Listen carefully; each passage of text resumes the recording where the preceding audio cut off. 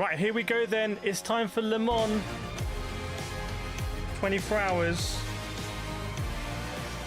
of what could be. Oh, my wheels on. I mean, Hypercar is back properly. Last year was very exciting. If you followed it with Ferrari winning ultimately, Toyota having that issue. Toyota's dominance has really come to an end. But if it's wet, who knows? Cadillac's there. Porsche are just looking so strong this season. Obviously still Ferrari as well. Lamborghini, Alpine. The hypercars are here. No Glickenhaus this year. Lots and lots and lots of hypercars. And some incredible drivers. Welcome, Stuart.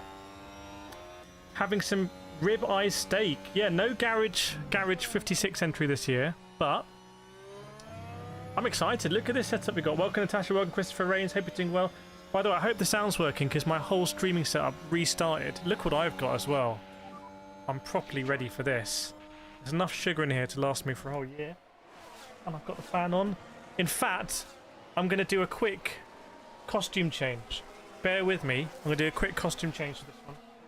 Just off camera.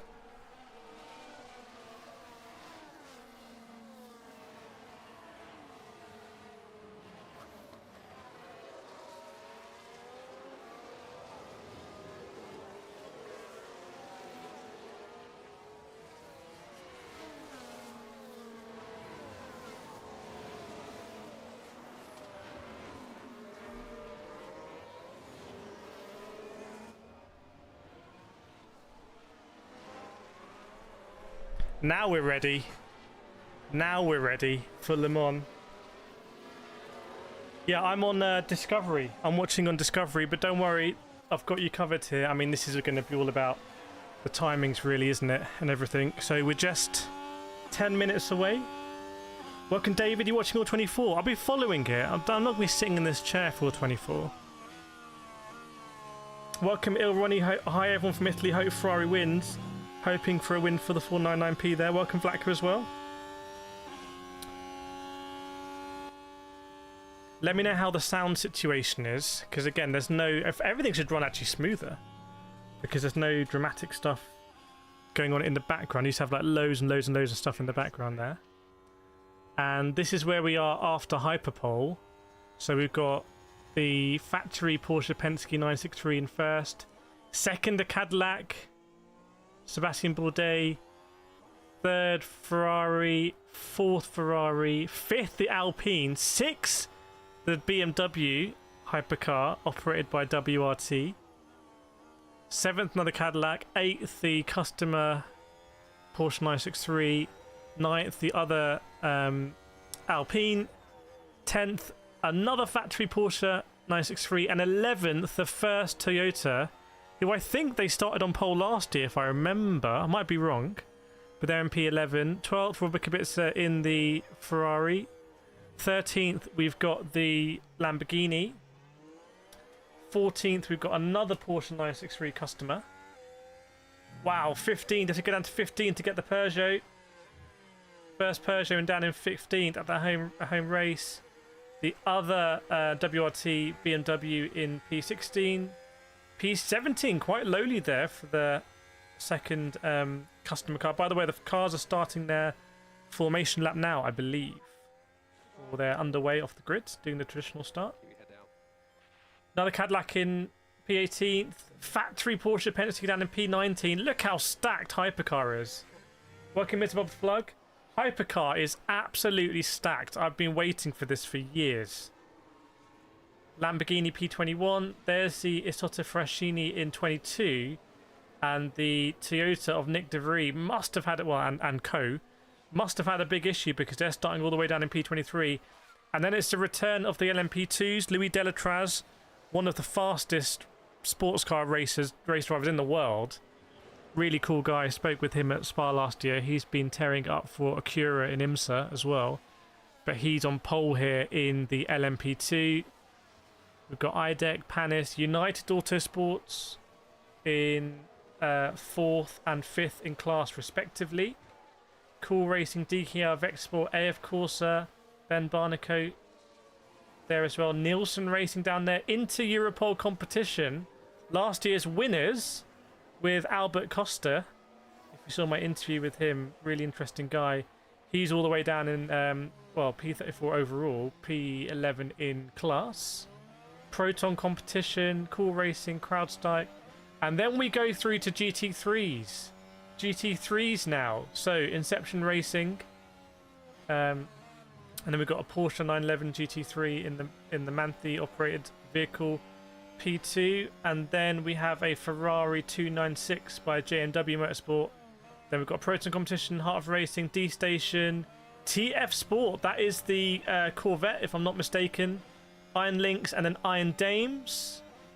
Both running Lamborghinis this year. United Autosports and the McLaren. Team WRT. Can't remember what car Valentino Rossi's in. I don't know if he's in the BMW Hypercar or the BMW M4 GT3. Someone hopefully can remind me.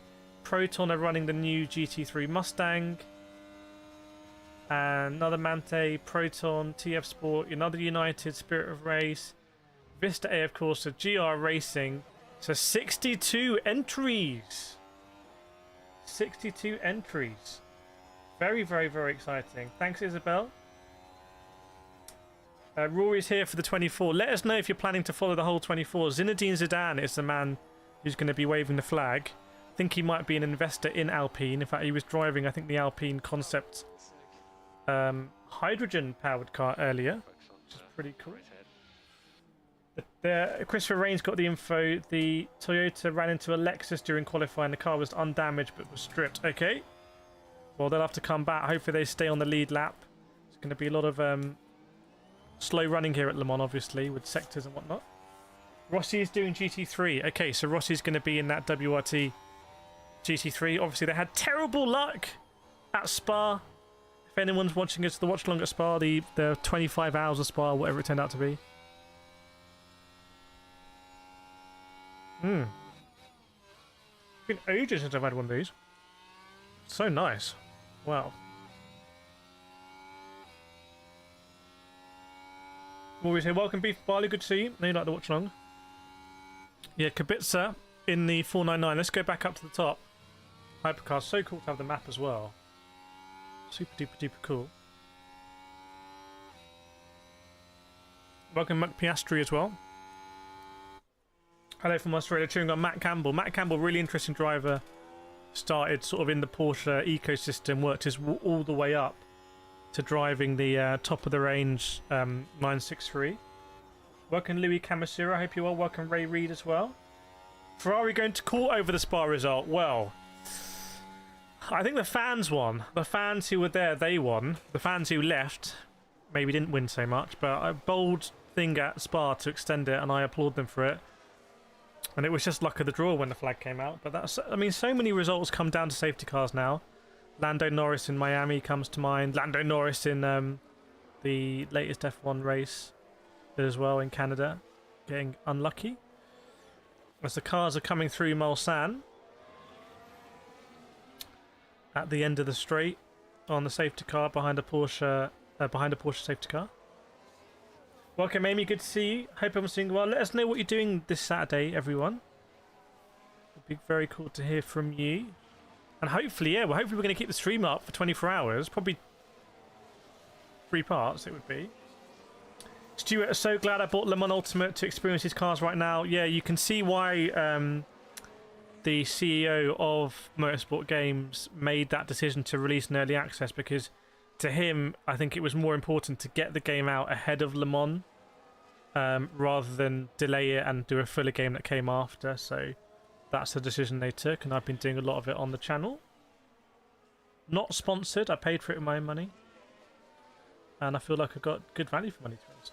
Which car is Mick driving? Mick will be driving the Alpine. I don't know if people know if it's going to be the number 35 or the number 36. I don't know. Ferrari also beefing with Porsche over tyre temps. Yeah, how's the BOP looking? Right, I just want to bear with me. Get a bit more spacing. I'm going to put the chat right up here. Let's get you up here in the chat. Let's get you right up here. We're almost time for race start, by the way.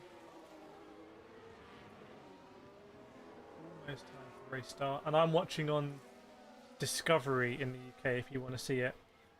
McLaren Rossi is driving in this. Oh, Alexander Rossi. I'm not sure. Would he be in the United Autosport 720S GT3? By the way, I might be going to the McLaren Technology Centre in the near future, so if you have any ideas of stuff you want me to look at there or see or report on, then let me know.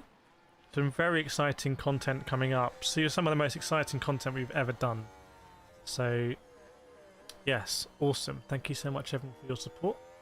We can see the humidity there as well. And will we see some of the cars that didn't qualify so well moving up? Do you remember at Spa, I think we saw a lot of the Ferraris move up. I think we saw the Alpine move up as well, didn't we?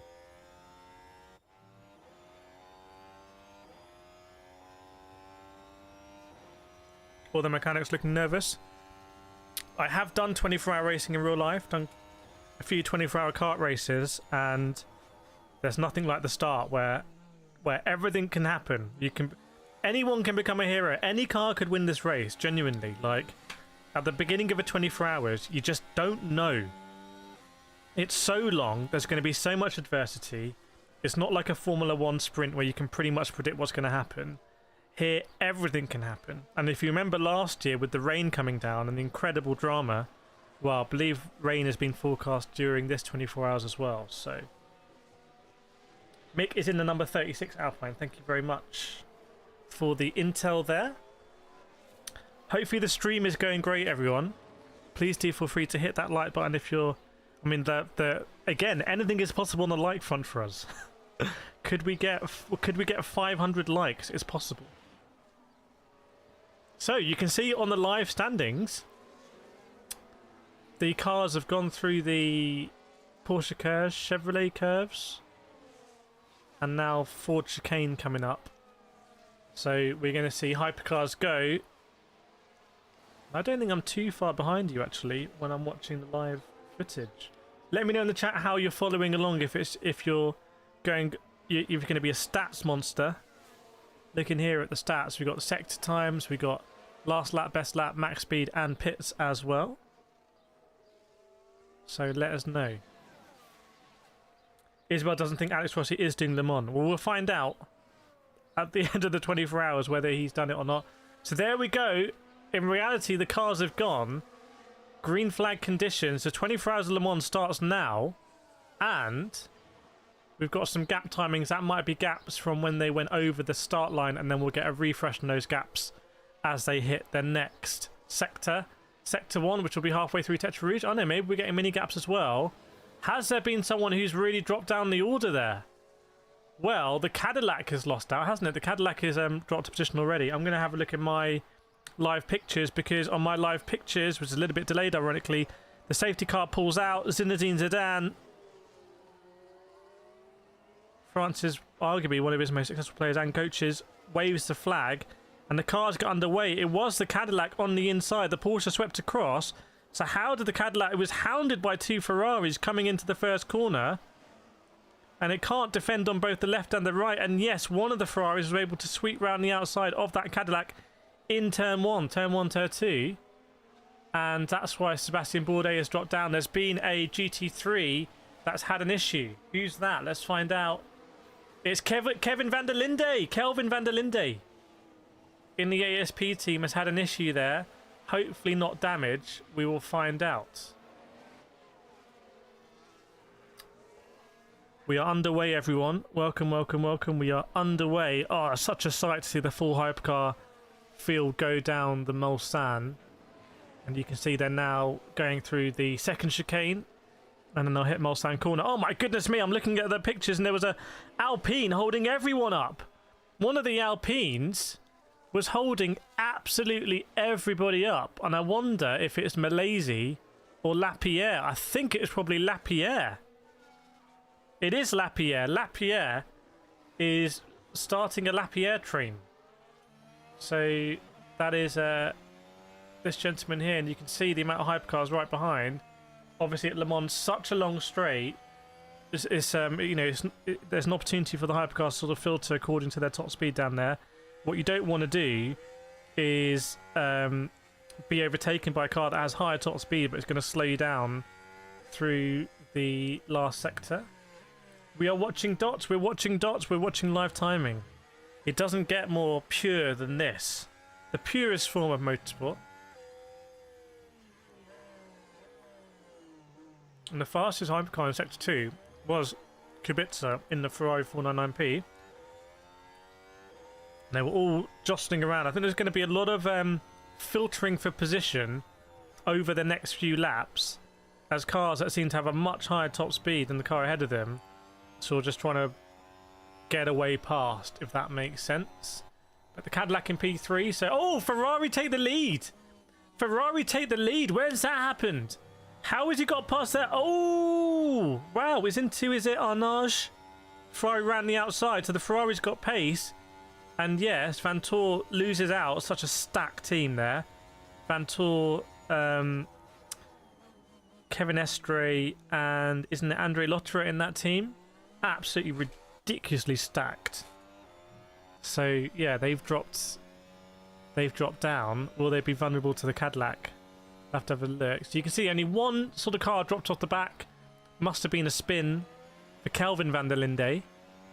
Another very accomplished sports car driver, GT3 driver. Also a rookie driver for Jaguar, I believe. You spot him in the background of one of my interviews. Amazing. Yeah, Christopher, yeah, you can split screen with some of the live onboards that are on YouTube for free.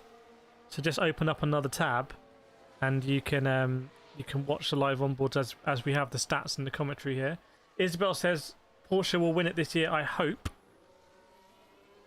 Well, Porsche have been looking so strong this season. If you saw my interview with Thomas Laudenbach, the head of Porsche Motorsport, it's a big, big, big push. And I asked him, I said, Porsche aren't here to take part, are they? And he said, no, Porsche are here to win. They're not here to take part. They're not even here for just pure motorsport. They're here because it helps their road-going brands, and that he was very clear and transparent about that.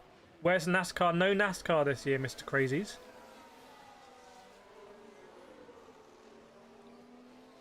Looks like the Inter-Europol competition has dropped off a bit. Let's go check in on LMP2. Where is the Inter-Europol competition? Yeah, all the way at the back there. The reigning champion team there, so they'll want to move back up for sure. Did Porsche lose pole? Welcome to T72. Yes, Porsche have lost. Well, they didn't lose pole strictly, but they are no longer in the lead of this race. By the way, is the Mustang moved up? Where's the Mustang? Yes, look at this. The Proton competition Mustang is in P3. So looking really strong in that Mustang. As another Ferrari overtakes the Cadillac. Giovinazzi overtakes Bourdois. Two ex-Formula 1 drivers there. Giovinazzi gets past Bourdois. Sebastian Bourdois. I'm not very good on that pronunciation. But good news if you're a Ferrari fan. I know there's some Ferrari fans watching. Maybe NASCAR should be an entry. Oh, Thomas Laudenbach is here, by the way. The big boss of Porsche Motorsport is at the circuit. He expects to win. He demands to win. Very interesting personality. Do recommend that you watch my interview with him if you're at all curious about Porsche Motorsport and why they do it. Vince Vegas, SA used to be a wonderful place. What's SA? San Andreas? T, I only saw the end of quality and the unsure about track limits. I seem to recall there's been all sorts of usual bop shenanigans going on. As a Lamborghini hypercar just got overtaken there. Mortara. So another Porsche moving on up. Welcome, Glenn DeGack. Am I going to be streaming for the whole 24 hours? I think the streams are going to be up. Yeah, I'm not going to be sat here for 24 hours, I imagine, but I'm super pumped about this. I'm super excited, super happy that you're here joining us, hopefully enjoying it. Is Bourdois not Boudoir? Boudoir. Sebastian Boudoir. In the Cadillac. Is Earl Bamber here, by the way? Can we get a confirmation? Is Earl Bamber, the big Earl of Bamber, is he driving the number 3 today? Is Jack Aitken in that car as well? Karting alumnus. South Africa.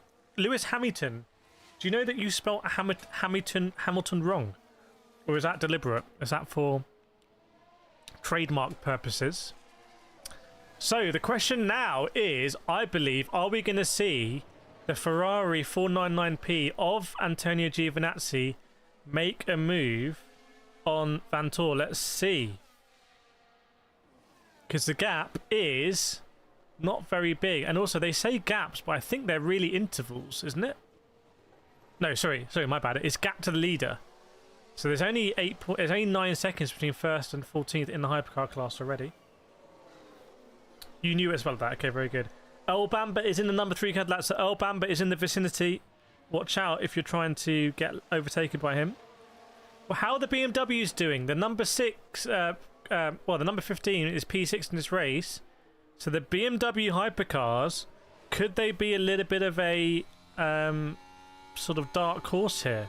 We'll see. So much is going to come into this race. Tyre wear, fuel efficiency, straight up reliability, organisation of the team when it comes to pit stops, avoiding penalties, pure driver pace, some drivers just having insane stints, nighttime running, how strong is your weakest driver, how good are you at lapping cars, I mean, slow, you know, I don't know if it's a full course LSC or slow zones, I can't remember, but how you are navigating that and not getting a penalty, not doing a Super GT basically.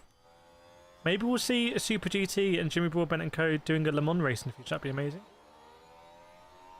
Would you race a whole race? And when I've done 24-hour races, I'm normally doing about 2-hour stints at a time. Welcome, PD. Good to see you. Number 2, Caddy, not 3. Oh, is El Bamber in the 2 or the 3? Alex Lynn. Well, Alex Lynn was his teammate at Spa. So maybe it's in number 2. Lynn and Palou. Okay.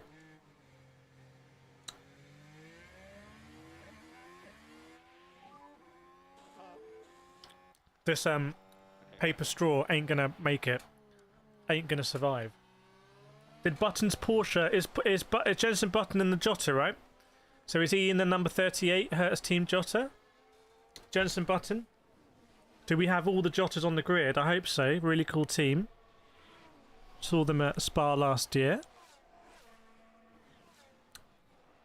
Do we like? By the way, do we like the new Toyota livery for the GR010? The all black. It's very sort of Mercedes F1-esque when they were doing that. What's the gap between second and third? They're still there. Oh, number 51. So the top 3 are gapping now. So Bourdais or Bordeaux is dropping off the back of the top 3. You can see the 51 that Antonio Giovinazzi is driving now, the Ferrari 499P. They are making a little bit of a breakaway in hypercar category, and there's been an issue for an LMP2. There's been an issue for an LMP2 that's ended up amongst the GT3s. Who is it? Why are you there? What are you doing? It's Cool Racing. Cool Racing have had an issue, and they're going to have to make their way up through the GT3s there. And in GT3 class, LMGT3, you can see that the top 3 are really running away with it, and actually it's the Manthey Pure Racing 911 GT3 that's being dropped by the Ford Mustang. Interesting. 72. Was it the 72? Let's check in for you on the 72 here. The 72. Have you been repaired? Have you been repaired, sir? Ooh, where's the Jota? I'm down in the P2s. I can't see 72. I can't see it. But there's 2 Jotas there. And I think they only run 2 normally, so I would be surprised if he's not in one of them. But yeah, the top 3 there. In fact, I think the gap is not really updating properly for me, because I reckon it's more than a half-second gap between Nielsen and Laurent Vantor in first and second. It still says half a second, unless it really is that. You can look at the speed trap as well on the right-hand side, and actually look at the Cadillac of Alex Lynn, how fast that's gone, and the BMW. Look at the top speed of the BMW, 341. Oh no. I have a piece of whatever this is stuck. Oh no, one of the LMP2's in the pits. Number 47 is in the pits. Oh no.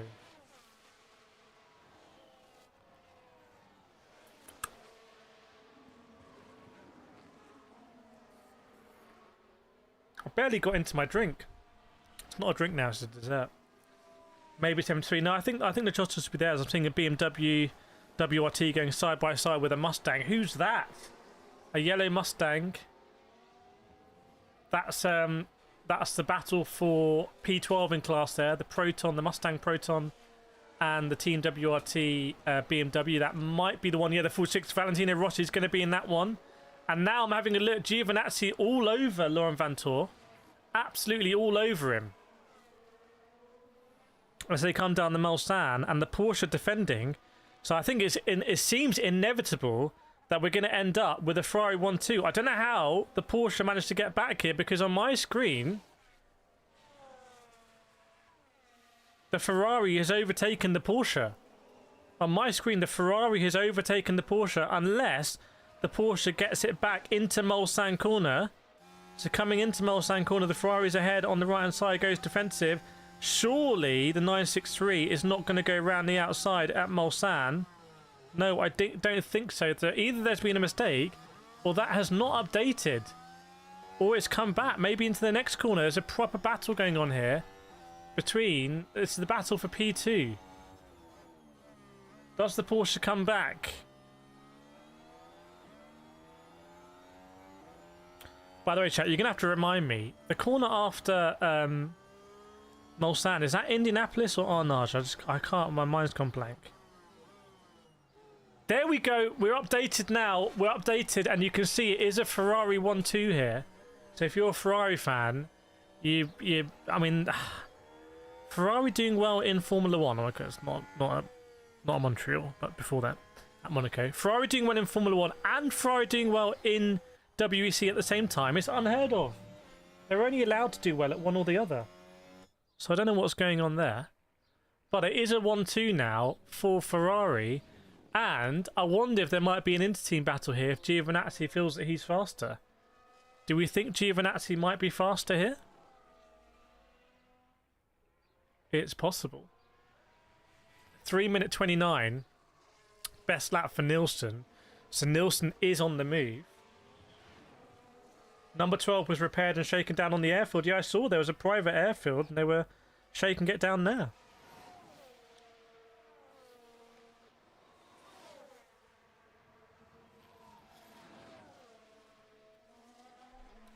Well, needs must and everything, yeah. Mulsanne SP. Oh, someone's out of an LMP2. Someone's out of an LMP2. They're getting out of the car in the garage. Who's that? Oh, it must be Cool Racing. It must be Cool Racing there. They were in and amongst the GT3s. There's another P2 amongst the GT3s. Who's that? Who are you? It's DKR Engineering. Why are you pretending to be a GT3? You're an LMP2, sir. You don't need to do that. You can race with your fellow LMP2s. Cadillac's still dropping off, I think. Welcome, Bob Smith.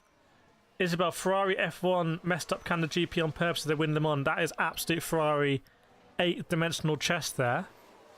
But at this stage, remember, Ferrari sensationally won Le Mans last year in a season where Toyota were really dominating in the GR010 hybrid. For me, that was a seminal turning point in hypercar, in sort of the top level of the World Endurance Championship, by the way. But are we going to see here, is it Ferrari dominance? Or are the Porsches playing a different game? We'll have to see when it comes to the first pit stops. Because when it comes to the first pit stops, we will find out if anyone's able to go a little bit longer. And if I remember at Spa, the Porsches were able to go a little bit longer. Ironically, that probably hurt them when the red flag came out.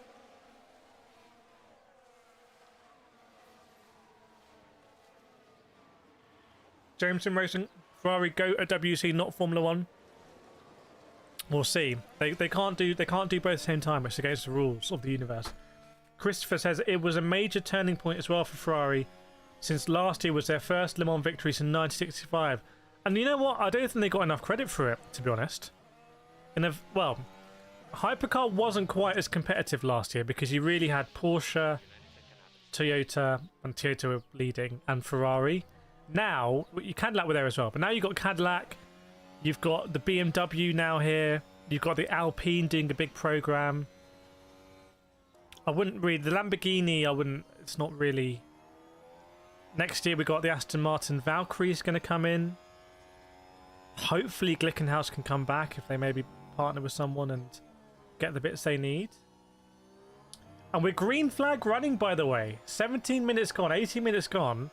And it's green flag running at Le Mans. It is overcast, by the way. Humidity 57%. And it looks like that LMP2 has filtered through the GT3 class. So still going to be on that lap. Christopher, I wish Mercedes would join the buzz. Well, they do have the AMG 1 that they could potentially try and do a hypercar program with. I would say if the WEC continues to grow in relevance, and obviously IMSA as well, then it's hard for them to say no because it becomes a marketing vehicle for them. If no one cares about WEC, it's not really a marketing vehicle.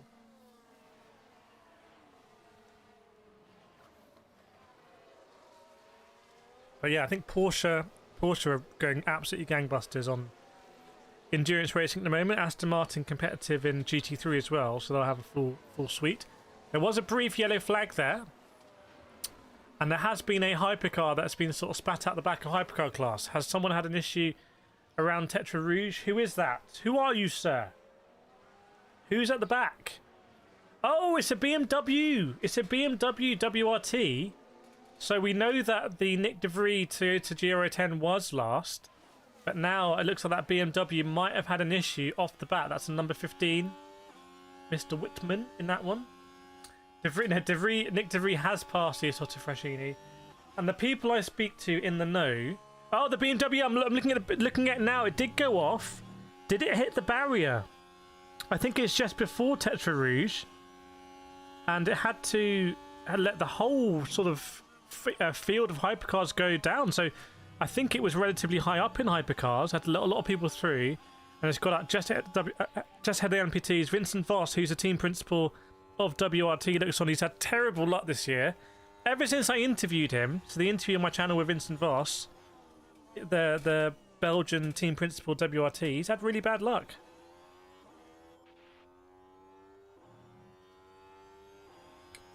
Christopher says the AMG 1 will never compete.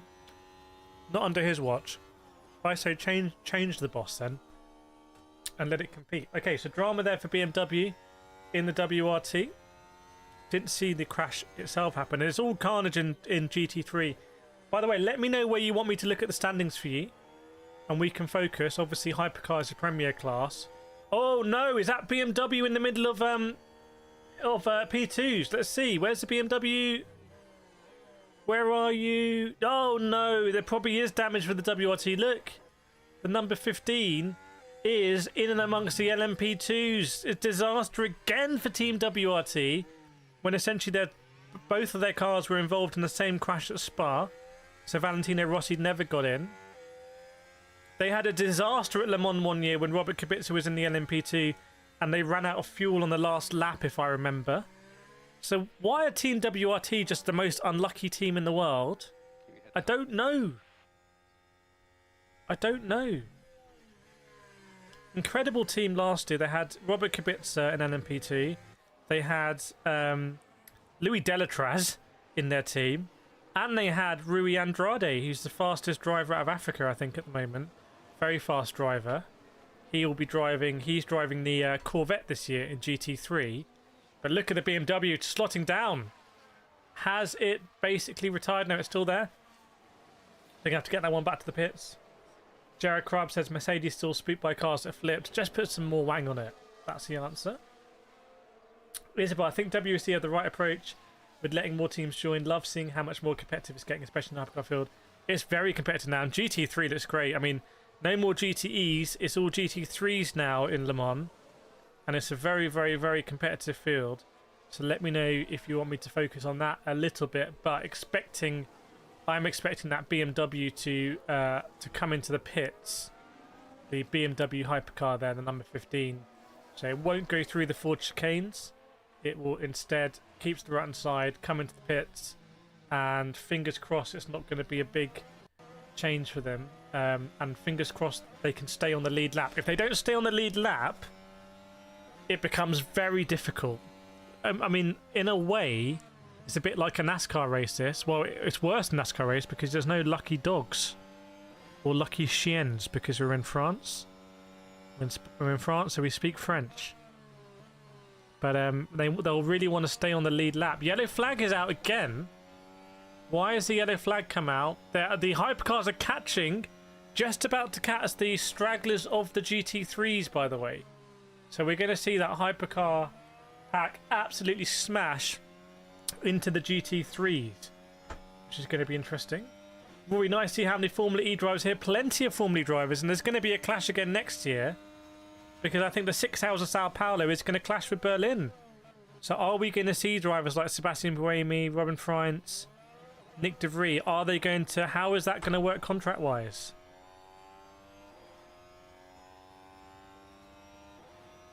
Speaking of Sao Paulo, the Formula E season is going to start in December in Sao Paulo. Fingers crossed we will be there.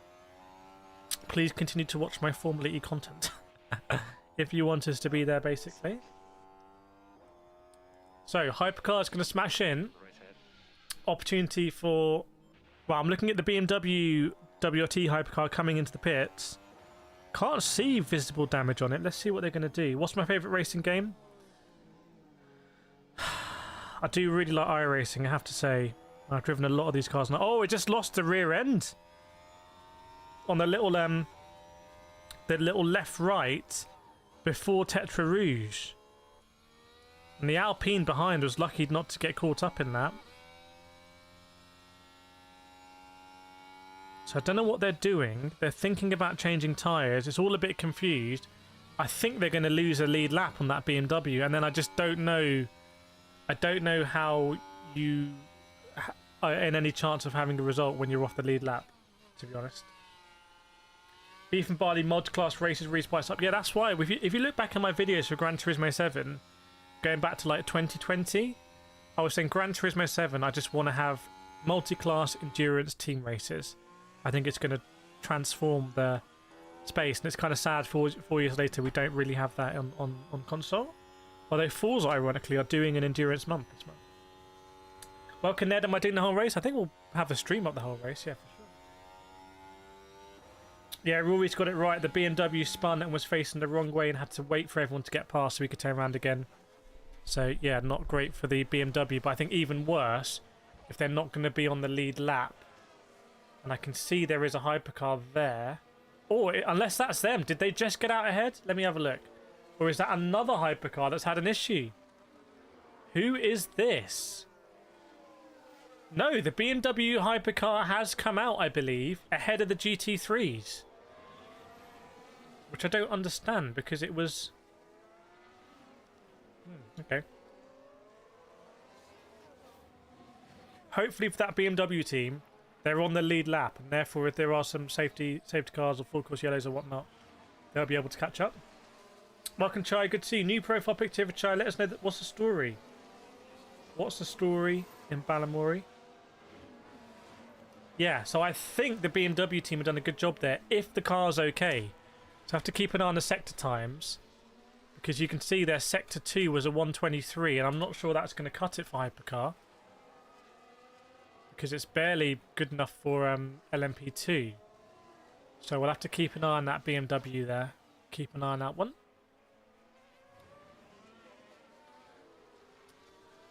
Forza Motorsport was underrated. It is, if you saw my last video. I think it is a bit underrated, but the game did crash on me. Paul de Rest is here in the Peugeot. Obviously, I've been driving my Peugeot. I had to change my tyre today. I had to pay £200 for a Michelin Pilot Sport 4S because I got a puncture. Absolutely disgraceful. But it is a Peugeot. You have to drive it on Michelin Pilot Sport 4Ss. It's just a rule. You may as well not have a Peugeot sports car if you're not going to put it on those. Welcome, Jason, the house from Poland. Sporting Robert Kubica, no doubt, in the AF Corsa Ferrari 499P, what I call the DHL livery. Don't tell them I said that.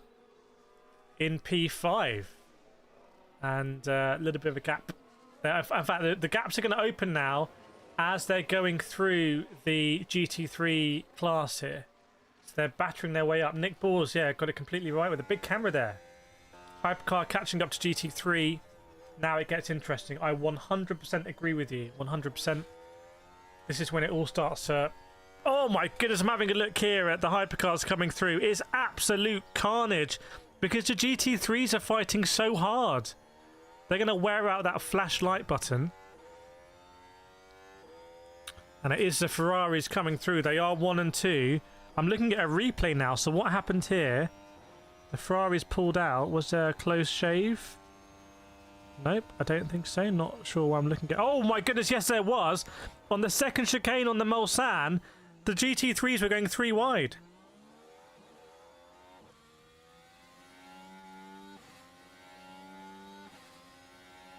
There was a big problem. There was a big problem. It was a complete blockage at the second chicane on the Mulsanne. And lucky to avoid a crash there because the GT3s are still...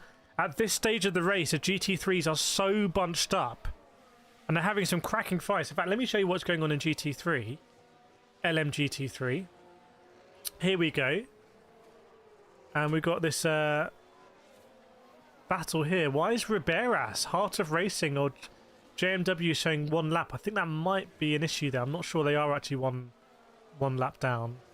But you can see there's some big old battling going on in LMGT3s, particularly here.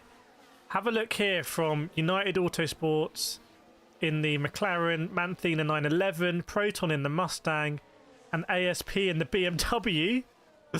They're all like absolutely stacked together, you can see. There's not a lot separating them.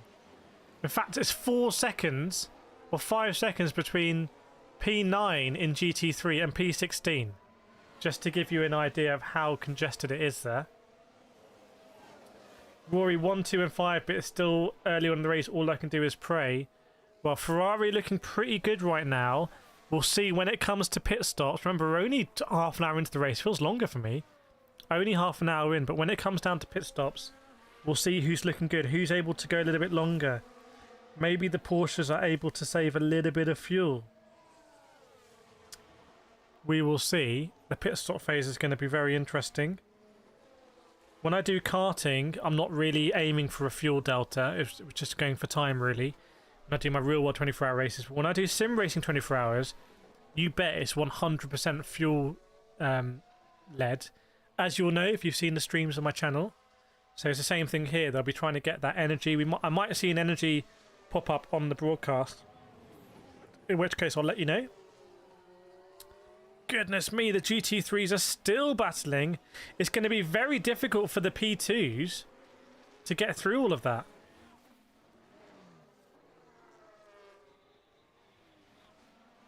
I feel like the GT3s are just having a great time. They're just going 2, 3 wide into every corner.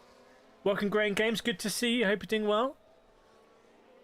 Someone I think enjoys a bit of endurance racing. I'm on board with Alex Lynn in the Cadillac, and it's just almost impossible to pick your way through here. Very, very, very slow. So you can see the lap times are going to be very variable when they're picking through the traffic. But the GT3 field should start to spread apart as the race progresses. Right now, the GT3 field is still pretty much intact, as you can see. I wonder what's going to happen when the P2s come through. It's absolute chaos coming down the Mulsanne. The hypercars are sort of weaving, going left, going in the middle, or going right. Well, you know, there could be a massive accident, basically, if someone does an Earl Bamber.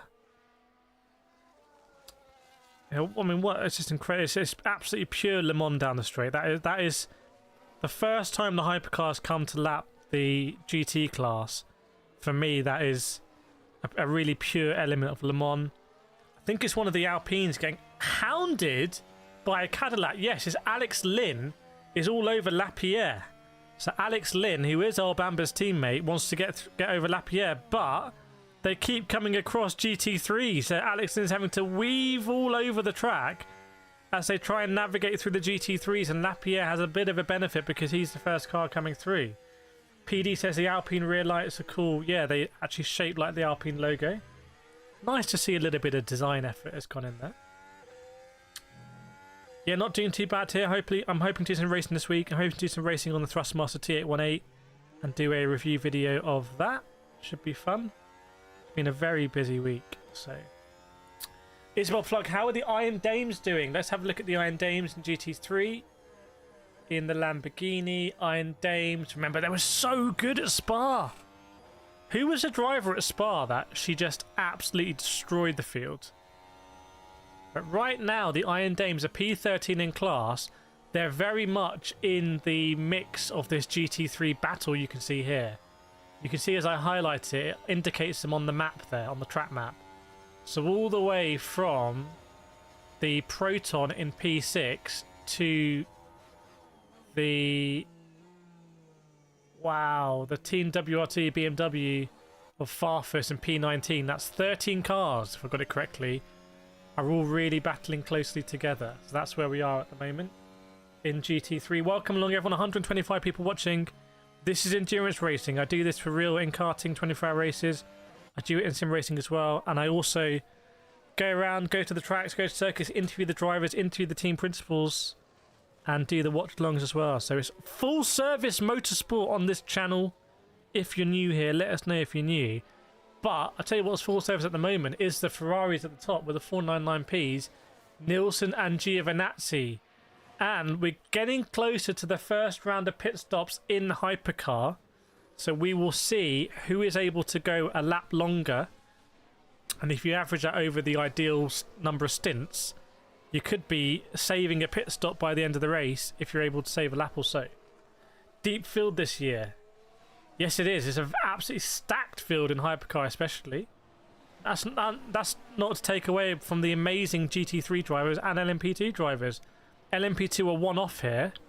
LMP2 is not part of the World Endurance Championship this year, apart from at Le Mans, but there is an absolutely thriving European Le Mans Series and Asian Le Mans Series, where the LMP2s are. There's some incredible racing going on there, so drivers are driving it around the world, keeping it very, very, very sharp. Sarah Bovey at Spa, yes. Sarah Bovey was not bothered. She destroyed the field. She was lapping a second a lap quicker than the field. Nick, once pit stop time of G3, then the gaps open up. Yes, indeed. There's a bit of a battle going on here at the top. Between Giovinazzi and Nielsen, it's less than a second. And maybe Giovinazzi is saying, you know what, I actually want to win Le Mans again, because it wasn't it Giovinazzi, Collado and Fuoco who won it last year in the 499P. So Giovinazzi might want to go back to back. He's going to say to Nielsen, get out the way. This is my track. It's my time. It's my team. I want to be in the lead of this race. But as they go over for the next lap, and I can't see what lap we're on actually, it is still Nielsen in the lead there. Ferrari 51 pushing to offset 10-second penalty. Is that... Oh, do they have a 10-second penalty for this race? Ringo 24-hour stream confirmed. Well, I think we're going to be streaming their Le Mans for 24 hours. Well, I'm not going to be sat here for 24 hours. I'll be surprised. You never know. We'll look back at that moment and be like, it was so much fun. I had to stay. I mean, I can stay here. Oh, the battle for the lead. Surely Giovinazzi has overtaken Nielsen here. The 50 and the 51 going side by side. And I think Giovinazzi must be ahead, right? Or no, maybe they battled back and maybe Nielsen got back. So the Ferraris are battling. Yes, sorry, it is Nicholas Nielsen, the Dane, who... because Giovinazzi went deep at Mulsanne. Giovinazzi locked up at Mulsanne. Giovinazzi was ahead, and he had a little lock-up like you see me do in Le Mans Ultimate. If you see my Le Mans Ultimate videos and streams, you'll see the little lock-up that I do. And Giovinazzi had one of those, and Nielsen went up the inside. So, mistake from Giovinazzi, but he'll be coming back for sure. And look at Laurent Vantour. Look at Vantour. Vantour is here.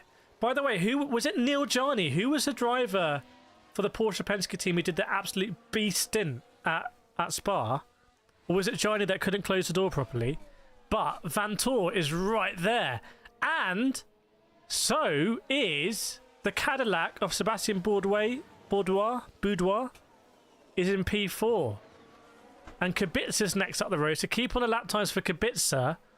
But you see 3:29s for the top three teams there. 3-minute 30s. for the next 3, and that includes Sebastian Buemi in the Toyota Giro 10 Hybrid. Wow. Getting very, very, very exciting here. Giovinazzi won with Perguidi and Calado. Okay. It's not Pina Colada. It's James Calado, surely. The man's a driver. He's not a exotic cocktail. I'm looking at energy usage. The Alpines are looking good. The Toyota's not looking good, and oh, it's all spread. Some have 16%, some have 23%. One of the Porsche Penske got 23%. There's a big discrepancy there. So we're getting close to the first pit stop. Getting close to the first pit stop here. Fuoco was in the 50. Okay. In fact, there's a Porsche Penske hypercars come in here. Who are you and why are you in the pits? No, it's a Cadillac. It's from the back. I was confused. It's one of the Cadillacs. Why are you in the pits, sir? It's Durrani. Durrani's coming. How thirsty is that big Cadillac engine? The best sounding car in the world. And I will not hear an argument against it. I just won't listen to it. But why are you in the pits, Durrani, so early? But there we go. Durrani's coming to the pits there. And he's now got to get through that GT3 field again. No worries. We know what you've got on your mind, Isabel. That's okay. And interesting, yeah, like the hypercars are going to pit and they're probably going to come out behind the GT3s again because the GT3 tank will probably last an hour or so. But the hypercar, the tanks, they don't have the range that the GT3s have, which is interesting when you think about it because it's just a full-on endurance race. So we're expecting imminently more and more pit stops. But it is definitely a top 4 here with 3 different manufacturers in the hypercar class, 2 Ferraris, a Porsche Penske 963, and a Cadillac as well. Has someone else pitted here? What's going on here? Why is there all of this coming down here? Is that the Porsche Penske of NASA? No, it's just battling. Lots of battling here. I don't know what's going on. Have drivers pitted? Has Alex Lynn pitted? Has NASA pitted? Has Muller pitted? I think these drivers, I think quite a few drivers might have pitted here. So we're starting to see the pit stops. I think De Vries might be in the pit. I think René Rast might be in the pit. I think Nico Muller might be in the pit. And I think Felipe Nasr might be in the pit. And Alex Lynn. And Lapierre. And Caldarelli's kept going. That's why I think we are at the moment. That's where I think we are at the moment. So we're starting to see some pit stops come quite early. Nick De Vries is in. Confirmed. Christopher Rains letting us know De Vries is in. He made up a couple of positions. Isabel, I don't even drink. My brain is fried from studying for inferential statistics. Well, can you infer statistically who is likely to win this race? I think that should be graded an A+. If you can do that, we can give you a reference. Beef and Barley dropped out of the traffic.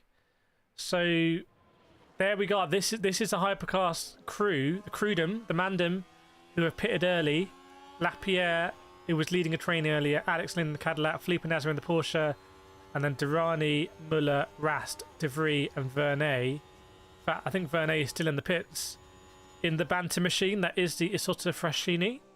Just solid vibes there. Not so much pace, but very good vibes.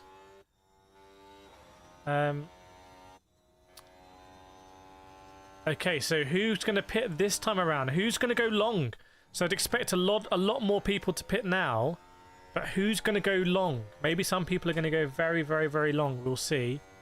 Expecting pit stops just as the hypercars are meeting the LMP2s. Chai, emphasis, De Vries is on the S. It is pronounced in Dutch. Get some deja vu here, or deja vus, as they say in the Netherlands. So, are we going to see both Ferraris pit and Laurent Vanthoor in the 963 Porsche? We will see as they go through the Porsche curves. Let's find out. A lot of the cars getting wiped down, windshields cleared. Wipe the bonnet down. It might seem a bit weird, but you want to keep that clear. You don't want stuff going into the intake or getting onto the windshield, affecting the visibility, or worse, affecting the cooling of the car. That's what you don't want, especially over a 24-hour race. These marginal gains can make a big difference here. So, who's coming in, who's not? Are the Ferraris going around again? I think both Ferraris have pitted. I think Vantura's pitted. I think Boudoir have pitted as well. Kubica has pitted. Buemi's pitted. Malaysia, are you pitting? Malaysia, what are you doing? Malaysia's pitted. Makawechi, are you pitting as well? Is anyone going to go long this lap? Obviously, that BMW WRT is on a completely different cycle now. Neil Jani, are you pitting? Yes. Mortara in the Lambo, are you pitting? Paul Di Resta in the Peugeot. Yes, the entire field is pitted here. So basically, as of now, every single hypercar has been in the pits. Every single hypercar has been in the pits. I don't know if what the Isotta Francini is running, by the way, but I think every hypercar this year is a hybrid, right? You don't have the Floyd Vandal and you don't have the Glickenhaus. So every car now, I believe, is a hybrid hypercar. Don't need to run a hybrid per the regulations. You can run a traditional ICE on its own, but obviously there are benefits with the hybrids. Massive benefits. So, let's see what happens when these hypercars come out. In fact, here we are. They are coming out. Any difference at the top in terms of pit stops? No. Yes, the Porsche's done it in the pits. The Porsche team, the Porsche Penske team have done an incredible job on the 963 and somehow they've overtaken both of the Ferraris. Chat. Are there any Porsche fans in the chat? How have they done that? Oh no, and Giovinazzi's dropped loads. Giovinazzi's lost out to Buemi and Boudoir. Disaster for Giovinazzi in the 51. What have they done there? And is that even right? I'm not even sure that's right because I'm looking... No, I'm looking at them coming in still. I'm delayed. Hang on. I wasn't even live. Get live. Live. Now I'm live. Yeah, so what's happened there with the 51 of Giovinazzi? Isabel says, Porsche, it's just amazing. Rory Thompson, probably you got your head in your hands. What happened here? I'm looking at Oh, there was a battle. Oh, there was almost contact in the pit lane. That might be an unsafe release. That might be an unsafe release for Nilsson because Nilsson got released straight in the face of Sebastian Boudoir, which is not something you want to see any day of the week, but it's happened, and so that could be a penalty for Nilsson. Welcome, Black Darkness. And yeah, I think the 51 has a penalty from qualifying. So are Ferrari going to Ferrari themselves here? Garza Prime says they loaded more fuel to the overtake. I think everyone's loading to the max. Budgie friend Dane here, Spoil for Choice. Are you supporting your fellow Dane, Mr. Nilsson, in the Ferrari 499p? Let us know. In fact, let me know in the chat now. Let's do a nation check. Where in the world are you watching from? As I try and use this disintegrated paper straw to drink this drink. Let us know where in the world you're watching from. I'm interested. Where is the WEC crew from? What ends are you repping? Let me know. As, by the way, I think there's been a change for the lead again. I think Nilsson has overtaken Vantor. I think Nilsson has overtaken Vantor, and you'll see that when they go through the next sector.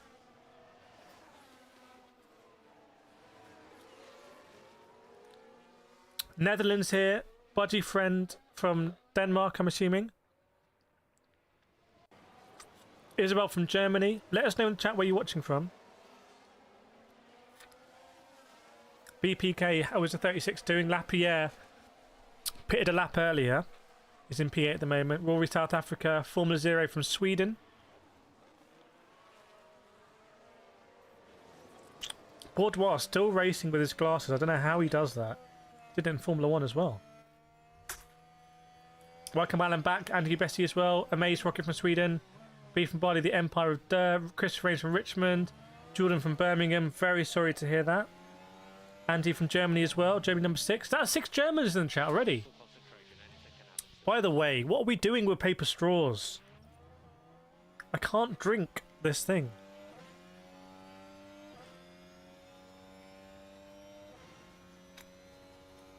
Van Dorn is going to win this Peugeot. Well, as a certified Peugeot driver, I would love that to be the case. Oh, someone's beached. It's one of the P2s. It's one of the P2s is beached. Yellow flag.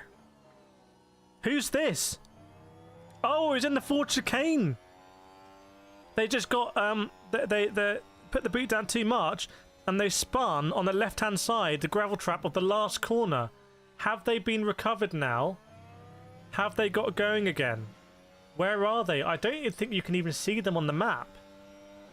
Oh no, is it Ben Keating? It's Ben Keating in the United Autosports, one of the most experienced drivers. He's also racing with his glasses on.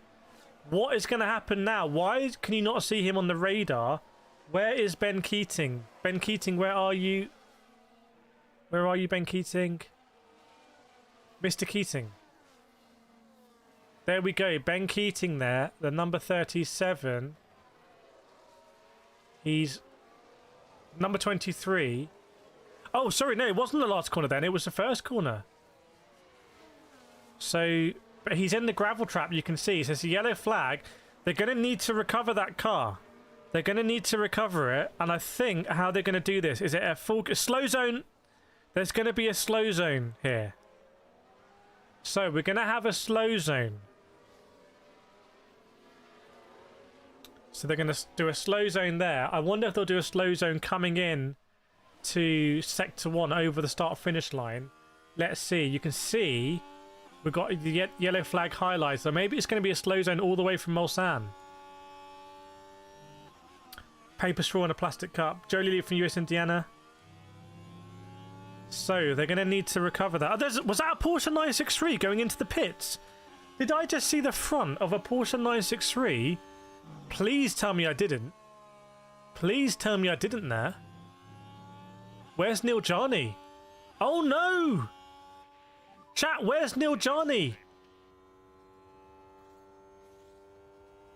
Where's Neil Jarni, chat?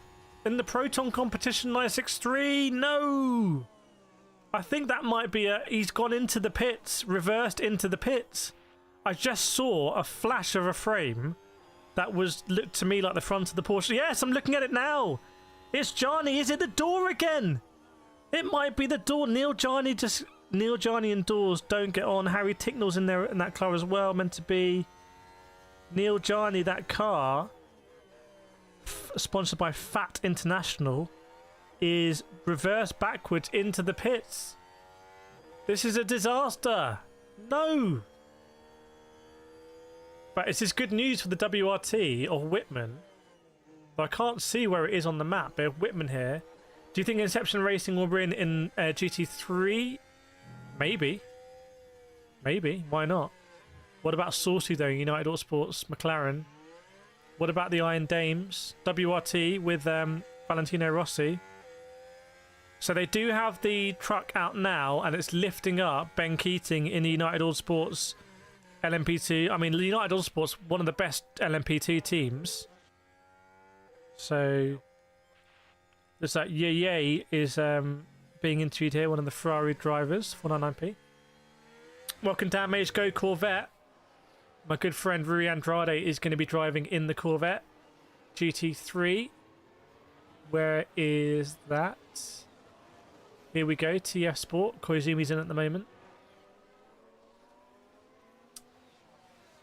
Right, is it possible to drink a Frappuccino without a straw? Or is that just going to be messy? Is it going to be a little bit Lionel? Oh no! How do I do this? I'm not even halfway through my drink. I need a spoon. I need a spoon. Do you do live commentary for WC races? We do live commentary for every Formula E race officially with Formula E.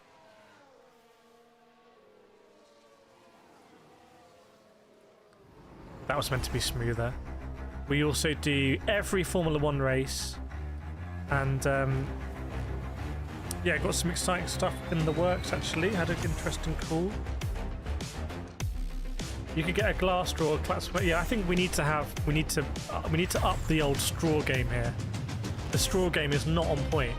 So yellow flag, they are recovering it. I'd expect the slow zone to not last that much, to be honest. Just bear with me.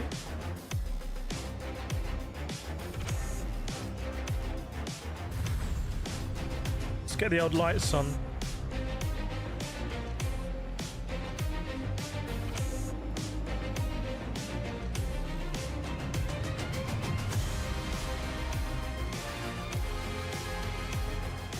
do a little mix like that.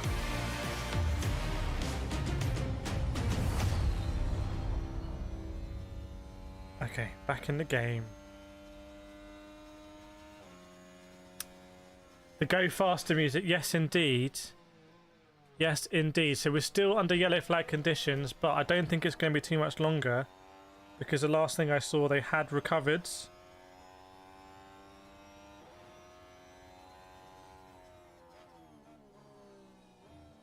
In fact, yeah, green flag. We're under green flag conditions again. And it is Laurent Vanthoor in the lead in the 963. Oh, whoa, hang on a second. There's just been a change as I said that. Nilsson's got past. So where was that? Was that going into Mulsanne? Let's have a look. Yes, I think potentially that's where it was. So the Ferrari is back on top. But Giovinazzi really lost out in that pit stop phase. He's all the way down in P5 now. He needs to get past Buemi in the Toyota and Bourdois in the Cadillac. I'm having a look here. Nilsson, yes, up the inside of Vanthoor, going into the first chicane on the Mulsanne straight, and then narrowly avoiding crashing into a GT3 in the braking zone. That was a very bold move by Nilsson. He really, really, really wanted that. The Dane, obviously Denmark have a history of very strong drivers in endurance racing. Don't be afraid to give a like. Yes, please. We can get to 100 likes. If you're watching the stream, enjoying it, and you haven't dropped the like yet, just hit that like button right now. You get a nice animation, and it's completely free as well. Welcome, Pierce Gaskin. I've been enjoying the Le Mans on fours this week. In fact, if you're still here, let me know about that. How has it been, those hour-long races? I really want to try them. Are you using the 963 as well? So, green flag conditions, and I reckon we're going to see... Oh, Neil Jarny's back out again. So Neil Jarny's back out. Where is Jarny in the scheme of things? Where is Jarny? Here's Neil Jarny. So, he must have been a lap down, right? Jarny must be a lap down. Yes, because all these GT3s are a lap down, aren't they? So unfortunately, Jarny is he's come out just ahead of being 2 laps down. So I don't know what you do now if you're the Proton team. Is that basically it? Are you basically done? I don't know. Isabel with the light, very nice. Very good, very nice. Okay, let's go to top again. Nielsen with a 3:29.3 that lap. No, sorry, best lap. Last lap was nowhere near that, because they were halfway, had a yellow flag at the beginning, I presume. So we'll see the true pace being unlocked now. Look at Buemi, only a 331k top speed compared with NASA with a 344.5. That must have been a hell of a slipstream there. Or they're just running no wang on that Porsche Penske 963. So many hypercars. It's great. It's not just, oh, is it going to be Toyota? Is it going to be Audi? Is it going to be Toyota? Or is it going to be Toyota? It's like, we don't know. There's so many cars in the mix here. This is endurance racing. This is what it's all about. And, you know, 4 different manufacturers in the top 4. 5 in the top 6. You love to see it. Alpine is still there or thereabouts. They come with a big marketing effort here. But yeah, we're almost an hour in to the 24 hours of Le Mans. So we're not even a 25th, not even 5% or 4% of the way into the race yet. But your friend, I too win a Nilsson. Tons of Nilssons in Denmark. You know what they say. You know what they say, don't you? Hypercars again making their way through GT3s. And look at the BMW, by the way. Keep an eye on the BMW here. WRT, René Rast. Oh, actually, no. Have they been lapped then? Have they been lapped? Well, no, they haven't. So how has that René Rast ended up on the back of the hypercars? Chat, can someone explain to me how that WRT... Oh, no, it's not. Sorry, this is a WRT. This is a WRT that is still just about on the lead lap. It's Whitman, isn't it? Whitman is just about on the lead lap. So you can see he's about to complete lap 14 and start lap 15. And these drivers here, Nielsen is still on lap 15. So by the skin of their teeth, Whitman is on the lead lap. But Neil Jarney is a lap behind, unfortunately. He's a whole lap behind. But that's endurance racing. I mean, that's pretty much their race gone. If you're a lap behind. Rory, there are 23 hours and the race is not over until checker flag falls. Never discount anyone. Kazoo Racing can tell you all about that. Yeah, if you're watching last year, it seemed to be a done thing. And then we heard about the brake issues and then the snap coming into Arnage, wasn't it? For Kobayashi, I can't remember who was in the car at that time. And the Ferraris were in the right place at the right time, because these gaps are gonna, you're not gonna have this many cars on the lead lap 20 hours into the race. I'll tell you that for free if you're new to endurance racing. So you can see the cars are heavier now. 3 minute 35, 3:34 for Vantor. Ooh, Vantor was quicker there last lap. I mean, it was very marginal. It was only a 10th, but he's also only 3/10 behind. So we might see Vantor make a move here down the Mulsanne with a nice tasty slipstream. Nick Ball's Ferrari 50. It's a 50 with the 10-second penalty, so it gets bad. Oh, is that just now? Is that for the unsafe release? So both Ferraris, if that's correct, have a 10-second penalty. I told you Nielsen came out all in front of Bourdois' face, and he's got a 10-second penalty for that. So not good news for Ferrari, but pretty good news for Porsche. And I wonder if Vantor is going to put some salt in the wound here by overtaking Nielsen on the straight. Appears from what I've come across, some cars on the first lap, but Mulsanne straight, but calms after that. Well, I'm definitely going to have to try it then. We'll have to see what we do. Maybe I'll be having the stream and all Sting Forza. We'll find out. But I'm just enjoying hanging out with you guys here on the stream. So, Nielsen actually. They're still very close together. Bourdois has dropped off a little bit. And I wouldn't be surprised. Oh, Giovinazzi has got past Buemi. Yes, I'm having a look here. And by the way, Malaysia's in that mix as well. So many hypercars batting together. It really is awesome to see. But Giovinazzi was able to get past Buemi.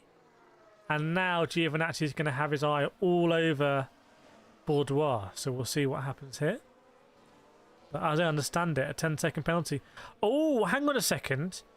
Did they take a 10-second penalty in the pits from qualifying? Is that how that's worked or not? Can someone help me out here? We know that the 51 had a 10-second penalty. Is that why Giovinazzi lost those positions in the pits? Because if so, Giovinazzi looking quite strong. And there we go. Giovinazzi has already got past Sebastian Bourdais. In fact, I'm going to have a look at it now as they came out of the second chicane. The sort of curve run down to the Mulsanne corner. Malaysian Buemi had great front row seats to this, and it was around the outside Giovinazzi tried to get. By the way, Bourdois is on the soft tyre, as is Alex Lynn. So both Cadillacs on the softs. And it was round the outside from Giovinazzi at Mulsanne. Great move there. Yeah, but do we know, Nick Balls, whether Giovinazzi's taken that in the pit stop? Isabel, it's pronounced Bourd Ah. I don't know what the umlaut means there. We'll get there. We'll get there. We've got 23 hours. Or 22 hours and 59 minutes, to be more precise. Kubica only 5.5 seconds off the lead. So it's very competitive in hypercar class. I think we just call it hyperclass. Seems a little bit easier. And you can see it was Malaysia's actually on the pace. Malaysia with a 34.7 is one of the fastest laps. Bourdois is kind of a spicy photo shoot. Well, we definitely don't want to get that confused. Sebastian Boudoir. Very fast driver, obviously, in the Cadillac. Garza Prime, isn't it Bourdais? Bourdais or Bourdais? Man, it is just so cramped in the hypercar category here. If you have a look, I mean, there's 10 seconds between P4 and P13. The Peugeots are really struggling. The Peugeots were doing okay last year. Did anyone remember the Peugeots in the rain were doing okay? And the Peugeots now, at the moment, 19 seconds off. They added a wang to it. Should have kept it retractable like the one I've got. Seems like they have nice weather for now. It's sort of cloudy, overcast, but it's not raining for sure. It's not raining for sure. You can see the humidity there, 57 degrees. 58%. It's just crept up a percent as we were looking at it. It's just gone up slightly. Very, very, very slightly. I'm interested in Malaysia here. I just wonder if that Alpine's going to be on the move. But you can see the lap times are so variable. 33.2 from Malaysia as he had no traffic. And the GT3 packs are sort of spread around a little bit. I just want to check what that WRT is doing of Whitman. Last lap was a 3:34. Okay, so that's actually very competitive. 3:34 is actually leader's pace. So yeah, doesn't look like there's any issues from damage there. They did have to pit early. Maybe there was something stuck they needed to retrieve because it was a relatively short pit stop. I think they also did take the opportunity to... Oh, no, I think Jarny's in again. I think Neil Jarny's in again in the Proton. Oh, no, no, no, no, no. Not what you want to see. Where is Monsieur Jarny? He's all the way down here in the hypercar. It's just the race has gone... I mean, let's be brutally honest. The race has gone for them. They're just taking part now in a car that is very capable, with a driver that's very capable as well. Except he can't always shut the door. Van Rompuy in the TF Sport there. But yeah, there we go. Johnny all the way near the back. Where is that a retirement then for the United Autosports LMP2? No, Ben Keating. Somehow Ben Keating is here still, but Ben Keating was in the gravel trap. I don't understand, chat. Can anyone help me how Ben Keating is not, like, did they just pull his car onto the tarmac and let him go again? Is that what's happened there with United Autosports? Because incredibly, I believe United Autosports might be on the lead lap.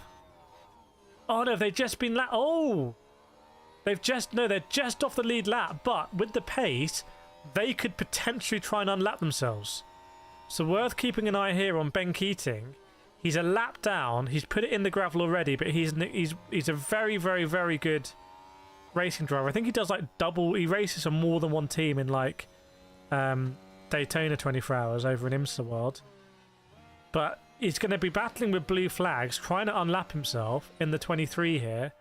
Because the leader of his class is 22. Where's the 22?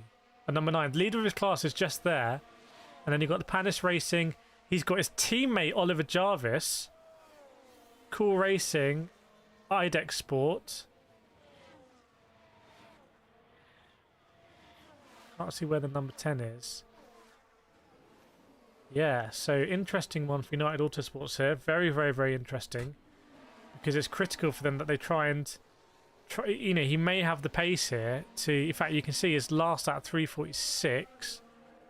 Ooh, I don't know. I don't know.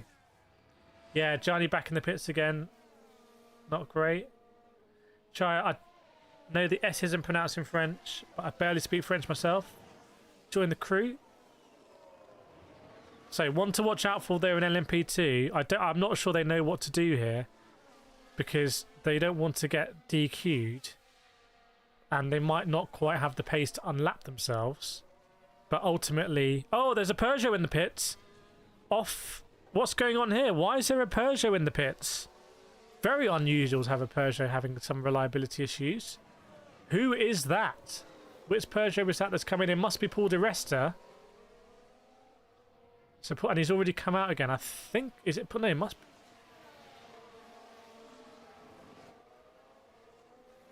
Don't know why... Yeah, maybe it was a quick stop or something for Paul di Resta.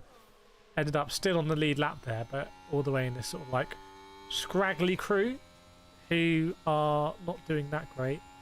But I want to keep an eye on the United Autosport LMP2 of Ben Keating and just see what lap times he's doing, sector times he's doing.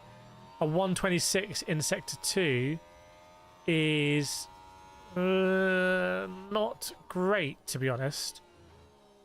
So maybe there's a bit of damage there or gravel or something. But if they were just about 10 seconds up the road, they'd still be on the lead lap. Brendan Hartley's getting some instructions. He'll be getting in the Giro 10. I think maybe replacing Nick De Vries. We might start to see driver swaps come in the next round of Hypercar. We will see. Andre Lotterer's looking on.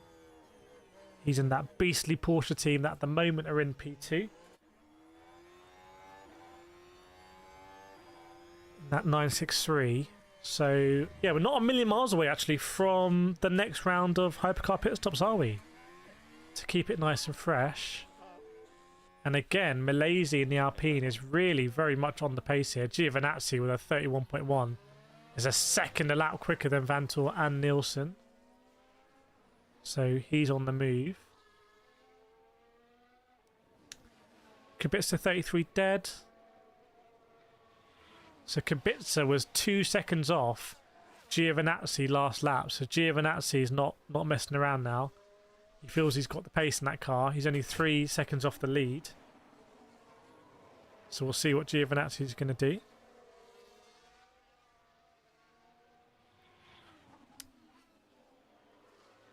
As that group is hitting traffic, as you can see. And that's LMP2 traffic, as there is also an LMP2 in the pits. Not sure who it is or why they're there. In fact, there's a few LMP2s in the pit, so it might be an LMP2 window. So the second LMP2 window just starting. Getting fueled up. A lot of fuel going to be going into these cars over this weekend. So it's a whole mix up there of different classes, which we love to see. That adds to the excitement. Kubica at that time with 32.8, which still quite a few tenths off Giovinazzi, but so many different considerations. Welcome Louis Cypher, first time catching 24-hour live. Why do they around pits already? Because the fuel tanks are emptied, so they need to go in and refuel it. Chai, I'd say the closest would be Bourdais in Dutch. Sebastian Bourdais. We just need to ask him. We'll go over, we'll interview him, we'll ask him.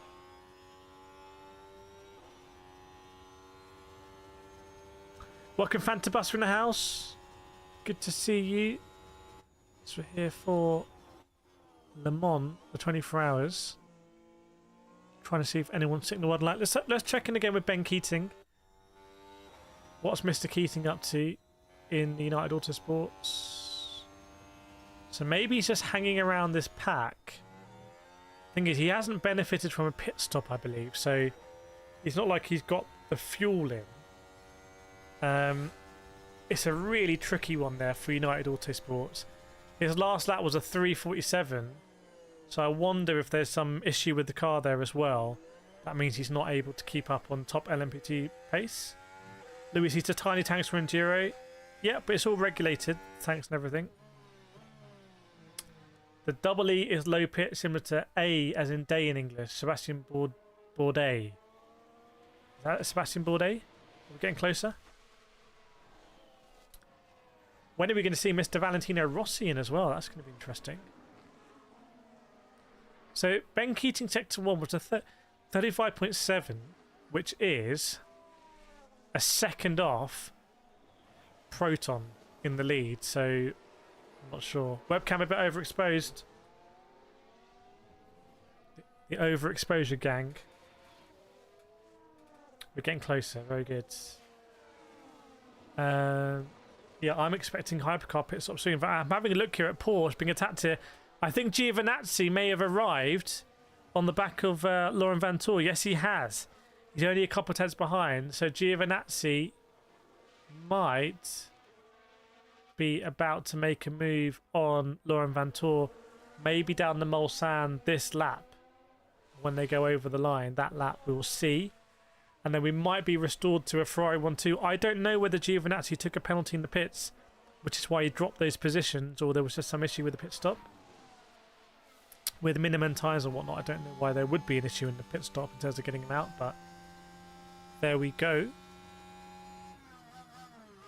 And Nielsen with a 31.4, definitely not hanging around.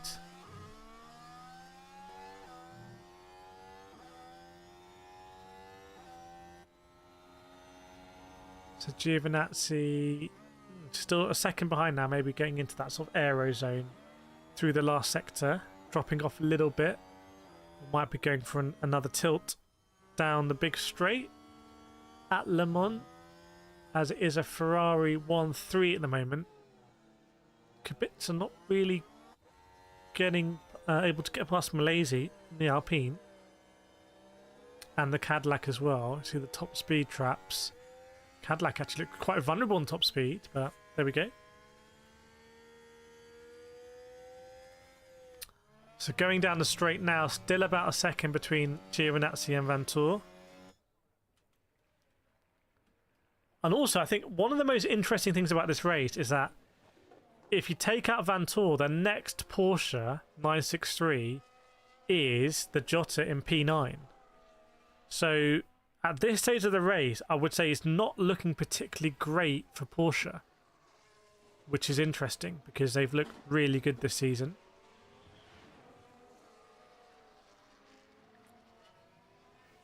Albeit he is able to hold off Giovinazzi again down the straight. When are we going to see these hypercar pit stops? When are they going to come in? Hypercar pit stop gang.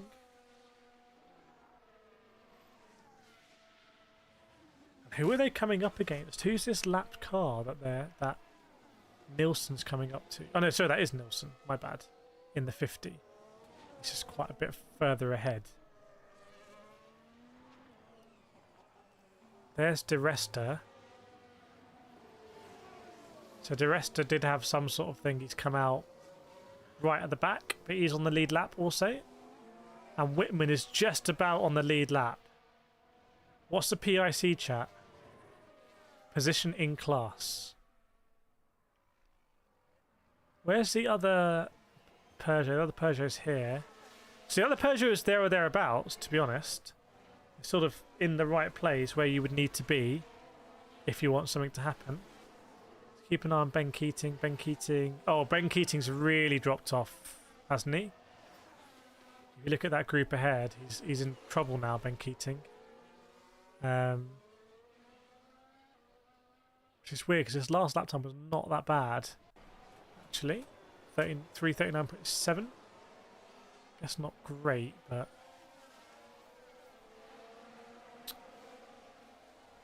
what about in GT3? JMW still in the leads. Oops. There we go. Sorry, no, I tell a lie. Inception Racing in the lead, then Proton, then JMW, and then there's a gap. That's the next Proton.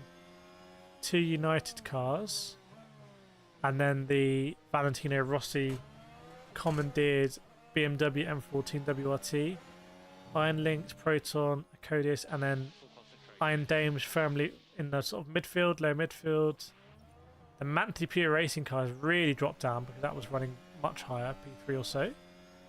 Heart of Racing, another Manti, Ferrari 296, GR Racing, another Team WRT, and then here come the, well, there's the Chevrolet Corvette, C8R, and then we've got some ones that have had issues here.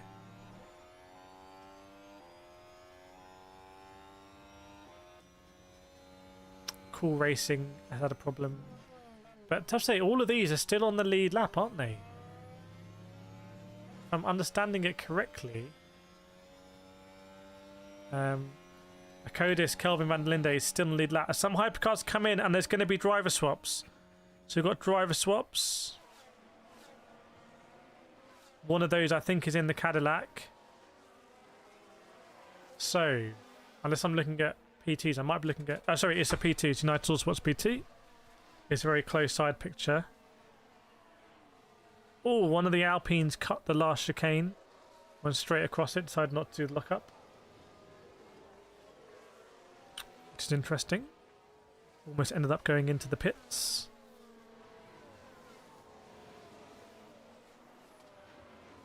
Yep. Oh, in fact, sorry, I keep getting confused between the last corner and the first corner. So I remember that camera angle was first corner. So zoomed in.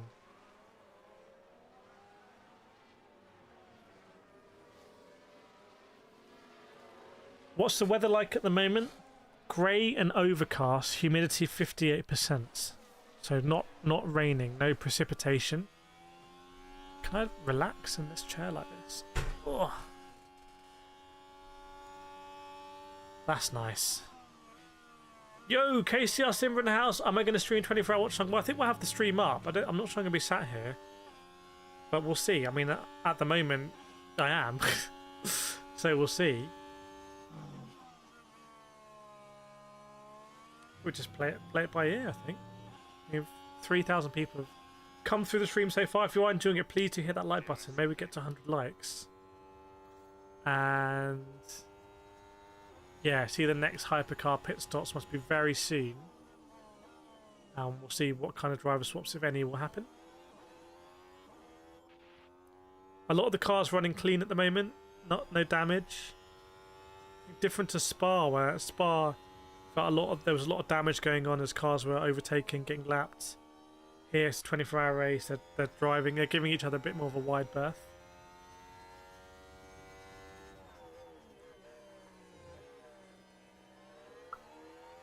Are we going to see people get into the pits? We will see. In fact, both BMWs not having a great time of it, because Rene Rast has ended up all the way back here as well. Not quite as far back as Whitman. Rene Rast is there, so come on, WRT. WRT need a bit of luck here, don't they? The Inter-Europol competition car has really moved up. Unless there's a big pit stop thing going on at the moment. And Ben Keating, there's Ben Keating off the back. Are we seeing hypercars in the pits? Maybe Durrani again might be in. Remember Durrani, I think, was the first guy in last time. So it's possible that Durrani's come in. The Iron Dames Lamborghini GT3 has come in. No driver swap, I believe. The yellow Ford Mustang GT3 has come in. Again, I don't believe a driver swap. And one of the United McLaren 720S's has come in GT3. But we're going to see what happens in hypercar class. Organisation also massively important. But speaking of WRT, I spoke to one of the WRT mechanics last year. There's an interview somewhere, I think maybe on the Motorsport channel. Very interesting to hear how they adapt during a 24-hour race. It's a very different skill set that's required. The Iron Lynx Lamborghini hypercar is in. Looks like they're taking a penalty or something, I don't know, but no activity on the car, unless it was just fuel. One of the Jot is in as well. That must have been Will Stevens. Don't think there was a driver swap.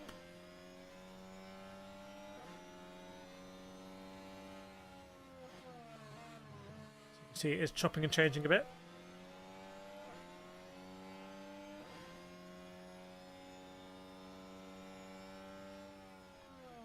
Norman Natto's going to... Oh, there's a car that's spun. Where have you spun, sir? Again, I think that's turn 1. Turn 1, turn 2. Seen quite a lot of cars spinning there. It's an LMP2. Hasn't ended up in the gravel. Just sort of locked it on the way in. It was cool racing. With a very cool slide and spin. But they just spun onto the tarmac, so they're able to keep going. Not sure about those tyres there. Hopefully they hadn't just changed them. They were sliding along the canvas. Christopher De Vries have been putting in work. Where isn't it, De Vries? Yeah, has he pitted yet though in this cycle? Maybe he's a little bit out of sync as it were.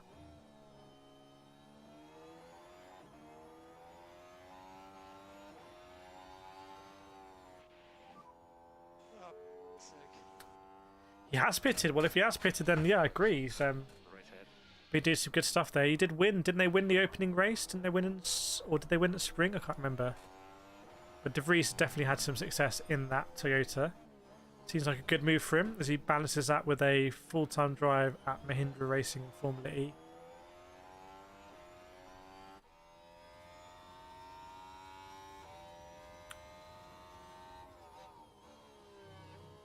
There's where Durrani and All Stevens are.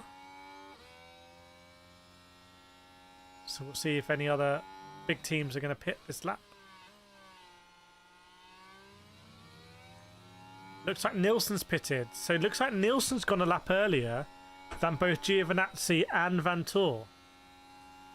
Ah, he got that penalty. So interesting that Nilsson's in. But I'm not sure that...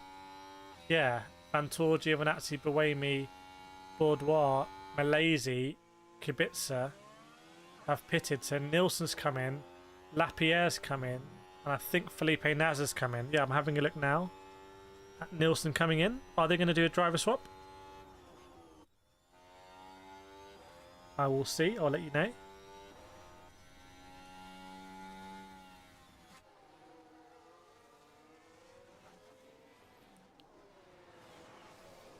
Comes into the box. Very serene compared to a F1 pit stop because of the timings and the rules on how many people can be on the car and whatnot. The white line.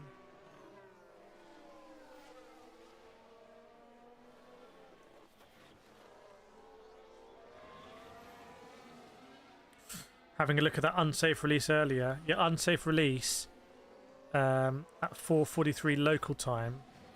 I don't know if they had a penalty here that they've just taken or not in terms of being stationary. That's one of the Toyotas as well. So that promotes Laurent Vantor to the lead of the race. Momentarily, I would imagine.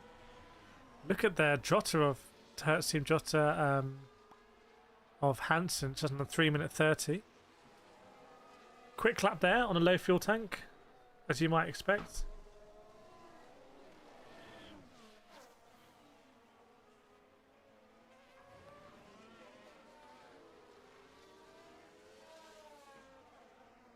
Cadillac was in, changing tyres. To the bump start in the pits. One of the best sounds. And sounds very good in real life as well, that Cadillac. Very, very, very good.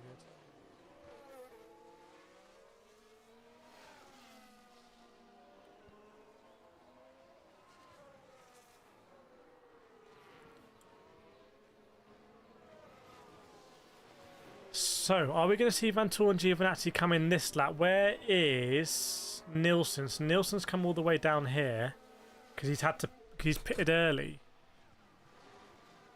So if other drivers were able to go quite a few laps longer, I might question why they pitted so early. But plenty of reasons why that could be the case.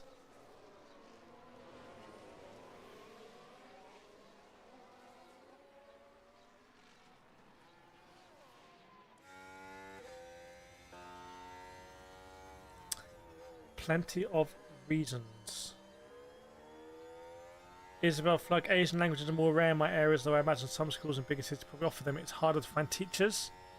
Sounds about right. Makes sense.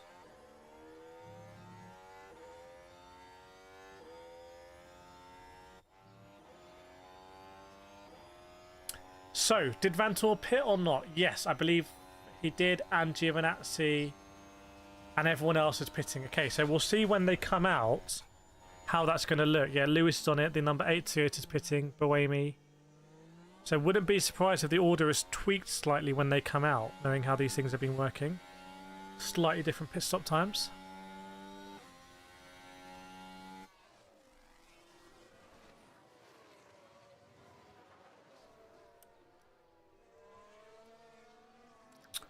Let's see on the way out. Who's that still going around? Is that Whitman maybe? No. Who's gone around all that time?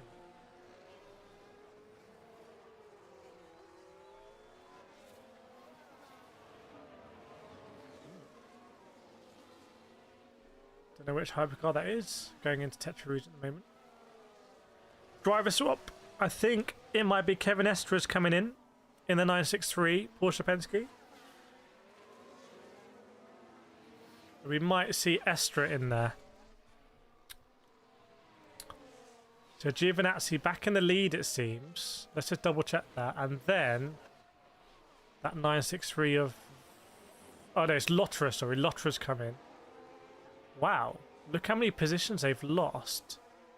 Given that Kubica, Malaysia, Nilsson, Bourdois and Buemi have all pitted. They've all pitted. But the Porsche 963 looks to have really lost out. I don't know if there was an issue on the left rear. Perhaps. Just looking at some stuff. Ferrari 12, what happens? Well, the Ferrari isn't number 12.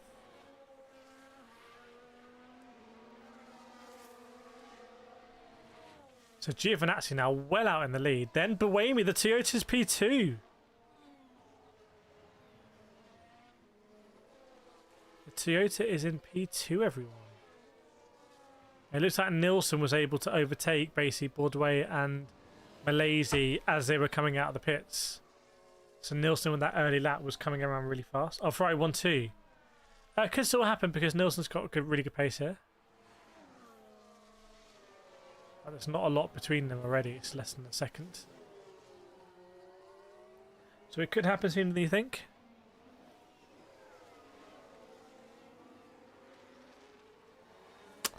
But yeah, Lotter are really losing out with that driver swap. Must be quite frustrating. He's back with Felipe Nasr now, and if Nasr's pitting, that's brought them much closer together.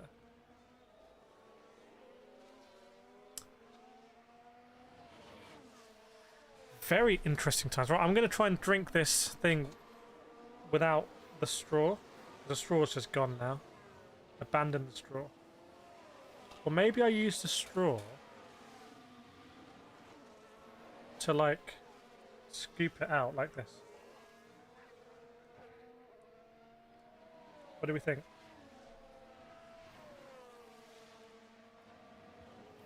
Just like having a Weetabix now.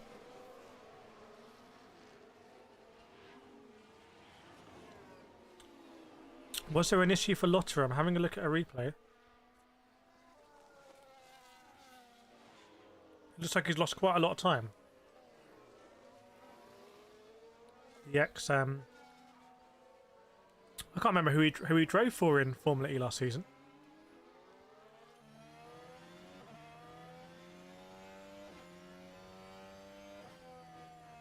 Was it Andretti? Would make sense because I got a Porsche powertrain. Chaya, how often do the teams switch drivers? Depends on the stints, but so double. You know, I think double stinting is pretty common. You do 2 stints and change. Keep it fresh.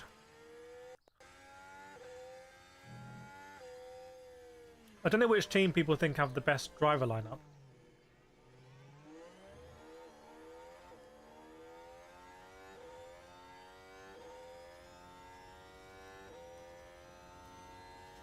Keep an eye on Buemi now. I wonder if Buemi, 7 seconds off the lead, whether he'll make a move on that gap.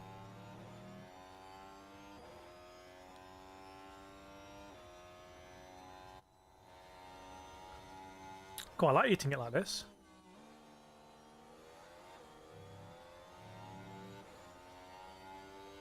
What about Kubica as well? We haven't really seen that explosion of pace from Kubica yet.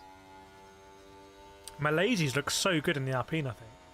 Where's the actual race? On Discovery. I'm watching on Discovery. Isabel, the hypercars all have pretty great driver lineups. I think, honestly, I think that team of Lotterer, Estre and Vantor is a really good one.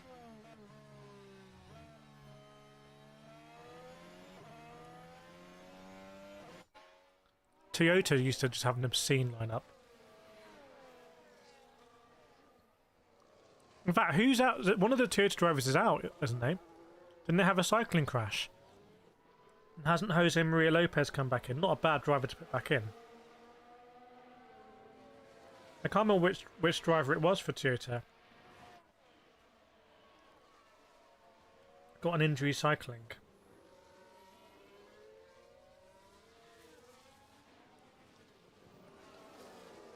Yeah, it's looking pretty good for Ferrari right now. 7.3 seconds in the lead.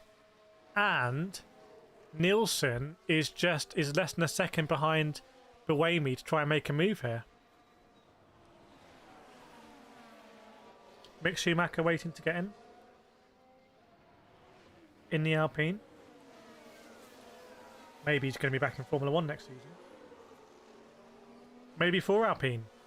Probably between Doohan, Kushmani, very outside bet, and Mick Schumacher for that Alpine seat.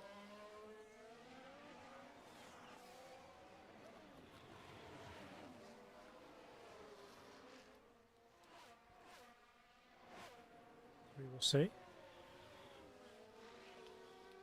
Maybe Rossi's going to come in as well soon in the 46. You can't drive more than 4 hours within a 6-hour time frame. There we go. And there's a fair share as well. I don't like doing really, really long stints. Some people do, they just feel like they get more into it. I like doing a double and then evaluating. And then feeling hungry to come in again. Sharky Boy, what place is a Corvette in? Let's have a look. That TF Sport. Not looking great, is it? Not looking good. P19 in class. Kush has fallen off a bit in F2. Yeah, he did have a test the other day, though. They did give him a test. Right. How do I do this then?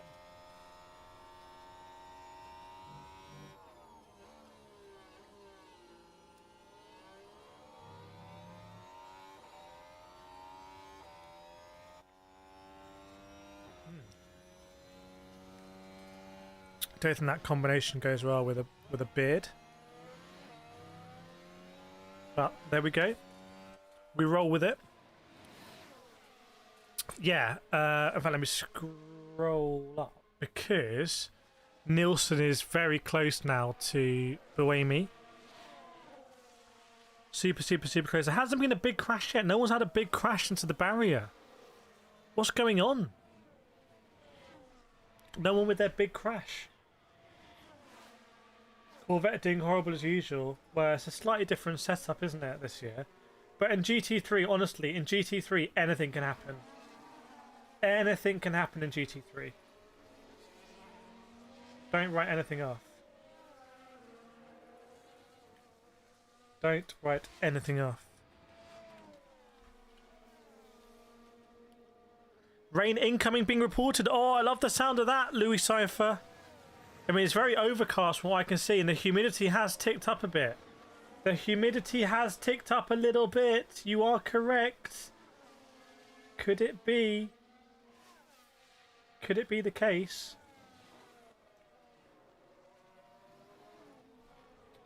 We'll find out.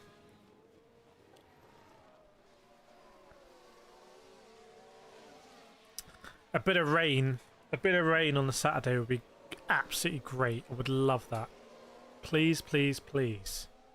What's the report saying exactly? Do we have an ETA on that? Is it going to be on one side of the circuit? Or the other? Or everywhere? Nielsen still can't get past Buemi. There was some decent closing down the straight. But you see, the Toyota actually has a higher top speed, and that's a team that knows how to win. The Toyota Gazoo Racing team. They know what they're doing.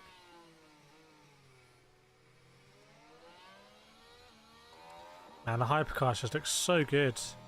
I want to have some replica hypercars. I need to get some replica hypercars. Or we can just drive them in the sim. That's the thing. You don't need a replica. Just download iRacing or Le Mans Ultimate or Race Room or whatever. Or Forza now. Can race them there. Buemi is also a great WC driver. Yes, in the lucky number 8. Big success that Toyota's had over the years. He's defending, actually. Buemi's defending from Nielsen. So they want to keep this position. They're happy to sacrifice overall time to maintain the position. The Porsche 963 Lego is only 25 euros. I'm not really into Lego anymore, to be honest. I'd rather just have a replica. Back in the day, yeah, but I don't have the space. I think I need tiny replicas. I have -10 space available. Okay, crack on. 1 hour 37 so far, so we're approaching the 12-hour mark. Sorry, the 2-hour mark. And then we're sort of getting close to 10% of the way through during this race. Anyone here been watching since the beginning? Do you have any loyal WEC fans who've been watching this race since first lap? Seeing how it's been developing. What's going on with Ben Keating? Let's see Ben Keating. So he's here.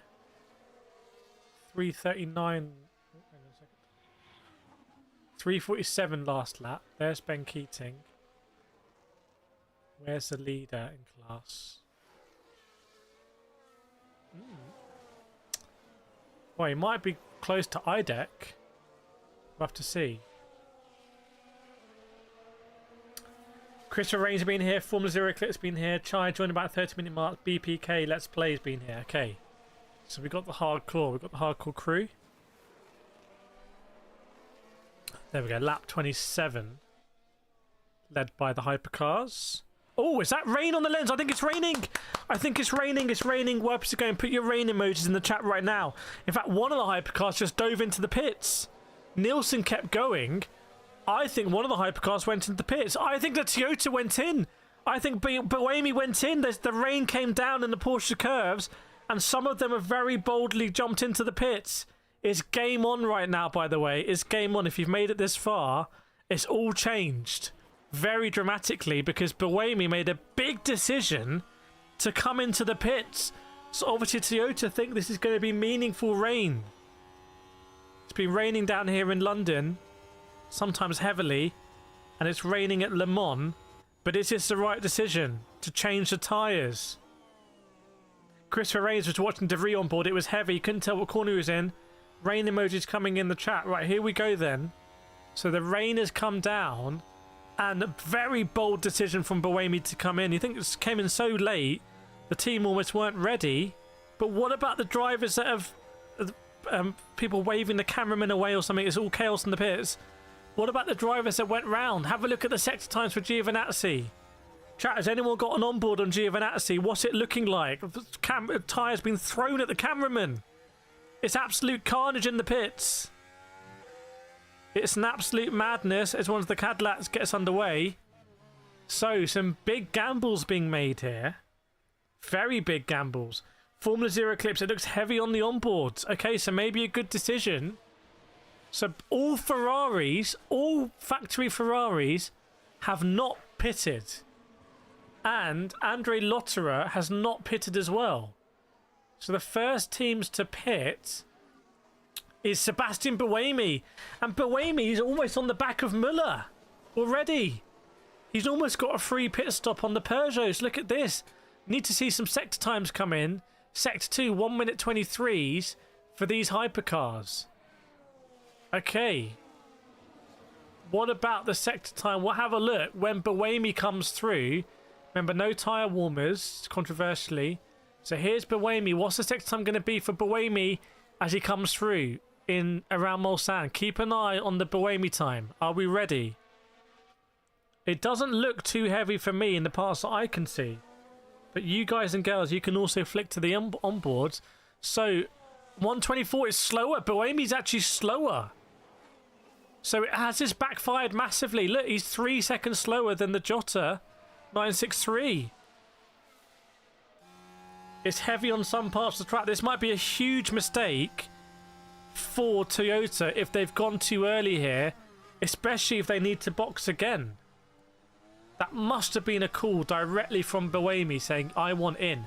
Is Giovinazzi going to box? If Giovinazzi doesn't box, this could be a huge mistake for Toyota. Giovinazzi boxes. What about Nielsen?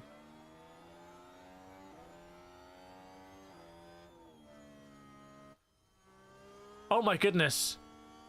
Oh my goodness, Nielsen stayed out. Nielsen stayed out. Kubica stayed out. What about Lotterer? Lotterer stayed out. So these three have stayed out. And Giovinazzi's gone in. So they split. They're splitting the strat. Erwin saying doesn't look too bad on the Mustang 10v7. Christopher dry most of the track. Budgie drops and lens track. Can you let me know where is it raining hardest?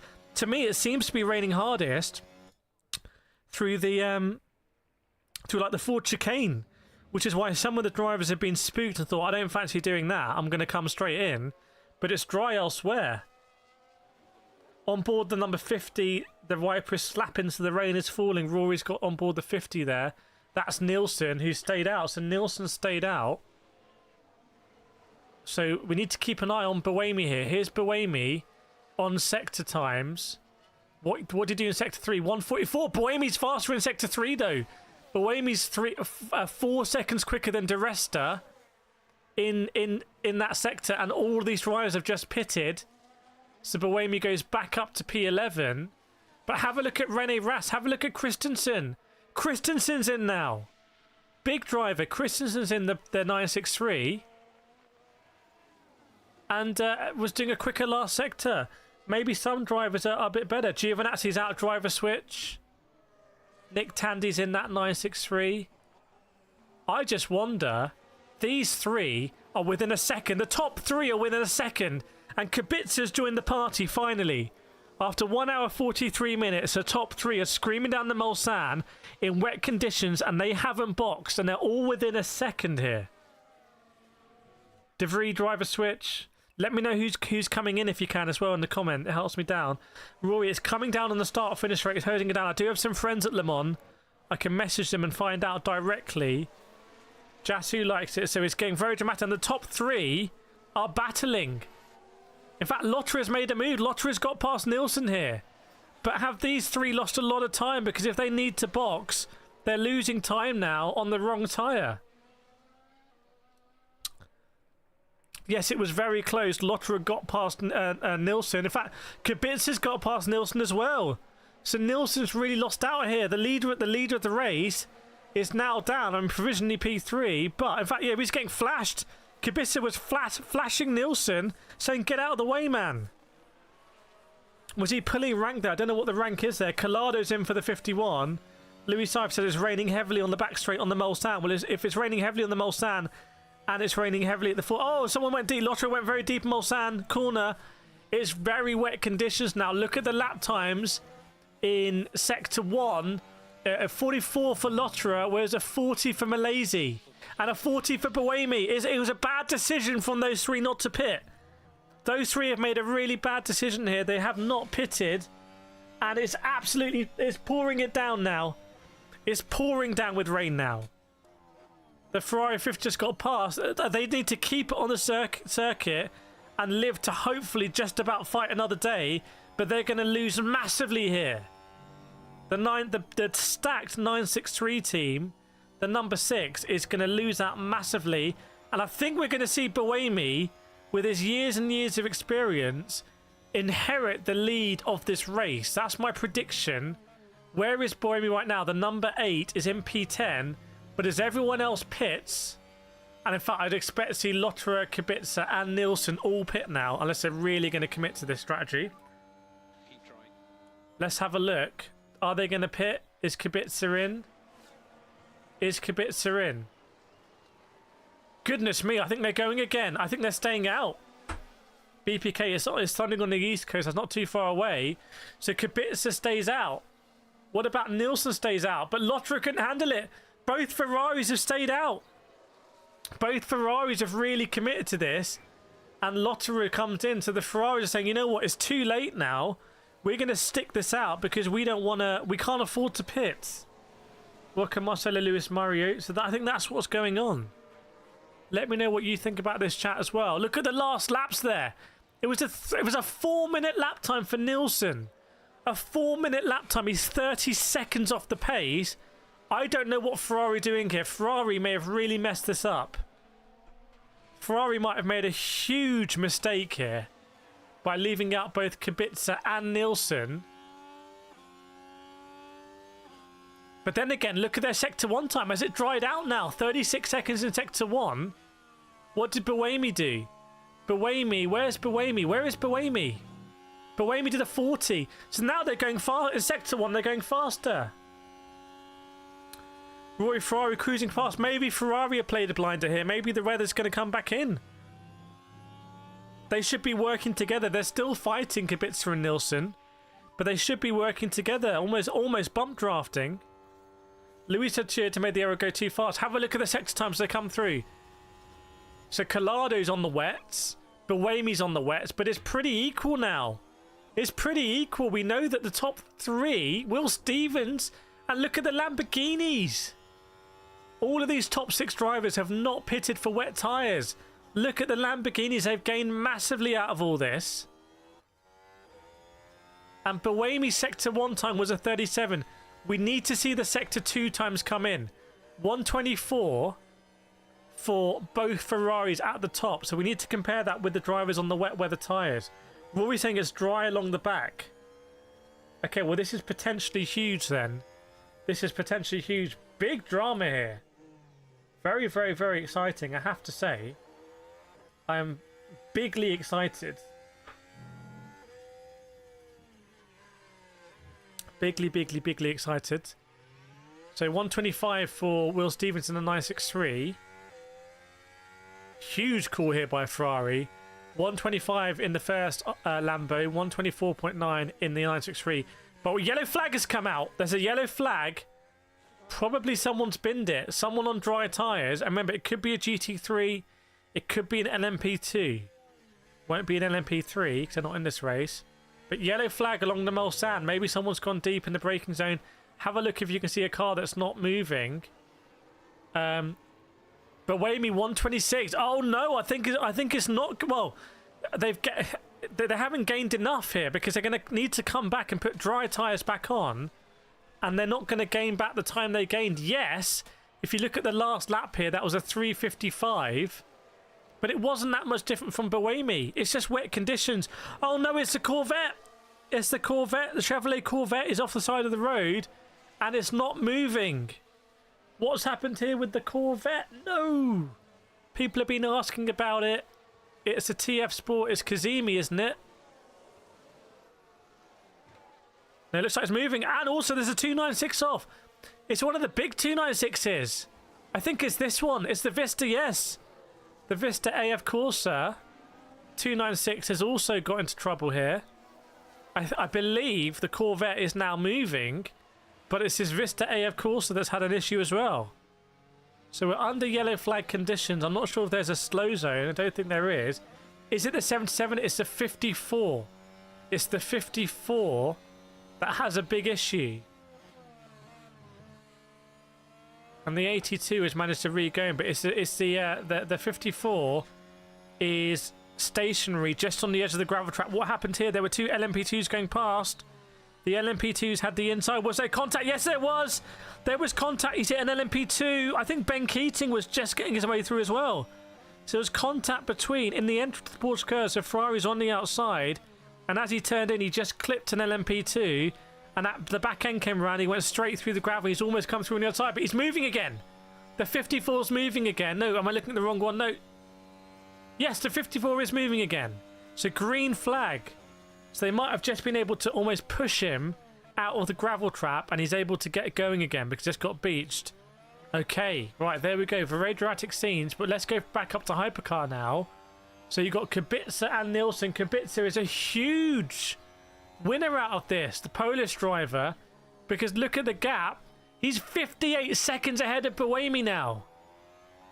Now you have to bear in mind that he hasn't pitted for fuel either. So the fuel situation is all over the shop now, frankly. But look at the gap, and look at Collado in the 51 and Lotterer. These three have lost out in that. Assuming it's only going to get dry now. I think the worst has happened from the rain, everyone. And I think these two in particular held their nerve. And big credit to the Lamborghinis as well, who also stayed out there. And now it's in number 5, piloted by Christensen, who's looking like the prime Porsche 963 over the number 6 with Andre Lotterer. And you see the lap times are tumbling now, 3:44s. And Buemi's on the 350, and bear in mind, so it's going to get even worse because Buemi will need to pit. He'll need to get off the wet tyre. Buemi, Collado, Lotterer are going to need to pit here. It's a big gamble. Do I have access to Race TV? Yes, I'm watching the race right now. I'm watching the race right now, and I can see that the conditions are, it's not pelting it down with rain. There is some water on the circuit, but it's only getting drier as there was a swap for the lead. Oh, there almost was. At Mulsanne, Kubica went a little bit deep. It's still greasy out there. The wipers are still going. Actually, no. Nielsen has his wiper on, but Kubica doesn't. And it was side by side. And I don't know how Kubica kept this going into Indianapolis. I think it might have been Neil Jarney, who's quite a few laps down in the background here, in the pound seat as they went into Indianapolis. It was Kubica with absolutely a move of steel there, hanging around the outside. He didn't want to give that up, but by all accounts, I think the Ferrari team would have had their hearts in the mouth there because it almost came together in wet conditions as well. Yeah, the Ferraris were dueling and Kubica sort of pulled rank there on Nielsen. Remember, Nielsen's been in the car from the beginning. Nielsen and Kubica have not pitted yet, have not swapped yet. So I can't recall if they're doing a double stint, sorry, a triple stint, or if they haven't pitted yet. I can't recall. Maybe they're doing a triple. Which car was on pole? I think it was the 51, wasn't it? Still drops on the lens through the Porsche curves. Corvette, Chevrolet curves, Corvette curves, whichever ones they are, I can't remember. It's very wet near the end of the circuit still. So it's that last sector, the last bit of the last sector where it's wet. But yeah, look at the Buemi lap time, 3:50. The gap is going up. So at some point, Buemi, Collado, Lotterer, and the other crew are going to need to bite the bullet. Kamui Kobayashi's in the other one. Look at Sebastian Bourdais, he's all the way down in P14 now. But Bourdais was right at the front, and he's dropped now all the way down. Goodness me. Huge drama. Big old drama here at Le Mans. A lot of water on the lens and turn 1, turn 2 as well. So I wonder if it could get worse here because the clouds are very overcast. It could be a very tricky one where it's just constant showers. You can see the humidity has gone up to 72% and the air temp is only 15. Sort of ideal conditions for rain, basically. Chat, what do we make of all this? Do you agree with my assessments or disagree? Do you think that the top two Ferraris here have massively gained out of this, or is it still too early to say? As is Buemi pitting there? Has Buemi just pitted and Collado and crew? Yes, they have. They've bitten the bullet, I think. I think they've bitten the bullet and they're pitting now for soft tyres. So that was a failed experiment that's going to cost them hugely in this race because they're right at the front. El Bamba is in the car. Big El Bamba's in. So watch out, everyone, in the Cadillac. But it's Buemi and Collado. Tandy as well is coming in. Kobayashi might be coming in. Jack Aitken. I mean, all of these ones, basically, a lot of them may well have pitted. Robin Fries keeps going. So the Peugeots have lost out. Yes, Buemi's back in, and it's a change of tyres. And it's a big mistake there they've done. Big mistake. Yeah, slicks are going back on. Slicks are going back on those cars. I'm looking at Nick Tandy in the number 4963, and they're getting the wet tyres off and putting slicks back on. Slick Michelins. I put a grooved Michelin on my car today. So recognition there of a failed strategy situation. Big mistake. Number 8 in the pits. Yes, indeed. That's the Toyota. Wow. So with all that said and done, chat, have a look where Sebastian Buemi is now 2 minutes. So as a result of that, Buemi's lost 2 minutes. Absolutely crazy. He's halfway to being lapped. But it was a big call, and the thing is, if it had come off, they might have gained a lap's worth of being on the wet when the other cars were on the dries. But you're hoping for really heavy flash rain in that circumstance. I'm a little bit surprised about that because I think you would only really do that move if you knew the rain was going to last for a while. But They've already swapped back. Louis said 8 o'clock local time for next big rain. Ferrari, Rory Thompson, Ferrari number 50 looking to twitch through his corners. Big news for the Lamborghinis there. I mean, this shows at Le Mans, you make a few calls like this, right? It's like playing poker. Before you know it, you've got a massive, massive pot and you can play your hand selectively. So, big gamble. Almost 2 hours gone in this race. Yeah. So there are a lot of driver changes. So Kubica and Nilsson have been in since the beginning. I think Will Stevens is newly in. Christensen, Caldarelli and Mortara have been in since the beginning. Lotter is in. Malaysia since the beginning. Baudouin since the beginning. Earl Bamber's in. Robin Frines is in. Sebastian Buemi's... I'm surprised they couldn't change Buemi either. They didn't have enough time, maybe, to do a driver swap. So they've kept Buemi in. So this might be making a mess of their team strategy as well, their driver strategy. Colado's come in. Nick Tandy's come in. Kobayashi's come in. Jack Aitken's in. Jensen's in. Whitman's stayed in. Mick Schumacher's in. Duval's come in. Pilet's... I don't know about the LMP2s really, but there we go.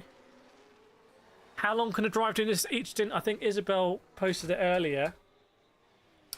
So they can do long stints basically if they want to. But it might mess up their times a little bit. They're going to have a strategist pulling his hair out or her hair out. We don't know. By the way, if you're enjoying the stream, please do hit that like button. 79 likes. It'd be great to get to 100 likes here. It would be so good if we can get to 100 likes. If you've got a like to give, please do. Oh, get your friends. Get your friends to pop a like in as well. Get it up.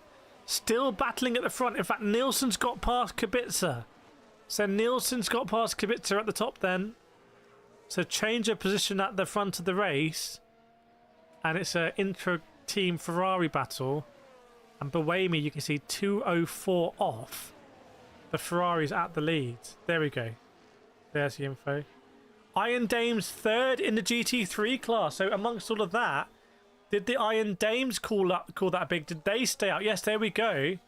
Frey, who's been in since the beginning, she's now up to P3 in class there. I assume they stayed out.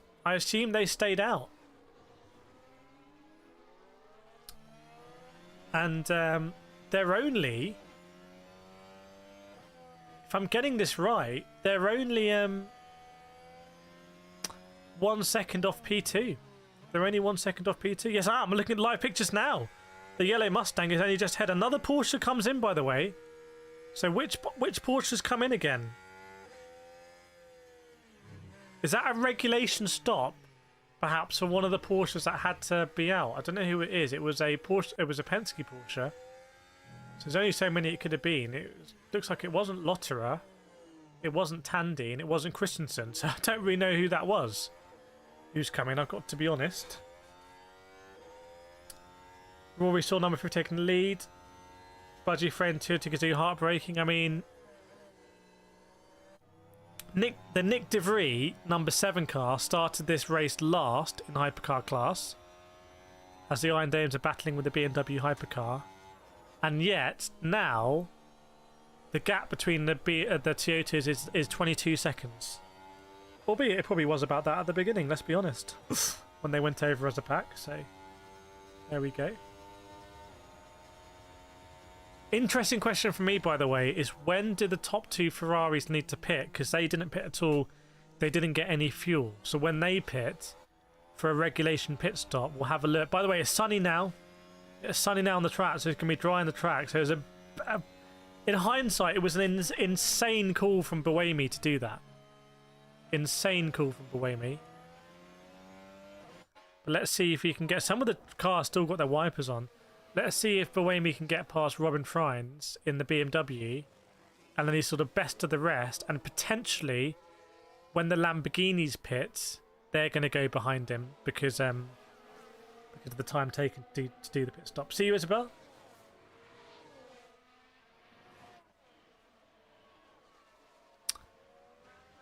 There's going to be lots of moments like that over the course of... It was Lotterer. Lotterer came in. Do we know why Lotterer came in? Again? Was that some sort of issue then? Seems unusual.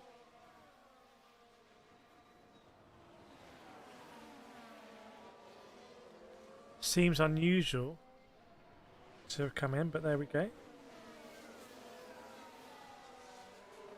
I think any moment, I don't know if anyone can calculate when the Ferraris are going to come in, but...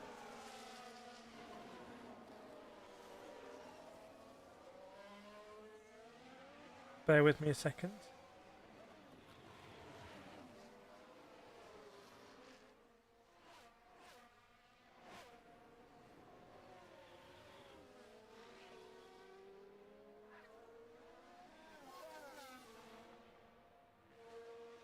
Bear with me. Just composing a tweet, and he wants to capitalise my words.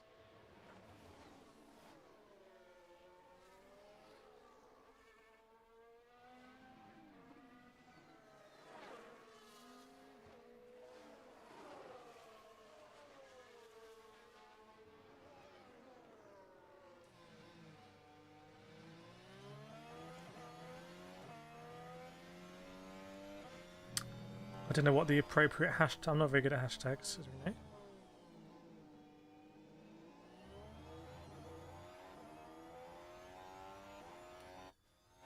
One of the Lambos reporting oil on track. Okay, that's interesting. Was that a yellow flag that popped up?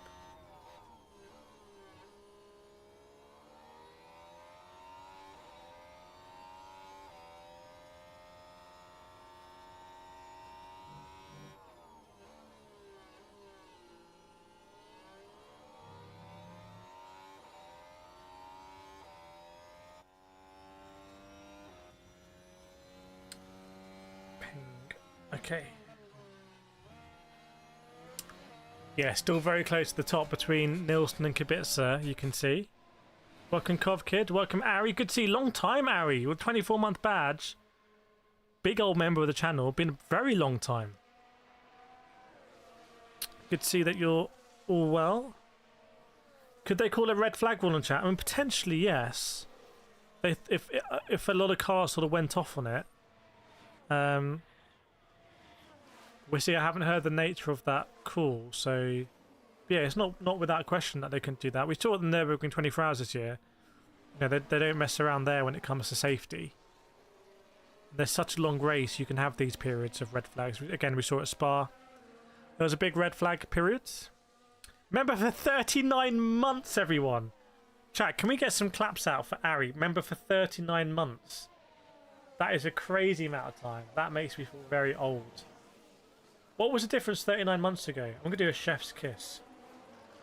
Chat, please get your claps out there. As a member of this channel for 39 months. If you're new here, I don't even know what was going on 39 months ago. That's crazy. But here we are now. In fact, it looks like a gap between Nilsson and Kubica has opened up, 1.4 seconds. Maybe Ferrari won't be too disappointed about that. There we go. Look at the claps coming in. Love to see it. Big support as always. That's how we do. We know how we do.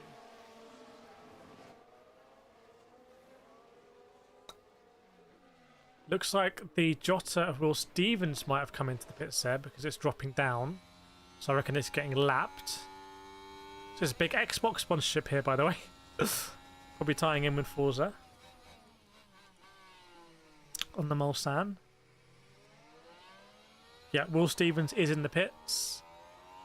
Can't remember if he started Will Stevens in that car, so maybe Jensen's going to come in. Or I can't remember if he's... Oh no, sorry, it's fine. It's regulation. I thought they pulled him into the garage, but they haven't. So wipe down the windshield on the 963. Send him on his way. Kubica, yeah, 1.5 seconds off now. Maybe just chilling. He knows they're going to come into the pits anyway. Two Ferrari teammates there at the front. And yeah, so Stevens will have come out of the pits then ahead of Robin Fries in the BMW. So we can expect the Ferraris to come out of there. So yeah, I think it's a big win for those two Ferraris. Hopefully, if you're a Ferrari fan, they'll carry it through the race. And the Lamborghinis are going to get a little bit of a head up here. But I think when the Lamborghini... Well, when Mortara pits, I think Mortara will come out behind Buemi. I don't know if anyone knows what the pit loss time is here on a standard pit. But I wonder, will Caldarelli, can Caldarelli potentially just come out and stay ahead of Buemi? Because if so, that's huge for that number 19 Lamborghini in Caldarelli. And also the Christensen Porsche is a bit of a dark horse now. Just because they decided to they made the right strategy call in hindsight. Staying out. Ferrari have a driver ready. So Ferrari are going to bring in, I think Nielsen, or maybe Nielsen and Kubica, we'll see. So there's going to be a change here for Ferrari, and we'll keep an eye on how far down they drop. But it's been a good stint for Ferrari, this one, to say the least. They've consolidated a lead at the top that is pretty significant. Pretty significant here. What it also does is it also stretches out the field and makes it more likely that some hypercars at the bottom will start going off the lead lap. I'm thinking about Peugeot here. I'm worried about Peugeot. Yeah, you can see Peugeot are only about 15 seconds from being lapped. Oh, something's come off in the Ferrari. The wing mirror's come off in the Ferrari. Was there contact or something? The internal rear view mirror has come off in the Ferrari. I don't know if that's because Nielsen's boxed. There's a yellow flag as well. Was there contact between them or something? Kubica's gone around. Kubica's kept going. I don't know whether he's knocked that by trying to get the door ready to open or something, but the rear view mirror has knocked down in the Ferrari. I don't know if that's going to be a safety thing as well.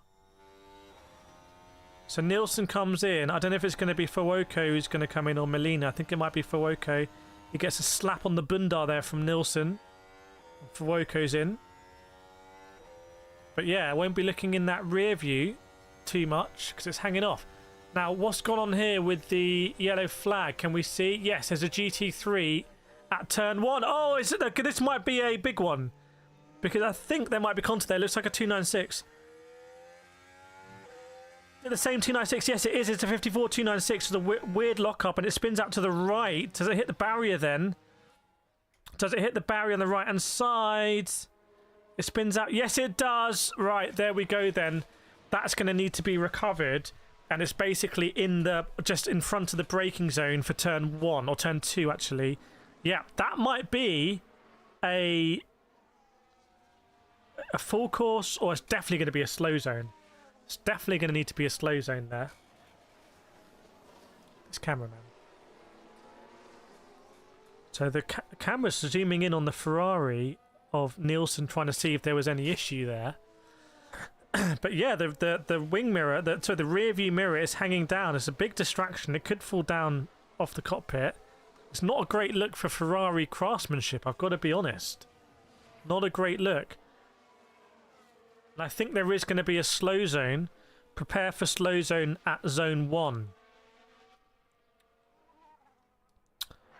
Prepare for slow down. And then there's a green light under the Dunlop, sort of Dunlop thing. Just immediately after. But yeah, I don't know how to explain it, everyone, but the rear view mirror in the Ferrari is hanging off and sliding around, and it's definitely distracting Fuoco. In fact, Fuoco is trying to look in it. He's trying to pick it up and try and do something with it. It's a Neil Jarni-esque moment here for Ferrari. Frankly, it's putting me off wanting to buy a Ferrari. I mean, obviously I could buy a Ferrari. Obviously, but the reason I haven't is because of my doubts about the build quality. Looks like one of the Lambos went in. That's who was it? I don't know who it was, but Bortolotti's come out, and they've come out a minute behind Buemi there. So all those gaps will come down a bit when Kubica pits. So we'll see when Kubica pits. And by the way, when Kubica pits, Christensen, in fact Kubica is in the pits now, I believe. Christensen will inherit the lead of the yeah, it looks like the clips come off, so it just looks like it hasn't been able to handle the vibrations. I think it's a very embarrassing one for Ferrari from a build quality perspective. I bet the Peugeots are working absolutely perfectly. So we'll see Christensen inherit the lead of the race if Christensen didn't come in as well. No, Christensen, Caldarelli and Kubica have all come in. So, buddy friend, dinner time in Denmark. Have fun as the Inter-Europol competition LMP2 comes in. They do a driver swap. So here comes Kubica. I'm looking at the live pictures. He comes into the pits. Do they do a driver swap? Yes, they do. Is it Yay who's going to go in? Kubica comes out.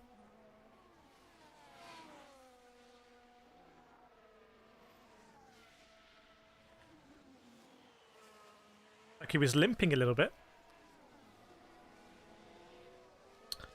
Looking at the back of that under the splitter. So slow zone, cars coming in. The other Lambo comes in, Caldarelli. Right, there we go. Oh, Schwartzman! Schwartzman! Lewis Seifert, I can't believe they didn't fix it. I agree with you. If it's just a clip, you'd imagine they could have clipped it. Oh, what's happened here? The Lambo's had a big mistake coming into the pits. It hasn't pulled in. They've had to lift the car up on the jack. It's absolute chaos in the Lambo. Oh no, they've dropped the Lambo on the floor. They've dropped it off the jack. What have they done? The Lambo came in. It came in sort of straight. It didn't come in and turn left. It came in straight. They jacked it to move it. Then they had the fuel in. Then they dropped the jack. And the driver's in there. Chaos at Lamborghini. I think that's Caldarelli. I think that's Caldarelli in there. Well, was in there. And they are recovering the 54. So there we go. Caldarelli's now being overtaken. Is he going to come out ahead of Buemi? No, he isn't. So it's a big old stop for Lambo. And by the way, the gap at the front there between Schwartzman and Christensen is now a lot less. It's a lot less here. You can see it's only 8 seconds. And by the way, how has Fuoco been overtaken by Christensen by that much? Chat, can someone explain to me, please, how Fuoco, when Fuoco was leading the race, he's now 38 seconds behind Schwartzman when he was leading, and he's also 30 seconds behind Christensen. Chat, can someone explain to me, please? Please, can someone explain to me how on earth that has happened?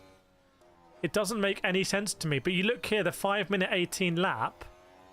But that's just a standard pit lap. Chat, someone please talk to me here. It's a disaster for Fuoco. Oh, there it goes. Fuoco's ahead of Stevens now, but that was close. That's an on-track overtake there.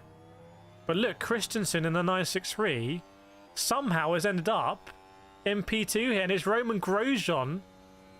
Roman Grosjean, who's down in the Lamborghini now in the mix. He's battling with Kobayashi.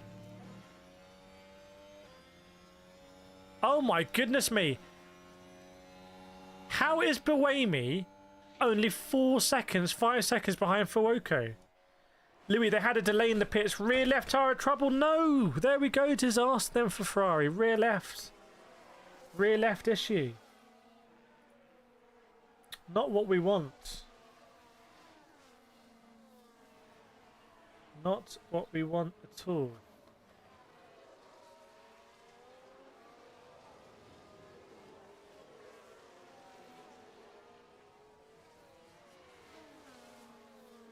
Goodness me.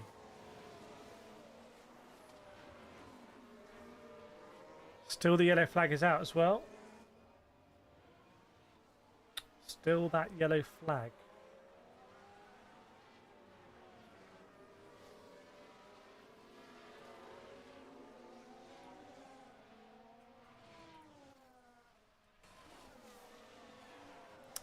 Two hours, 16 minutes into the race, still slow zone I can see. Which is surprising because I think they recovered it quite a while ago. Maybe there was some debris or something. Maybe the barrier, they're fixing it as well. I wouldn't want to be someone repairing the barrier in a slow zone.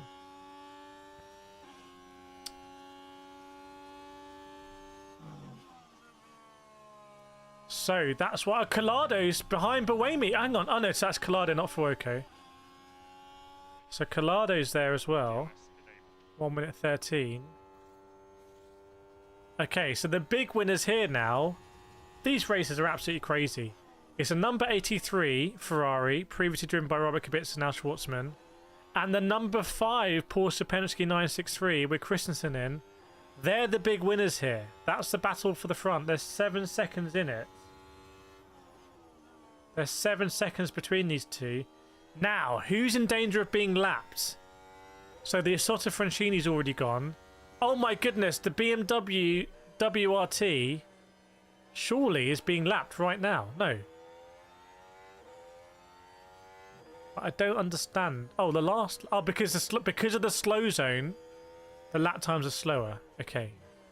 Because of the slow zone. But that... Marcella's in there now, but that WRT is in real danger. But frankly, they're doing a pretty good job. They've done a really good job to navigate all that and not get lapped. The next ones are the Peugeot and Dixon in the Cadillac. They'll want to be really careful here. They don't have an issue. If they lose a minute or something, they're going to be in big trouble. That's one of the BMWs came into the pits. BMW hypercars. Who was that? Team WRT number 20.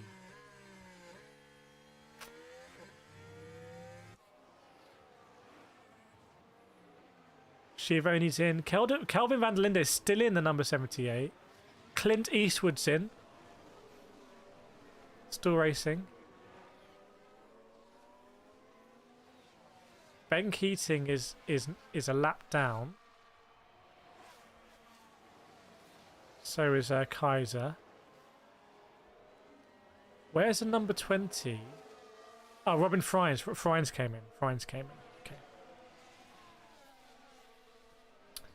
So we still got that slow zone there, the yellow flag. Not taking any chances. And then we're racing on the other side of the track. The track's so big, you can carve it up into places where you're racing and where you're not racing.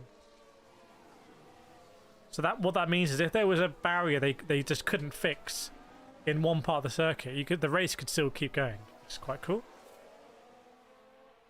Means that we can still go racing. 4-minute lap times here for the hypercars. Wonder what the P2s are doing. Is it a bit equalised? P2s, Formula 11.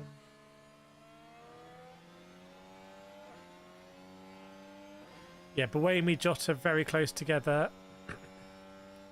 And they'll be seeing Fuoco 5 seconds ahead of them. So Fuoco P3. Yeah, Buemi. So after all of that disaster... Oh no! Oh, whoa.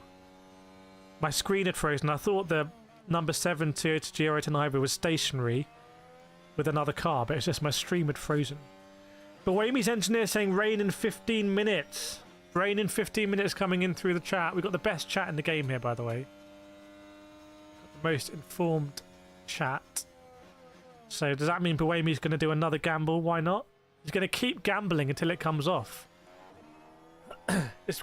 You can't predict these races. That's why they're just so enjoyable to watch and sort of follow.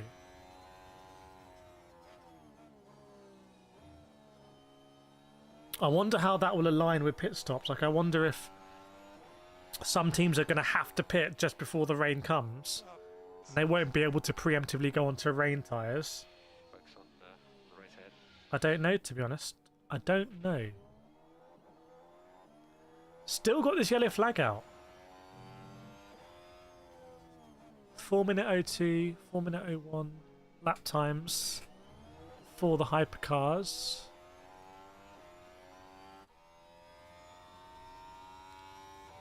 So we've got interesting. We got some groups here. We got the lead group. We've got Schwartzman and Christensen, Ferrari and Porsche respectively, about 9 seconds apart. Then we have the Fuoco, Buemi and Stevens group, Ferrari, Toyota, Porsche. They're about 10 seconds apart. Then we've got the Collado, Tandy, Kobayashi, Freins, Hansen group. They're about 10 seconds apart. And then we've got the Grosjean, Lotterer, Bortolotti, Jack Aitken crew. They're about 10 seconds apart. And then we've got the Chattin, El Bamba, Mick Schumacher, Jensen, Dixon group, and they're about 10 seconds apart. So we've got some different groups there. PD Peugeot, really one of the first to join hypercar design with Le Mans in mind. Some really fast drivers and Le Mans winners, and 3 years later at the back getting mugged by new teams. Makes me proud to be a Peugeot driver. Classic Peugeot there. Maybe I'll get a call up. But yeah, it just has. I mean, Peugeot were doing better last season, weren't they? Peugeot did good at the first race this year in Bahrain, didn't they? Didn't they have a issue on the last lap again? Jean-Eric Vergne was driving and the car ran out of power, if I remember. There's still a long way to go. If you're on the lead lap, if rain's going to drop again, and you're on the lead lap and you're reliable, you know, we've already seen that for Woco they had some weird tyre issue in the pits. That's really cost them. I mean, it's cost them the lead. Oh no! BMW's gone off backwards! BMW hypercar's gone off backwards at the Ford chicane. How have you ended up there? How have you ended up there? This is at the Ford chicane. The BMW has ended off backwards, like, behind the chicane. How have you done that? Is it France? I can't see France anymore. It might be France. Oh no, it's a big impact. They're very close to the pits. Hit the team back. They've hit the tyre barrier. Oh my goodness, very weird crash. I'll tell you why it's happened like that. Because the crash happened at the entry point to the Ford chicane. It looks like he hit a curb and the car spat out to the left-hand side. And the right rear has smashed against the tyre barrier. He caught the curb. Yeah, it was a very weird crash there from Robin Fries, who hurt his hand again this year, broke his wrist last year. So he's not having the best time of it. Can they recover that car across the track to the pits? I don't know. There's some marshals running around, like really running around stuff there. They're trying to clear the track. Oh, the BMW's got going. Can it cut into the pits, or is it going to have to do another lap? Can it cut into the pits? And the marshals are trying to put together that tyre barrier. They've got to do a slow zone there because tyre barrier's not... Almost like it almost hit a marshal or something. Because it came in at a very weird angle, almost backwards. And it hit the right end of the barrier where the marshals were. But I think he's having to go round again. So if Robin finds he's going round again, but he's just meters past the pit entry. He's literally meters past the pit entry. And there's some body work on that. I mean, yeah, the left front is not touching the ground. The left front's not touching the ground there. Robin France might have really done a bad job of this. I guess it's going to be Tetra Rouge. Yeah, he's going into Tetra Rouge. He's going to have to nurse that round. It's going to be a horrendous lap time. The left front's not touching the ground. They're scraping. They've got a puncture as well. Vincent Voss has got his head in his hands. Vincent Voss and Team WRT just cannot catch a break at the moment. They cannot catch a break. I need to interview him again and just say, what can we do to change the fortunes of Team WRT, who, you know, did really well in LMP2 last season, did really, really well. In fact, they won the Spa 6 hours in LMP2. And that was all a preparation, basically, for running their BMW hypercar operation. I had a disastrous race at Spa this year, and it's already going wrong this year. And I just feel like we're not going to see Valentino Rossi in this race in the 46. That's just my gut feeling. The mechanics don't look happy. I think it's one where if the suspension's gone, it's going to be, you know, a 10-minute repair here ruins your race. And he's losing so much time. Let me highlight it where he is. Here is Robin Fries. You can see it's been a long time since the crash now, and he's nursing it around. Just cut the chicanes, Robin. He's going to be a lap down. And by the way, Marciello, because already Marciello, remember Marciello had an issue as well. Marciello's going to be lapped. So both BMW hypercars operated by WRT are not going to be on the lead lap. So this is a real disaster again for WRT, and I feel really bad for them. I feel really, really bad for them. Chat, what do we think? Talk to me. Let me know what you think about this. Because it is Robin Fries, who I think a driver error, a very unusual crash there. Really, I think he was really attacking the curb. the car must have bounced, and as it bounced down on the right side, that tyre must have just gripped and spat him out over the left. Very unusual accident. Goodness me. As one of the Toyota Hybrid number 8's in, Sebastian Buemi's in. So it's been that long since they pitted last time. I feel like it hasn't been that long, but Buemi's in. Is it raining? Is it raining? Are they putting wet tyres on? Is it raining? Is that the only reason why they would come in? A Ferrari's in the pits. It's Collado. Collado's in the pits. And it's not wet tyres.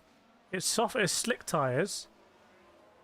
So maybe that's just where we are with pit stops and fuel. So Buemi comes in. Oh, Callum Ilot's in the Jota as well. Good friend of the channel. We've seen the advice we got from Callum Ilot, ex-Ferrari Academy driver.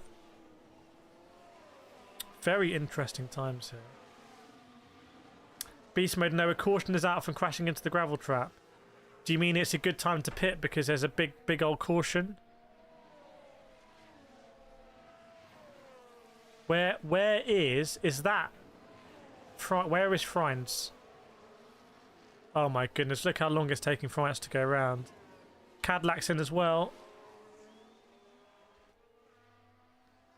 Cadillac's in as well. Slow zone procedure will end at 6:29 local time, which is now green flag. Green flag running now. That's even worse for Robin Frines. So it's green flag running. Look at there's Marciello there, just going over the start-finish line. And here is Schwartzman. So they did have safety cars last year, didn't they? Did they have safety cars or full course yellows? I remember it was a bit controversial. Yeah, with green flag, feel free to put your green flag emojis in the chat. And Buemi, by the way, has boxed and is only 1 minute 20 off the lead. Yeah, that was the BMW of France in the wall. Fingers crossed there's not another one. No, I'm double checking. And it looks like it's raining in the pit lane.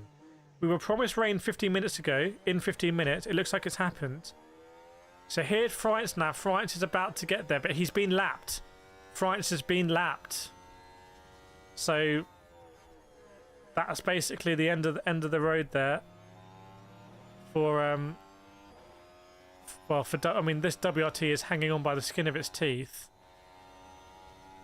If they get a gamble right, they might be able to get back up in the midfield, but don't think a BMW is going to win this year. I did a poll earlier today and I had some people saying might be a BMW dark horse year, but I don't think that's going to happen then.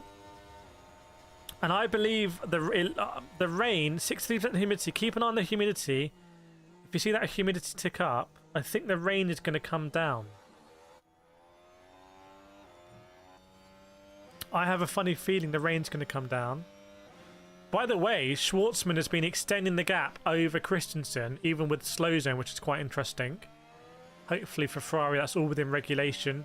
And there's Fuoco, Tandy, Buemi. But remember, some of these cars are now a bit out of sync when it comes to pit stops. Who's in danger of being lapped?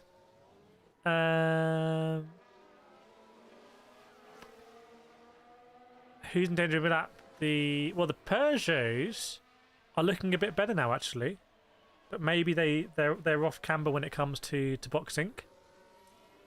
And I think that I've just seen Robin Frines come in with the worst livery I've ever seen in my life. Like, what is that livery? Absolutely atrocious. BMW, sort it out. And yeah, they're pulling him back into the garage. So it's now going to be just a taking part for BMW. They're going to take no further part in the actual race here, basically. Yeah. Robin Frines, my guy, my man. There we go. And yeah, keep an eye on the Schwartzman to Christian gap, because he's just gently sort of like asserting dominance, I would say. Dominance being gently asserted. You love to see it.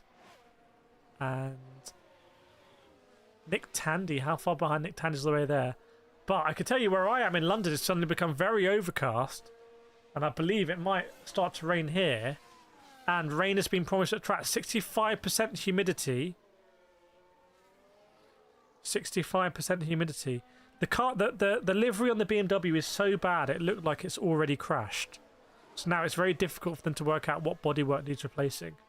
We're keeping an eye on Euro 2024. We can do. I don't know what is playing today. I've really fallen out of love with football. I used to play so much football. I used to play football 3 times a week, 11 aside, 5 asides. But I gave it all up for you guys and girls to do the sim racing, and I love it. I'd rather do the sim racing, to be honest. It's just cooler. It's just cooler. I've had my football years.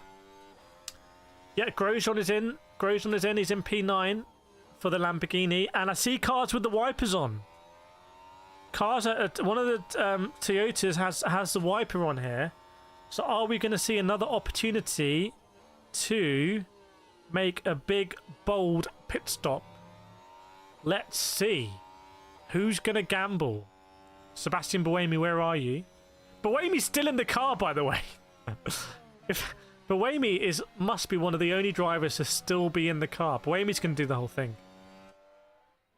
And in fact, Buemi is defending, I believe, very heavily from Hansen. Yes, he is. I'm looking on board with Buemi. He's defending very heavily from Hansen in the Jota. Maybe Buemi is trying to long this out so he can go for the wet tyre if they think the rain is going to really come down. Still 65% humidity being reported, 16.3 degrees air temp Celsius. Looks surely Hansen's going to get past. Yeah, Hansen gets past on the way into Indianapolis. So I wouldn't be surprised. But hasn't Buemi just pitted? Is Buemi doing a quad stint here, chat? Is Buemi doing a quad stint? Am I getting that right? Has Buemi just pitted? Is one of the Toyotas came in, right? I don't think it would have been Kobayashi. I don't think Kobayashi's been in long enough. So interesting times here at Toyota. You know, they're really here to win. They've got a winning pedigree. Welcome, Jasu. Big winning pedigree at Toyota. Schwartzman extending the gap. Spain 2, Croatia 0 at the moment. Good news if you're Spanish. Don't know why that took, but I had to work that one out. For Woko, oh my goodness! Look at here, the last lap. Schwartzman just went 7 seconds quicker than Christensen. 7 seconds. Are we seeing that? And look at Hansen with a 3:30. So did Christensen make a big mistake last lap? But then look at Callum Ilot's on a 3:37. Why is there such a big discrepancy? Is it fuel related? Are some of the cars very much lighter on fuel? We will see. Hansen on the move. Schwartzman looking really good. Christensen looking terrible. So we'll keep an eye on the pits at the moment. Let's put it out. Let's see what's going on in GT3 actually. Let's check on GT3. So now the Proton, the Mustang. Oh no, I'm reading wrong. The Acodis M4, right? Is that the M4 Lexus? I don't know. Is in the lead. Then the Proton, the Mustang in P2, and then the Iron Dames Lamborghini in P3. And that's all within 10 seconds or 9 seconds or so. So it's pretty close in LMGT3 class, which is quite cool.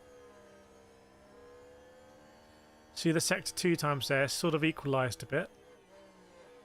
There's a change of position there. Is that Collado getting past Ilot, perhaps? I think Collado might have just got past Callum Ipot. B&W repairing. But the next thing now is there going to be another band of rain? If so, is it going to be similar to the previous one? Is it going to be harder? We will see. Jack Aitken is all over a Peugeot. Where is Aitken? It's all the way down here. Jack Aitken's all over Jensen. At Le Mans, it's a classic Le Mans race now. It's all spread out a little bit. Remember at the beginning it was so close. It's raining here. I've just felt the rain here. In fact, it's raining in my room. The rain is going into my room, which means I need to close the window. Bear with me.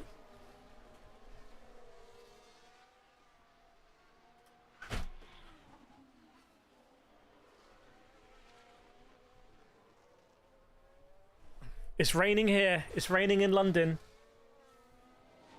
It's raining inside. It's that heavy. So, are we going to see similar rain at Le Mans? We don't know. Don't know if anyone's got a weather forecast. In der chat. By the way, we're on 87 likes. Can we possibly get to 100 likes? Can we do it? I believe in us, chat. I really believe in us. I think we can do it. Wow, it's very heavy rain right now. Exceedingly heavy rain.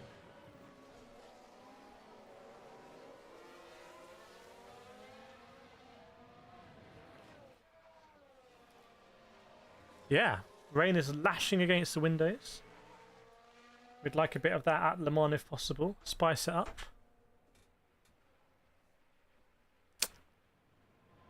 So 20 seconds now is the gap between Schwartzman and Christensen. So Schwartzman is stretching his legs. Another 3:31 from Schwartzman and a 3:34 from Christensen. It's a 3-second gap. Aitken, is he going to get the move done on Jensen here? I'm looking. Is it into Mulsanne? Nope, he's too far behind. He's too far behind. Not going to happen. This would work out great potentially for the drivers who are yet to pit if the rain comes down heavily and they'll combine it basically. Whereas the drivers who have just pitted, they're going to need to do another pit stop.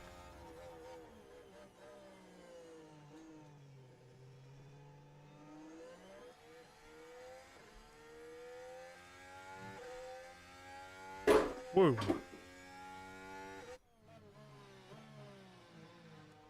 So I don't know what the rain situation is right now. At Le Mans, we will see. Maybe some drivers will be trying to go absolutely as long as possible. Aitken is all over Jensen, by the way. The Cadillac versus Peugeot fight. You love to see it. The Cadillac's got the lights on. The Peugeot lights aren't working. Well, they are working. They're just not as bright as a Cadillac. The Cadillac lights, you could bright up a small town. And Aitken knows what he's doing. He won the Sebring 12 hours last year in the Cadillac. He's found a really good place for himself in racing, I believe, with Cadillac. It's really cool to see. Obviously, has done an F1 race for Williams, and also Formula E rookie test for Envision Racing, and it's raced in the same karting championship as me. So pretty cool. Oh no, oh god. My Coca-Cola's exploded. My Coke has exploded! Why? I'm drenched in my cola now. Oh my god.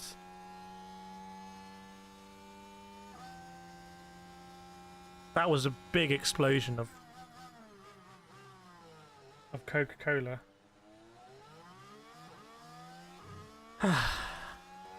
Been sabotaged. Been absolutely sabotaged here. Jack Aitken still can't get past.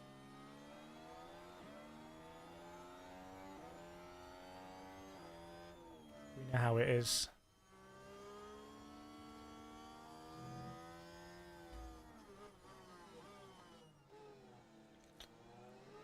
What a disaster it's been today from a perspective of me just taking fluids on board. It's been really bad. I haven't been able to do it.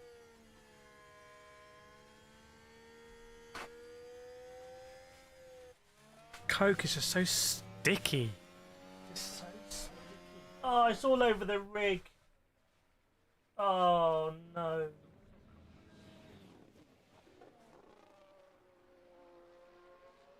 Oh, and it's mixed with the grease of my seat.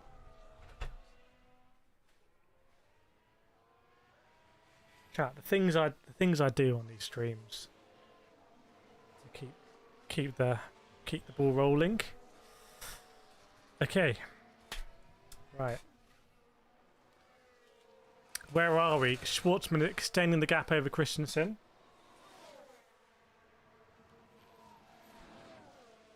21 seconds. Again, chat, do we think Christensen is really struggling here, doing 3-minute 34 laps? Because you look at Hansen in the same Porsche, has just gone about 5 seconds quicker.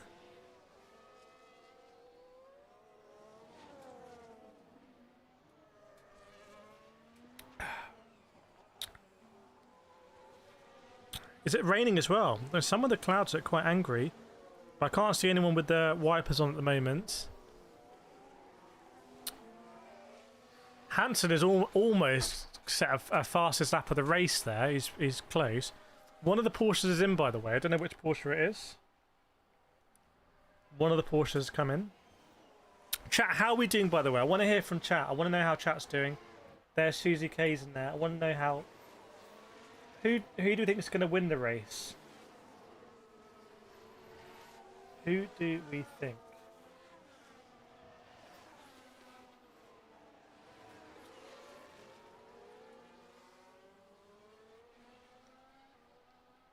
Let me know. Christensen brought that gap back a little bit, ironically. George Rogers doesn't know. On the fence there. Undecided.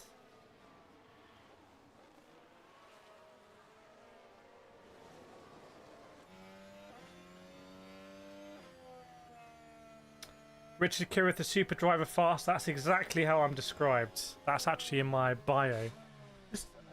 Should I not just put this on auto ISO? Like... Bro, is this it? It's not even racing, man. This is endurance racing. It is 100% racing. Yes, it's not Formula 1. It's different. As one of the Peugeots comes into the pits, are they going to be in danger of getting lapped? Let's have a look. Gents. Oh, no, I think Duval's been lapped. I think Duval's been lapped, everyone. I think it's happened for Peugeot. Lewis, oh, lol, the Porsche. I think it's happened here for Peugeot. Hasn't it? Duval's been lapped, and I think if Jensen's in the pits... No, Jensen's not in the pits, but Jensen's in danger. It's terrible for Peugeot here. It's absolutely scorched earth for Peugeot. Somehow that Peugeot has gone behind Marciello in the BMW that had the issues earlier. So I don't know what's happened here for Duval. He's come out of the pits now. I think Paul Di Resti was in that car, but they're now a lap down. Why am I not racing? I didn't get a call up this year for Le Mans. I agree with you there. I'm as surprised as you, frankly. Yeah, so not good news for Peugeot. Oh no, Jensen and Duval. Has Jensen just been lapped as well? Surely not. Where's... Yes, he has. Both Peugeots have been lapped. I think I'm seeing it now. Yeah, Jensen's just been lapped by Fuoco, isn't it? No, Schwartzman. Schwartzman's just lapped him. I'm just watching it happen now. I'm watching the demise of Peugeot. No, they've just been lapped. That's it. I'll tell you right now, Peugeot are going to pull out of WEC. It's just embarrassing for them. Maybe I get some cheap merchandise, but I think this might be the last time you see a Peugeot at... Well, the Peugeot team is going to be very different now, because it really hasn't worked out for them. And Peugeot had... Yeah, they had the new wings, and they did so much better last year without a wing. Where has it all gone wrong for Peugeot? Really? You got to feel for, any Peugeot fans out there. That's it. Both Peugeots, where am I? Have been lapped here. Both Peugeots lapped. So that's it. You're not going to have a Peugeot anywhere near. Even if exciting stuff happens, like rain, you're not going to have it unless if Schwartzman pits now, then maybe is it Duval? No, Jensen might get on the lead lap again. We've also the Proton's all the way down here. Neil Janney's car. No, Stooge, how does the leaderboard work? It sometimes shows cars in odd order with lap cars in the top 10. You mean this one? Or, oh, battery 5%. Oh, goodness me. I've made a big mess of this. Hopefully that's going to work.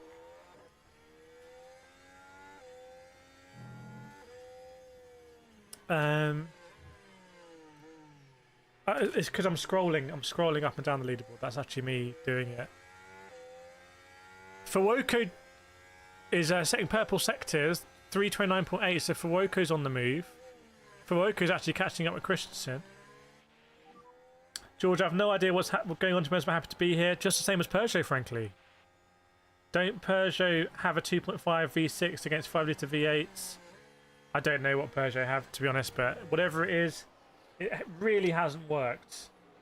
And I kind of fear for the Peugeot like factory offering in the top class.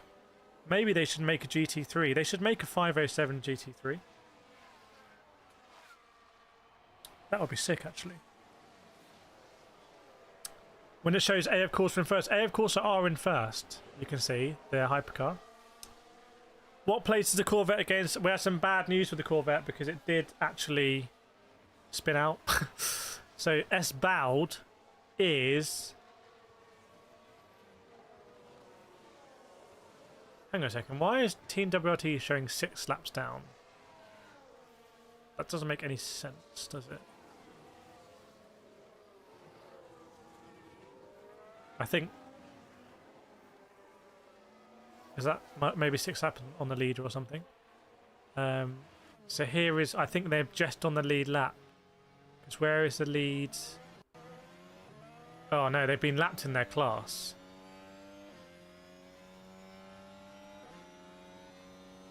I think they've been lapped in their class.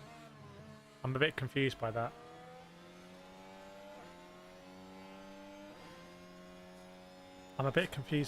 Is it two TF Sport Corvettes? Is it the Clint Eastwood one as well? Spain 3-0. The 7 Toyota's had an amazing drive. Let's see the 7 Toyota. Is that Kobayashi? Yeah, Kobayashi from the back of the grid with Nick DeVries is now in P7, albeit 1 minute 52 off the lead. Callum Ilott in that Porsche has done really well. But Wamey's recovered from that mistake, 1 minute 20. There is some damage on the grid, I'm not sure, on the road. Not sure where that's come from. As 2 hypercars coming together, it's an Alpine and a Cadillac coming exactly together. Is that a Chatine then? And Bamba. It's probably Chatine and Bamba. Chatine Bamba combination. Are they going to come out in the same order?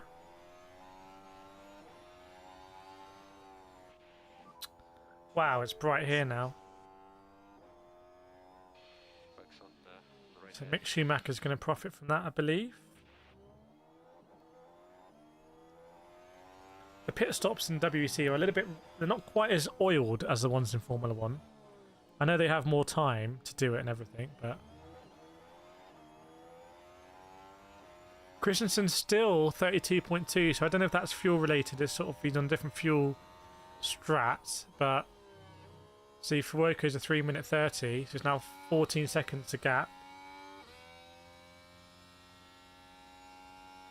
Kobayashi a 3:30.9 last lap, so Kobayashi on the move. There's some decent gaps now, both Lambos 32s, low 32s. It's one of the Corvettes comes into the pits actually. So we've got Ferrari, Porsche, Ferrari, Toyota, Ferrari, Porsche, Toyota, Lambo. Good to have some different mixtures of cars there. And actually you can see the pit stops on the right. So Buemi's done 2 times as many pit stops as Schwartzman, but is only, inverted commas, 1 minute 21 behind. And because we know Schwartzman has to pit next, like Schwartzman has to pit before Buemi, that gap will really close down.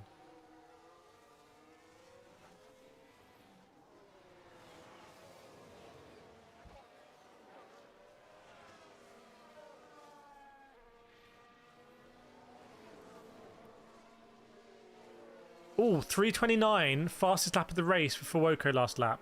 So definitely not wet. Welcome Adam Foy Pangani Dubia. W. Fastest lap of the race for Fuoco in the 499p. So the Ferraris are on the move. And obviously the car is relatively light, so getting close to a pit stop. And I wonder what will happen. Will Fuoco drop behind Buemi? Probably he will, won't he?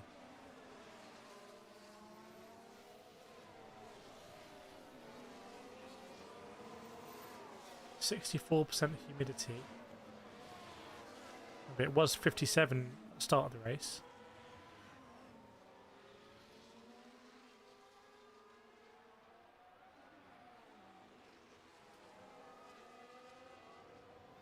The Lamborghini also setting their quickest time of the race, and the Toyota number 7 and Calamilot. So the track is quick right now. Maybe some clear air for some of the cars.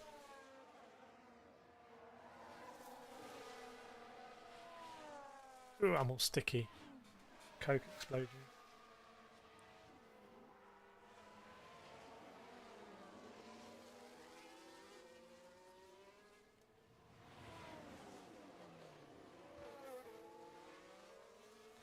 Coca-Cola is really nice to drink, but it's not nice anywhere else. It's not nice to spill it. It's not, you know what I mean? It's like you just drink it.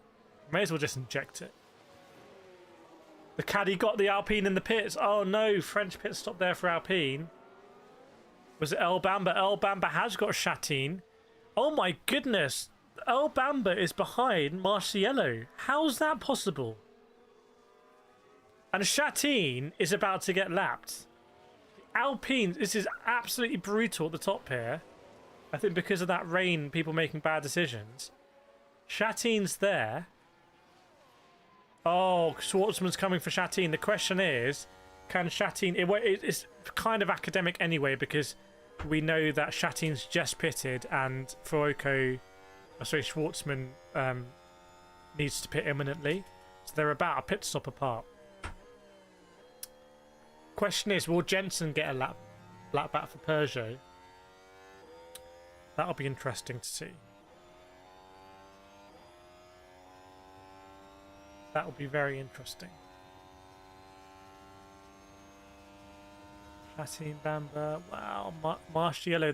Marciello's done such a good job here to just stay on the lead lap. And in fact, I think Marciello might have just been in. No, it can't be. If Marciello pitted, he'd be out. So it must have been the other BMW. They've just got it ready. So where's that? Where is... Wow, look at Robin Frines. It feels like he only crashed like a few laps ago. That's put him basically right to the back of the pack. So all of the laps that the hypercars have been doing on the GT3s, it doesn't matter. Frines is all the way back. He's behind the GT3s. But good news that BMW WRT have managed to get that fixed.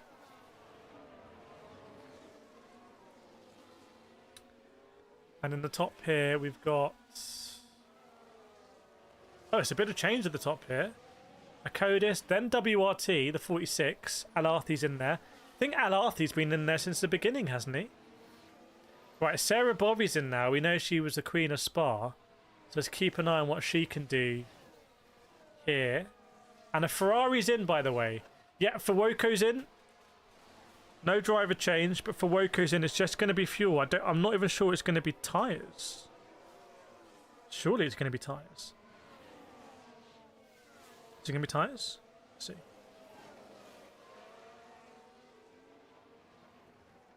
No, it might just be fuel.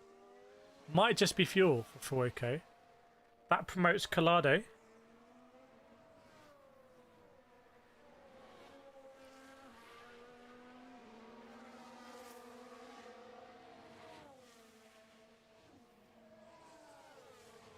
Yep, no tyres on that Ferrari. Just fuel. Off it goes, bit of a leisurely getaway. So pretty much as quick a stop as Ferrari can do there for Fuoco. And that's put him out, goodness me, just ahead of Calamilot. Behind Buemi. So, yeah, behind Buemi. which means that if there was to be a rain shower now, which it doesn't look like, but Buemi would have that track position. The Akodis car, the leader in GT3, is in. It's a Lexus, by the way. I think I've been calling it a BMW, but it's a Lexus.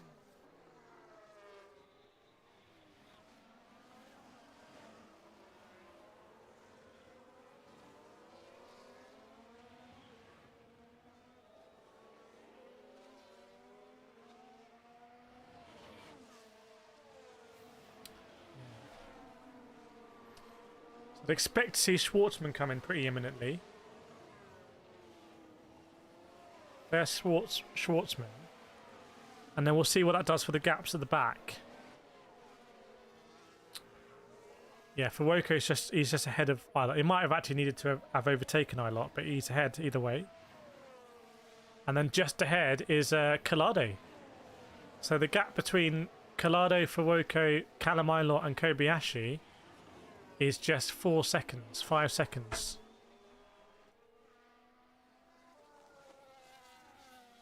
Which is interesting.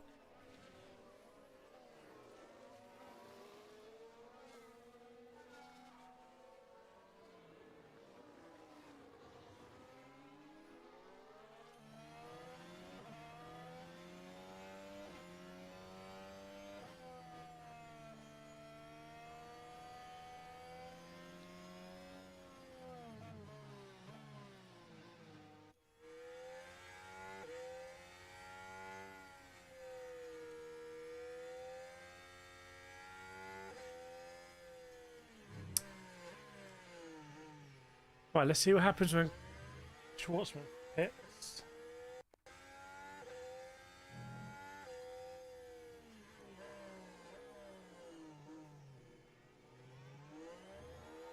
I think Ilott was all over Fuoco as well, so he's really coming back.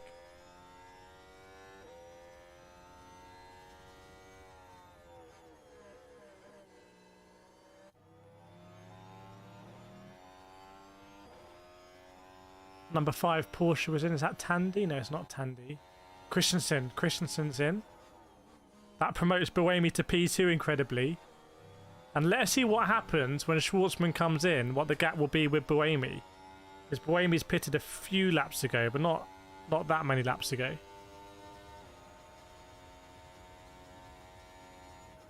Is Christensen going to come out ahead of Collado?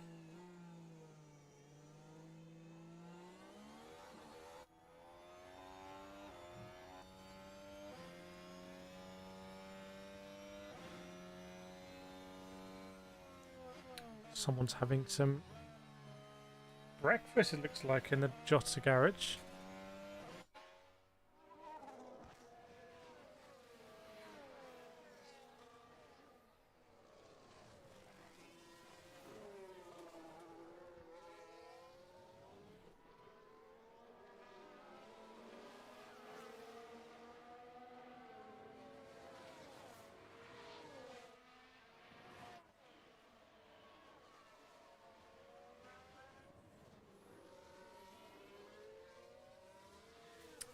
Is Schwartzman going to come in?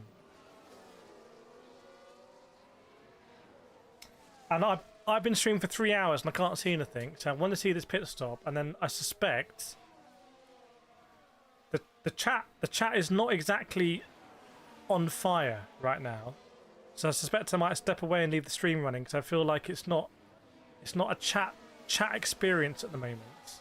It might just be people just watching the stats. So in which case I don't necessarily need to be here. Is Schwartzman come in? Let's see.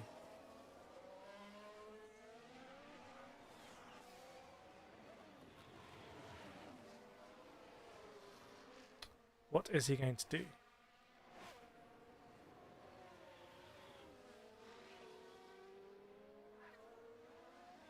Yes, he does come in. Right, let's have a look. Let's have a look what Schwartzman does.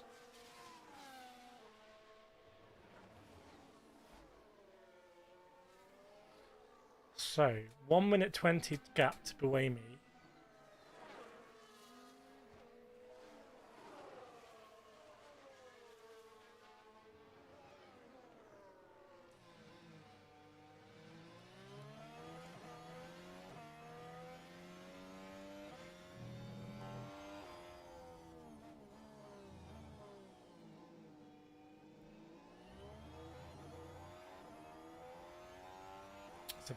big queue of cars, I think, behind Fuoco. Welcome, Isabel. Did you miss anything major? Robin Fines, I can't remember. Robin Fines had a big crash. And both Peugeots at the moment are lapped. But I want to see what happens when Schwartzman... Once Schwartzman comes out here from the lead. What the gap is going to be to Buemi. And also, are those Peugeots going to unlap? But basically, it's not looking good for Peugeot.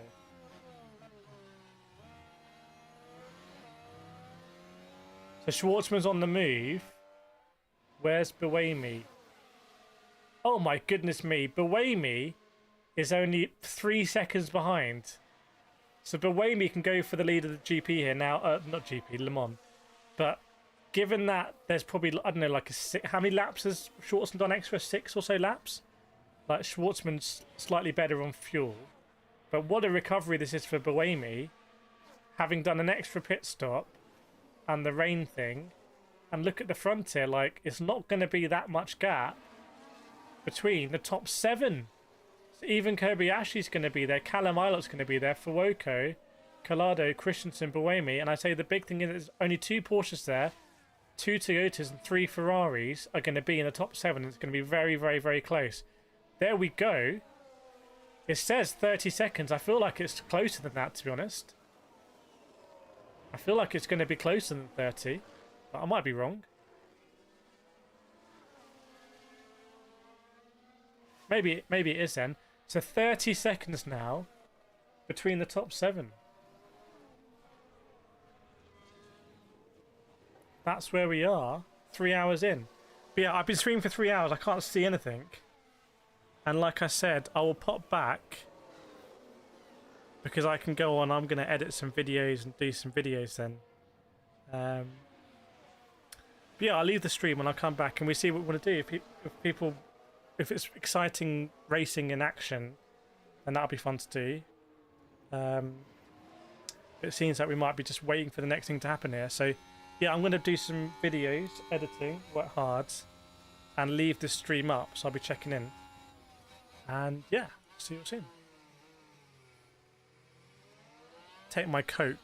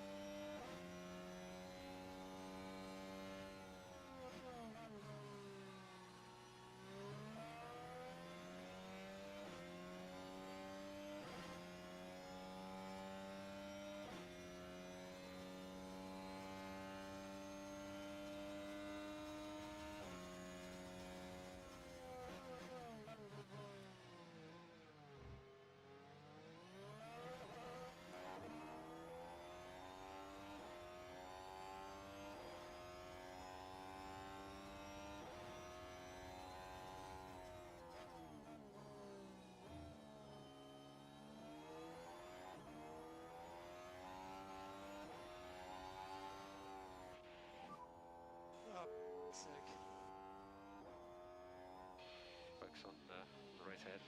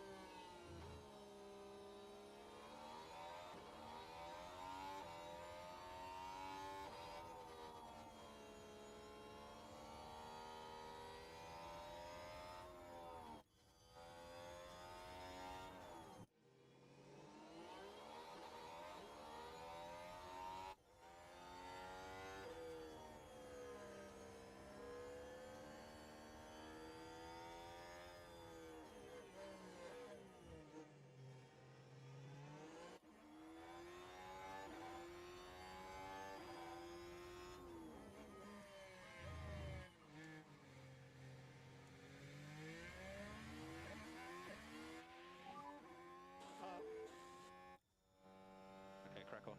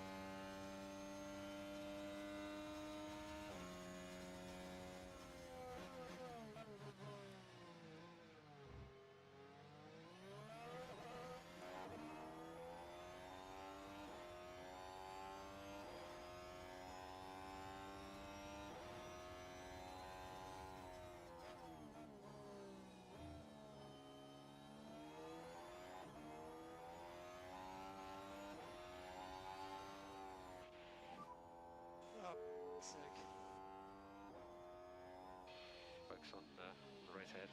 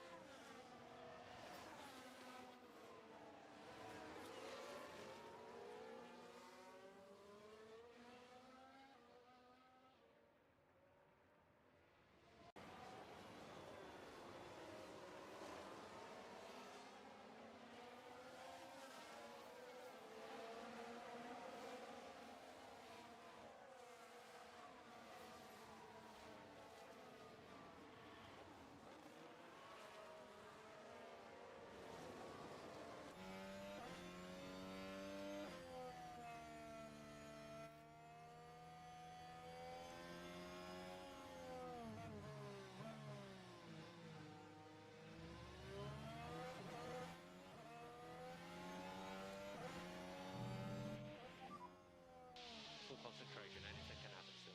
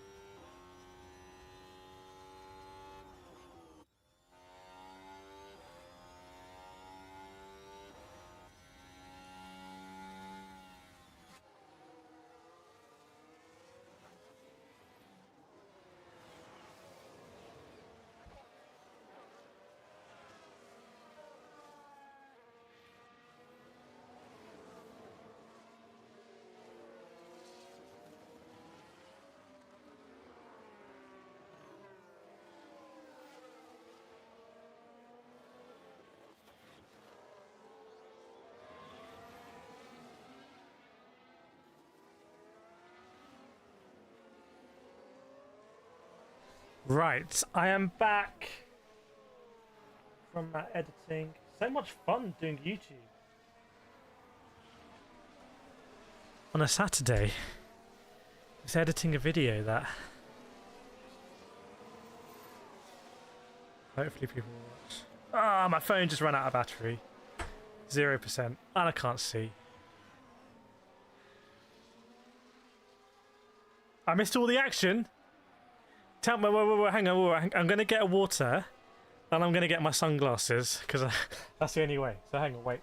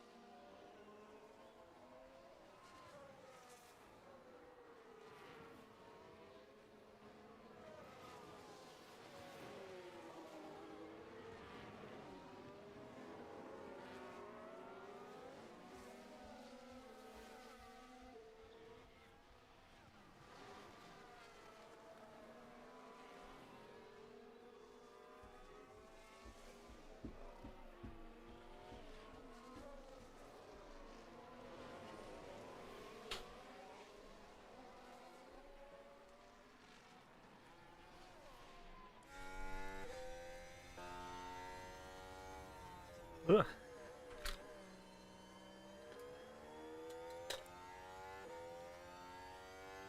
Ah, that's better. That's good. Now I can see.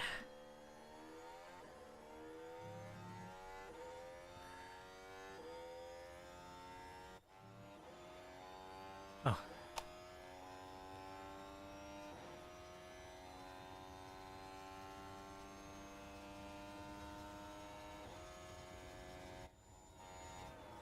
Let me get the footage.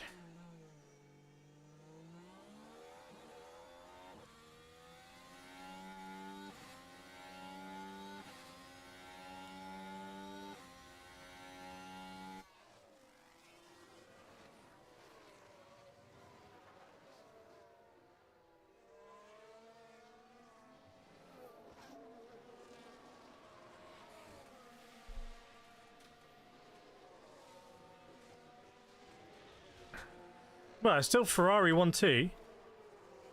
What's the drama? You missed all the action. What action exactly have I missed? Because Schwartzman is 37 seconds ahead. Matt Campbell's there. Brendan Hartley's in. Pierre Guidi's in. Jose Maria Lopez is in. Kevin Estre's in. Oh my god. And El Bamba. Estre, that team, the Vantor team's all the way down. They're 2 minutes 47 off. What happened with Porsche? Buemi took the lead on track. Hang on, I have missed a lot. Buemi took the lead on track. There was a 2x full course yellow. A Porsche had a loose rear wing. Number 7 is at the tutor up to 7th. And Caddy's now in the top 10. And both of the Lamborghinis are in the top 10. And I'm seeing number 7 behind the Peugeot. Is that a lapped Peugeot then? Are the Peugeots just causing chaos because they're not getting out the way? Yeah, Vern and Duval on 19th and 20th. By the way, I feel like more people watch when I'm not here. It's a real ego killer, which is a good thing. I'm actually detrimental to this stream. I like it. I think it's because there's so many people just streaming it for free. Like, illegally, but fair play. We like to keep things on the legal. Anyway. Looks like some driver swaps are about to happen soon. It's better when we're commentating, okay. As the viewers tank to sub 50. Who's looking good? Oh, Matt Campbell's just overtaken Melina. Is Melina in the pits then? Is Melina in? Yes, Melina's in. So Matt Campbell's up to PT. But Schwartzman's... So there were 4 course yellows. Have we got any more retirements then? Oh, wow. The Alpine. Ferdinand Habsburg's been lapped. And Palou in the Cadillac's been lapped. Yeah, the chair. What's it called? Chairton Senna? Chair is a real star. Just I obscure the chair, basically. Yeah, so Ferrari's come in, Molina's come in. Yamine is next up for the lapping. Oh my goodness, Van der Zande, Yamine. And look at Marcello. He will not be lapped. Marcello won't be lapped in the remaining WRT hypercar. Fair play. What a drive that's been. The Alpine's getting close to being lapped. Jota, so it looks like we're pretty close to the top. Everyone out of the top. Everyone 12 and below might be lapped, right? I swear the viewers go down when I come back. Look, it's 46 viewers now. There's people genuinely were watching. They were really enjoying it. And I've come back and they're like, nah, not for me. I'm going to leave. I'm not even joking.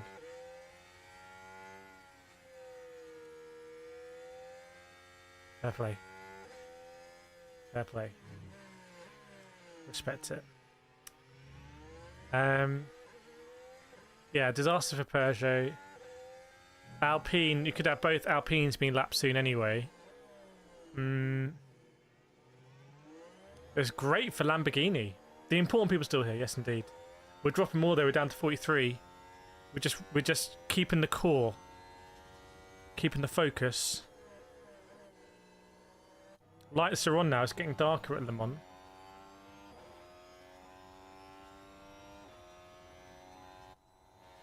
It's good to know I can just keep it on there and people are happy about it. Because we could do that more often. We're probably on the second channel.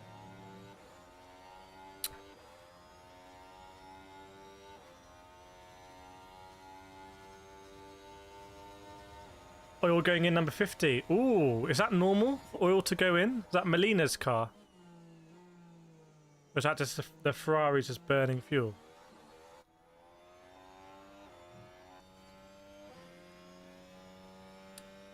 Oh, who's dropped out? Oh, is that Bortolotti? Why is Bortolotti dropped? Is Bortolotti in the pits then? Yeah, Bortolotti's in the pits. Oh, and now Kvyat. Kvyat's in the Lambo.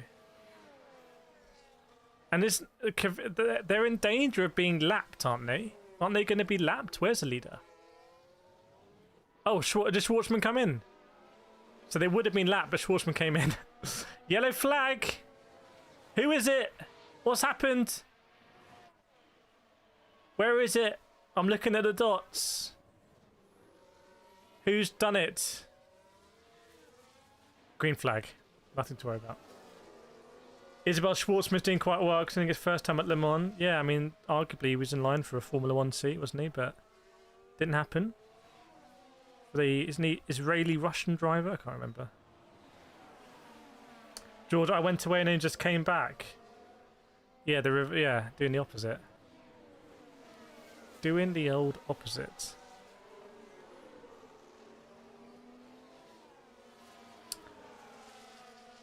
No worries, Beef and Barley. No worries. No problem. You know the way I look at it, right? Is that I could go out tomorrow, and get run over by a car, or I could have some big change in my circumstances, or whatever, and then I may regret that I didn't stream, or do creative stuff. So that's just the way I look at it. What it means, I sacrifice. I'm not playing Call of Duty or FIFA or whatnot, but it's not much of a sacrifice, is it? It's like growing up without Sky TV. I did actually grow up without Sky TV. Yeah, sure. I mean, Schwartzman's, I think he's out of the cycle now. Surely Behrman's going to go in the Haas. Puer Guidi now up to P2. Oh, Brendan Hartley in the lead because Yay has gone in the number 83, and Yay is now third. Kanye West.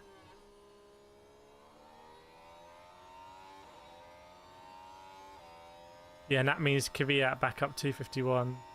250 having a battle there. No worries, Isabel. I mean, 6,000 people have passed through the stream.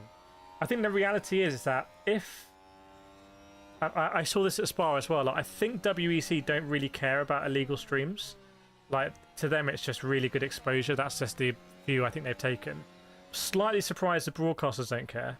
But anyway, so that just means, like, if there weren't so many illegal streams available, I think we'd have more sort of like just casual people popping in. Oh, Lamborghini span.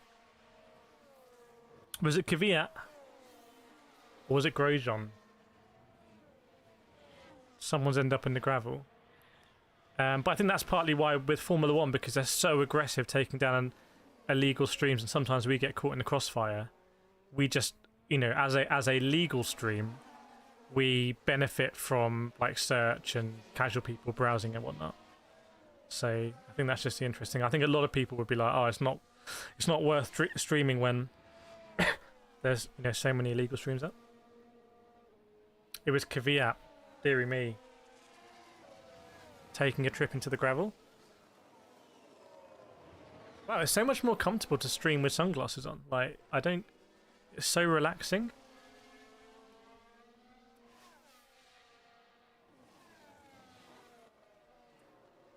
Who's Molina chasing? Molina's chasing... Well, he was being chased by Matt Campbell. No, he was chasing Matt Campbell, but now he's overtaken Matt Campbell. Matt Campbell went defensive into Mulsanne. Did Molina just go straight around the outside? Looks like it, over the crest, around the outside, breaking a straight line.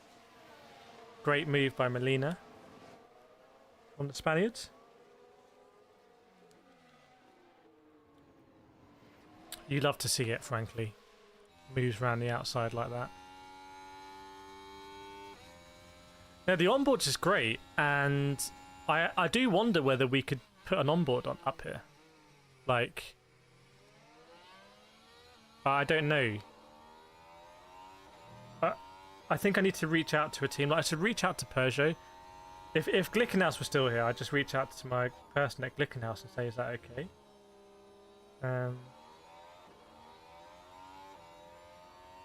But we're still kind of new to this. Like, we're pretty experienced now at Formula One. I think we're the biggest at Formula E, which is quite cool. And also, like, we're officially licensed. And yeah, we're try and get here at WEC. We did Spa, we did this. I did have a few other endurance championships reach out to me. In fact, I had someone reach out to me from Japan about sponsoring their Formula One streams with like trivia. So potentially that may happen. That'll be our first sponsor. Welcome, Champies. Welcome back, I should say. But I'm just lucky that we can follow it and stream it. I think it is it's the future to engage and like not just sit in front of a TV and like get stuff thrown at you, but you can actually engage with it. When's the next Formula E Prix? Is Portland? I think it might be in 2 weeks. I'd be surprised if it's next week. Actually, you know what? It might be next week, or it might be week after. But anyway, it's Portland, US, so we'll stream it. And then it's London. London, I'm going to be there, but we're going to do the watch-along live from London, which is quite cool. And then hopefully work out what we're going to do next year. Some of the content's done well, some of it hasn't done well. Some of the short form has done some of the biggest stuff Formula E's done this year. It's been on our channel, so it's kind of cool. It's frustrating though when you release something that it just doesn't do well. I've got to work out why. Like the interview with Zane Maloney has done terrible. Actually, like dragged the channel down. Same the interview with Kush Maney. So maybe I'm not asking the right questions, or maybe I need to come at it from a different angle. But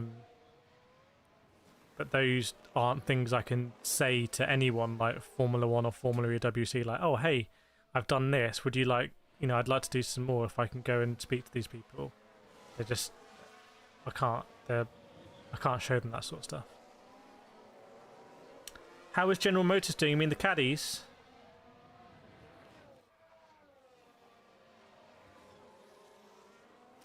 Well, Felipe Drugovich is down in P8. And Van der Zande is in P11.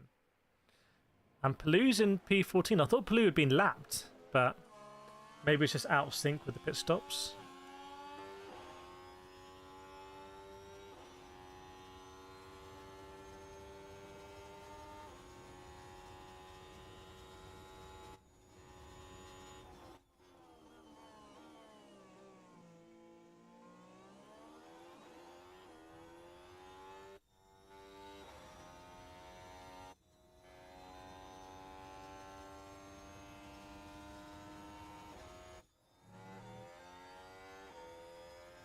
Yeah, think about YouTube is like just every day is an opportunity to try something different and see what works. And sometimes stuff you really think is going to work doesn't work, and sometimes stuff that you're pretty sure isn't does work. So you're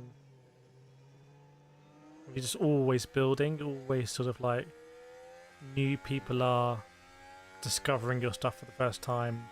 People who've watched it occasionally start to watch it a lot more. People become really big fans. And sometimes really big fans, they drop off as well. So it's like it's constantly evolving. When it's brand new and there's no playbook. Companies don't know how to do it. I don't really know what I'm doing. It's quite exciting. Oh, is that a Cadillac almost in the wall? Is that a Cadillac in the wall? No, no, no. Is that a huge save from a Cadillac on the way into Tetra Rouge? Went off the left-hand side, hit the barrier, sort of like slammed against it.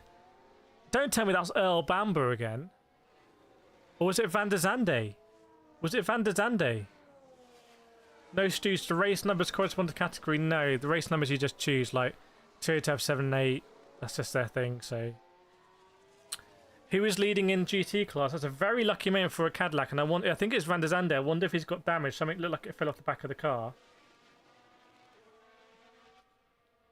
GT3. It is, goodness me, Valentino Rossi. Valentino Rossi is leading in the GT3 in the WRT. So hopefully WRT having more luck there. And two of the Manthes, including Manthe Purex Racing, that was doing really badly at one point. It was doing really badly. Sheldon van der Linde's there. Calvin van der Linde was driving the other one, right? Harry Tinknell's in the Proton.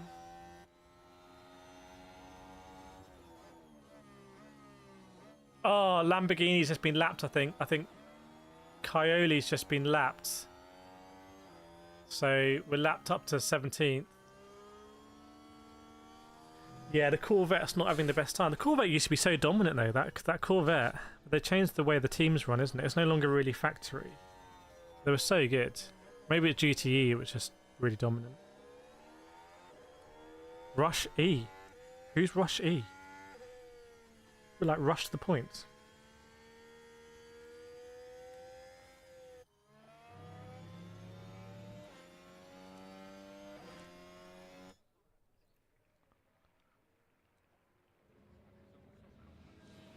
Brendan Hartley just do his best lap of the race here. So Brendan Hartley's pushing it 3:29.5, which is fast by any accounts.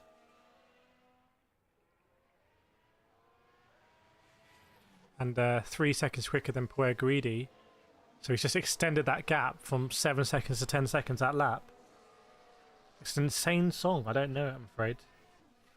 I'm not great with that sort of stuff.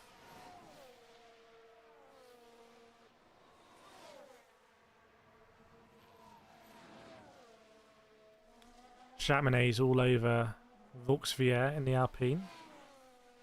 And a Cadillac is in. Is it Van der Vende? Van der Zande? It is Van der Zande. So they're fueling it. Maybe an opportunity to come in earlier and just sort of repair that bodywork as they're fueling it up. I'm going to guess. Yeah, Brendan Hartley very much on the move. Well, last lap of 3:37. Does that mean he's boxed? Does that mean Brendan Hartley's been in the pits?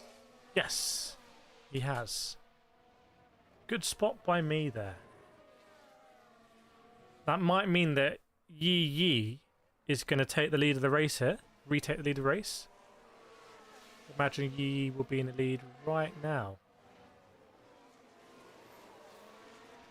Yep. There is Yi Yi. 331 dead. Where'd Hartley come out? Melina overtakes Hartley as well. And Matt Campbell. What about Ilott? Where's Callum Ilott? Oh, Ilott's in the pits. Drugovic is not going to be close. So, where is Brendan Hartley? What's going on with Brendan Hartley? I'm looking at the pit stop now. Maybe it was a long pit stop. Nope, Brendan Hartley comes up now in the 8. Look at that. Melina, well, their best lap was the fastest lap of the race, but that was a while ago.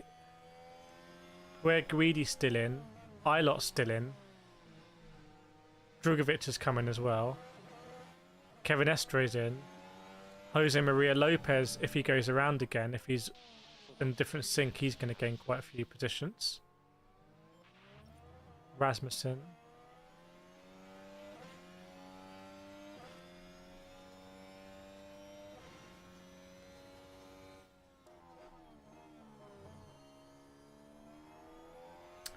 Yeah, let me know how you find the race in the chat, everyone, if you would like.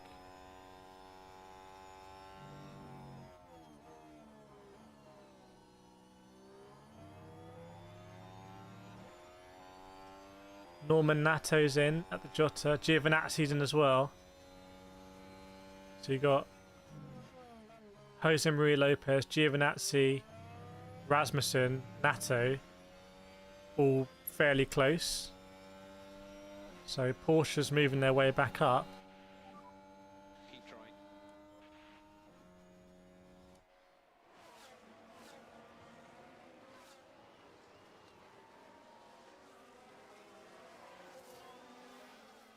Really cleaning the front of Kevin Estre's Porsche 963. Checking the rear wing as well, they were. Got to be the right side of the white line, I think, when they're ready to go. For the Frenchman.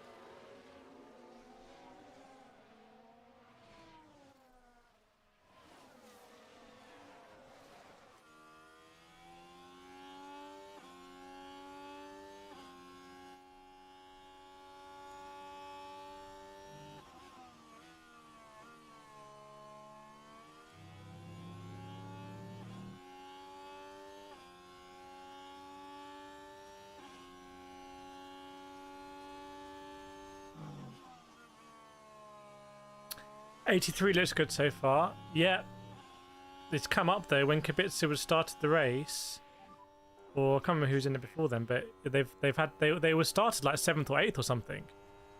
So they've really made their way up. Isabel hopes the Iron Dames can do something. Let's check in on GT3. GT3 Iron Dames are P4 in class. Sarah Bovey. Last lap was a 4:02, but it looks like the ahead has gone into the pits. And 55 is on a 3:58. So yeah, big discrepancy in the times there. 45 lap there down there as well.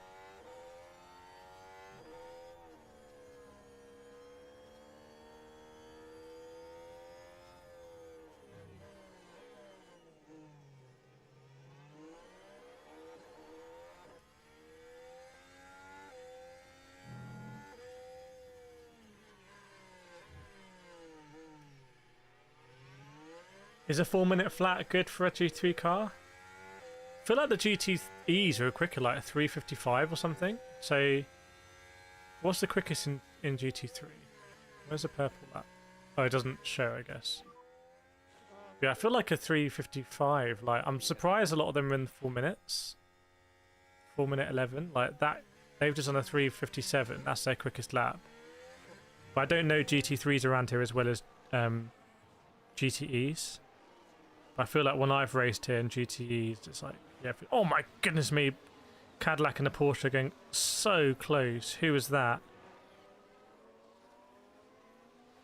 It's a red caddy. It's Drugovic. It must be Drugovic and Estra, yeah. Drugovic and Estra. I can't tell you how close that was. Through Indianapolis. Extremely close.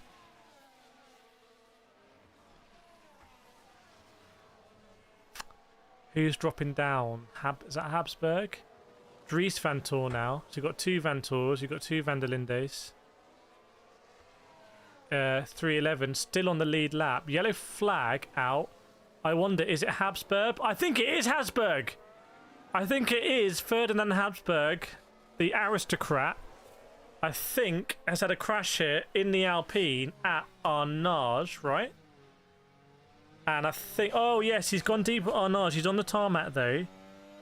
Is it just a car issue? He's opened the door. Oh, he's got out of the car. Is there a fire? Yeah, the car's on fire. Going to be one toasty Habsburg. Ferdinand Habsburg jumps out of the car. It's on fire. It's not that on fire though. He's very quick to jump out. He's not taking any chances. So that Alpine is on the edge of Arnage. And I say it's on fire. There's some smoke there. He's very quick to jump out of it. So don't blame him. He's just come back from injury as well. Yeah, he's just had a bad crash recently. But what's happened here? So, yep, through Indianapolis into Arnage, it blew up. Yeah, flames on the back, big plume of white smoke. So he pulls over, and at that stage, you don't take any chances. But it sort of looks like the fire has stopped. Don't know if it has an internal fire extinguisher, which it could do. The fire has stopped now. There is a slow zone, and you can see where Ferdinand Habsburg is.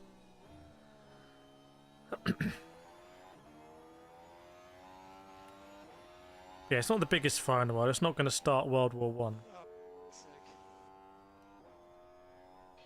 Slow zone through that sector. In fact, a slow zone through most of the circuit now, isn't it? So we see lap times really drop. Yeah, 4 minutes 30 or something like that. I'm not sure it's good for Peugeot, other than they might be the least worst French manufacturer, which is, you know, you got to take those dubs, but I don't think it's going to help them unlap. What is it? Because Jean-Eric Vergne is just about on the same lap. I tell you what, actually, well, they're not going to do a safety car. I think last year, didn't they do safety cars? That was controversial. So, yep, unfortunately, some sort of fire there in the Alpine originally, but then I think it's subsided. Wonder if they'll be able to recover it. Well, it's quite away from the pits, isn't it? Not the worst location, but Habsburg was out of there sharpish. The old Habsnator. Is this good for Peugeot? Does it allow them to... Because theoretically the gap should be maintained. So I'm not sure it is great for Peugeot. But it's not bad for Peugeot. There were quite a few safety cars last year. So are they not doing any safety cars this year? Is it always going to be full course yellow / red flag? But let's say Ferdinand Habsburg's Alpine had caught fire properly. I think they would have red flagged it. Oh my god, they've dropped the Alpine on the floor there. It's swinging around on the truck. If anyone's got the camera view from the Alpine, it can make you seasick. Now the marshals are trying to hold it. It's not very balanced on the truck. They just passed the burning car. Yeah, they get a position. But I wonder if it could be very, very good. If there was a red flag, it'd be very good for Peugeot, for Vergne, because it would put him right back up on the lead lap. At the moment, he's barely on the lead lap. It's no use for his DS Penske teammate Stoffel Van Dorn, though, the Stoff, because he's more than a lap down. Not sure what the procedure is this year. Yeah, I don't know. I imagine they just red flag it. Good old Le Mans Marshals. Now they're holding on. There's only two of them. To be fair, there's two. There's a Marshal holding onto the car, and then there's a Marshal holding onto the Marshal. So, you know, unorthodox. The aerial camera this year is from Rolex. Very nice.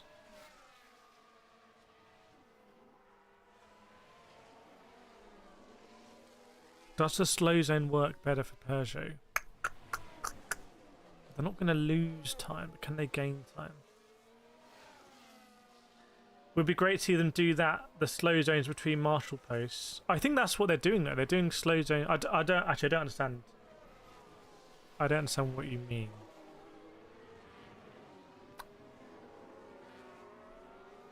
The on fire Alpine is still ahead of the Isotta Francini. Fair play. Yeah, so laps now about 444s, 447s. Yeah, if I'm understanding, maybe it's good news for Peugeot because they would just pass the fire, right? So cars behind them, which would have been the leader, which is about 10 seconds behind, might have gone to a yellow. Maybe, you can see that. Love seeing so many. Oh, whoa! There's a Ferrari 296 that's rolled into the pits without its bonnet, and they're removing the front bumper. That's the 155 Spirit of the Race. Got the Lawson brothers in that one. They've ripped off the front of it. So what is this 296 doing without a front? Lads. Where's the 296? Oh, I forgot the number. Spirit of Race. 155, sorry. That's the 155. The mechanics are earning their keep here. Wow. I think they may have done an incredible job to change the front bonnet and bumper there for the 155 and stay in the mix, roughly. Testing new aerodynamics, maybe. New Ferrari Strat.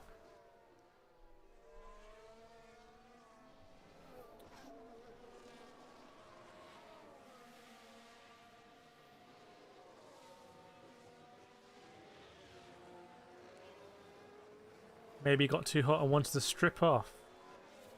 Maybe. I don't know whether they were taking it off in the pits or if it was already off. Green flag, by the way, so we're green flag conditions.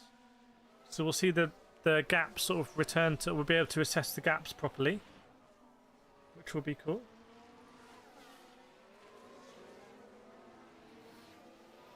Very cool indeed.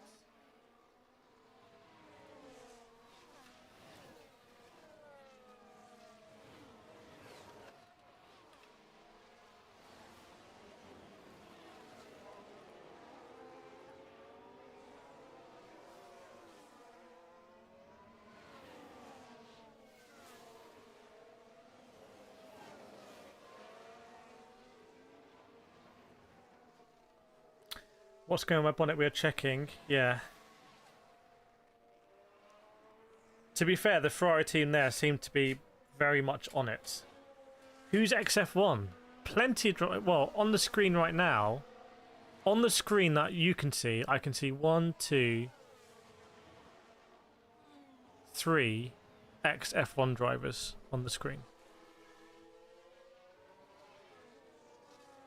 So Lambo really battling with the Peugeot. What's that about? Why is there a Lambo battling with a Peugeot? Is Jean-Eric Verne overtaking a Lamborghini? Where's that? That's Verne on Carioli. And there's a caddy right behind them. And I wonder if that caddy is... Or was it the yellow Ferrari? Are they about to be lapped? Jean-Eric Verne past Carioli. What was the hypercar behind flashing their lights? What is that?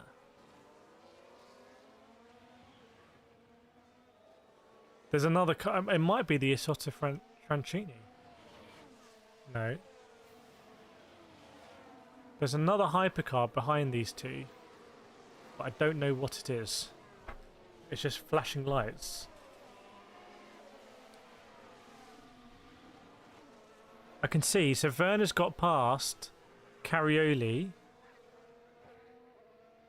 It might be one of the BMWs. I think it's one of the BMWs that the way. Oh, Carioli's just got past Verne again. Has Vern made a mistake? No, Vern's got back again. So they're really battling then. That's right, they're really battling.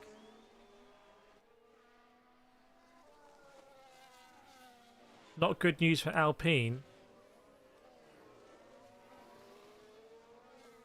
We've got, yeah, Sheldon van der Linde. Yeah, it's Sheldon van der Linde in a lapped BMW. Who's in the mix there. And these drivers, they're about 10 seconds from being lapped by Yi. So they kind of really want a big safety car, I would suspect.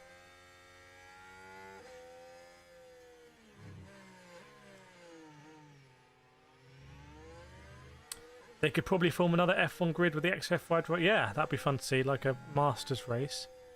So next year, Le Mans is going to clash with the Canada GP, which just seems to be insane to me, but there we go.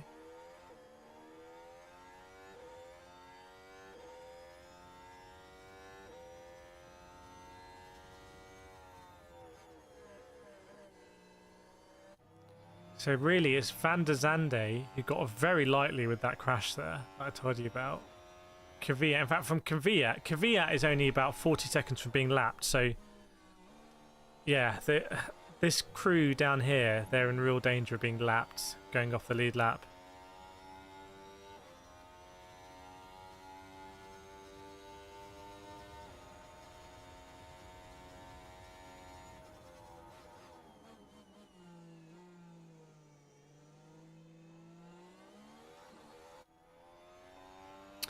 Yellow flag?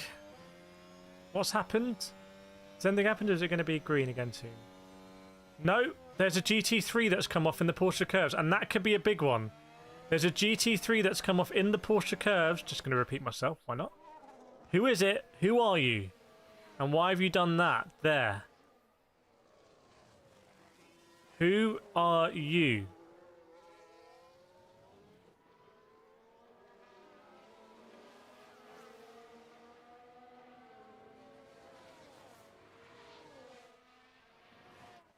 They're on the move now. They're on the move a little bit.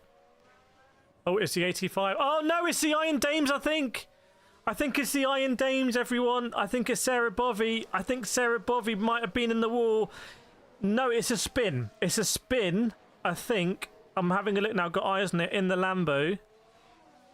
Oh, no. For the Iron Dames. For any Iron Dames supporters in the chat, Sarah Bovey just absolutely tore it up at Spa.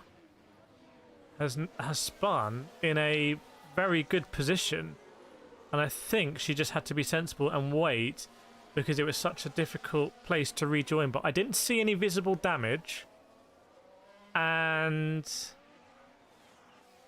wow, is Valentino Rossi that far ahead? Valentino Rossi is absolutely destroying the field here. 1 minute 11 up on the Manthe. Speaking of Manthe, Kevin Estre in the Porsche, where are you? All the way down in P11. How on earth has that Porsche ended up all the way down there when they had such a good start to the race? I don't know. But that, my friend, is called endurance racing. That's how it rolls.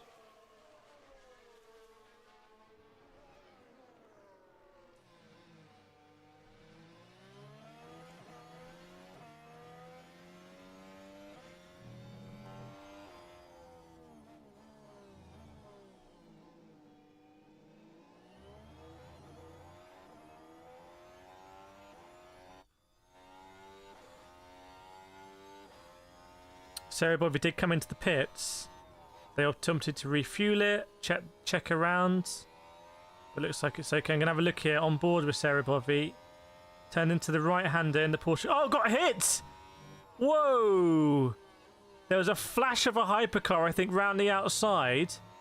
So some hypercar has hit the left-hand side of the GT3 Lamborghini of the Iron Dames as it was tipping in for the right-hander of the Porsche curves. Rossi's an absolute beast. Could have been F1. Yeah, he tested very closely, didn't he?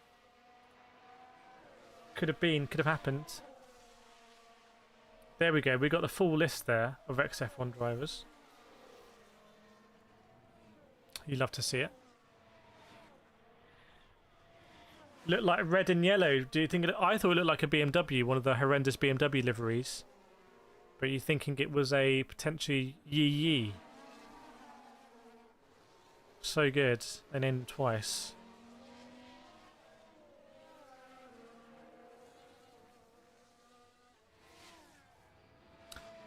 What's the weather forecast, by the way? Because I think the humidity is up to 68%, which is quite high.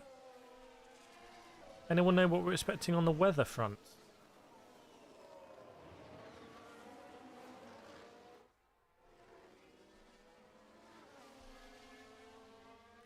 Drive-through penalty, slow zone infringement. Is it for Super GT? No, it was a 60-something car. Maybe a PT.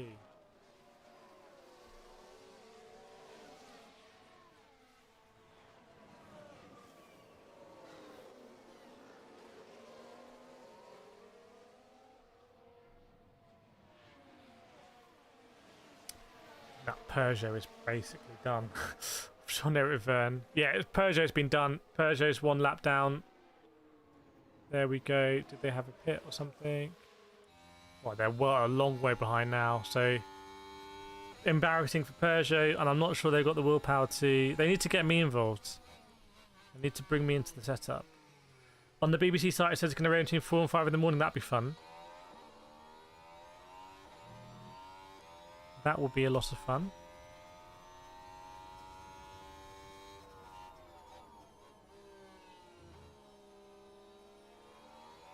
Jenson Button's in the Jota. There he is. Trying to catch Daniel Kvyat.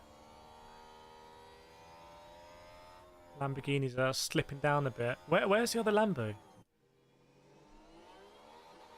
Oh, Carioli, yeah. Carioli's about to be lapped. Imminently. Yeah. That is going to happen. Don't try and fight it. It's happening.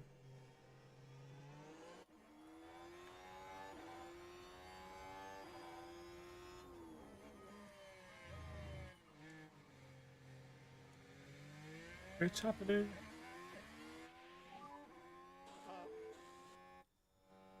Okay, crack on.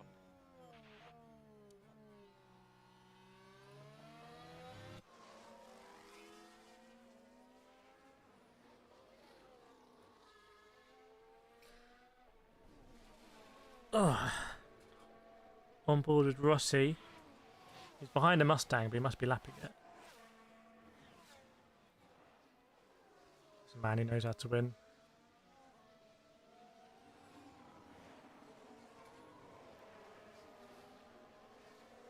Great livery on the car.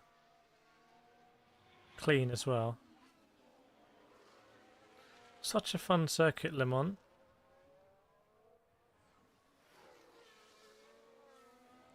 Is he using the Fanatec BMW M4 wheel? Yes, he is. I've actually used the wheel that Valentino Rossi has used himself. Pretty cool. Where the worlds collide. Where's the Iron Dames car running now? Well, they did pit.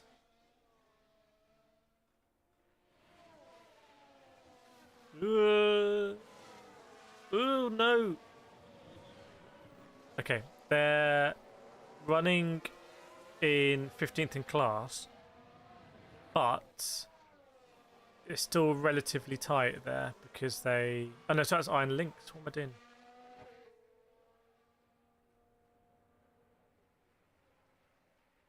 Iron Dame, sorry. They're running 13th in class, but they're only 1.5 minutes off the lead, so it's actually very condensed in GT3. Very competitive in GT3.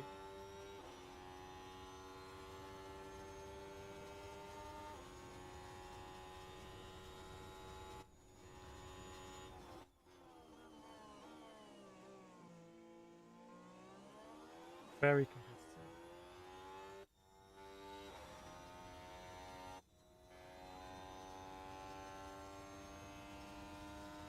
Oh, it's a number 7 drive-through penalty. I think it's taking it now.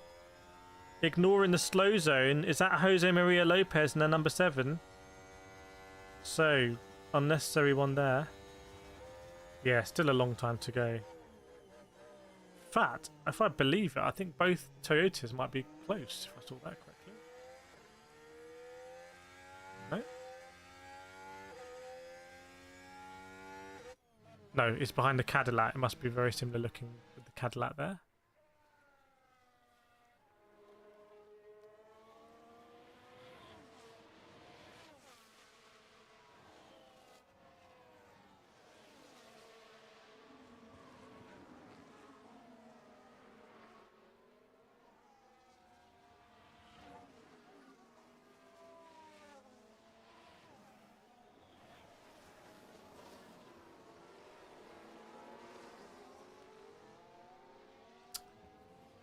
Endurance racing. Porsche Pensi's on the podium. Yes, Matt Campbell's in there. Porsche under investigation for the Iron Dames incident. Ah, so it was a Porsche. Do you know which Porsche it was? Was it the number 5? Unfortunate one, that one.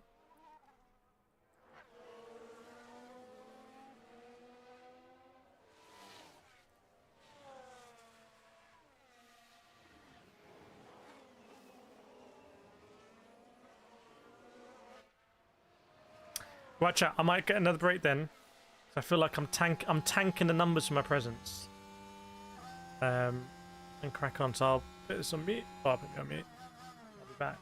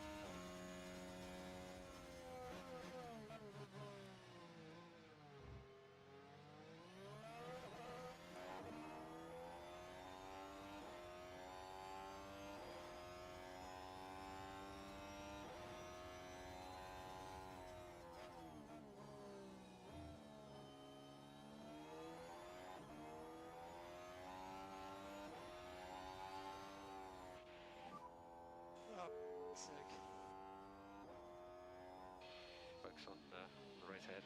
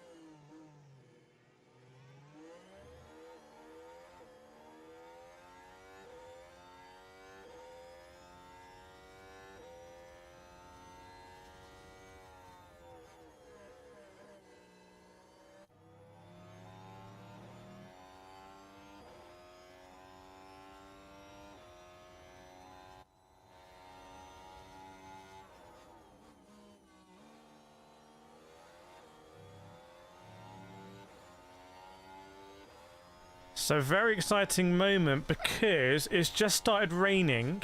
Oh god.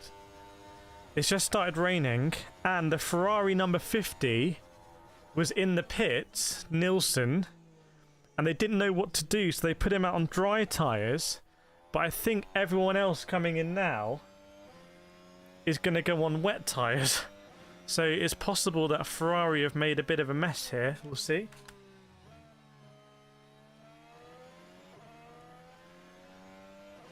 Yeah, the Alpine retired as well. Not good news for the Alpine. So all the hypercars are coming in now to box. There's a yellow out as well. And I've seen the radar, so the rain looks like it might get heavy, then it's going to move. Why do the viewers always drop when I come back? What's going on? I'm gonna mute the camera.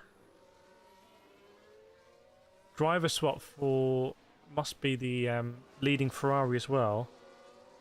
Maybe Kubica's going in. Yeah, Kubica's back in that one.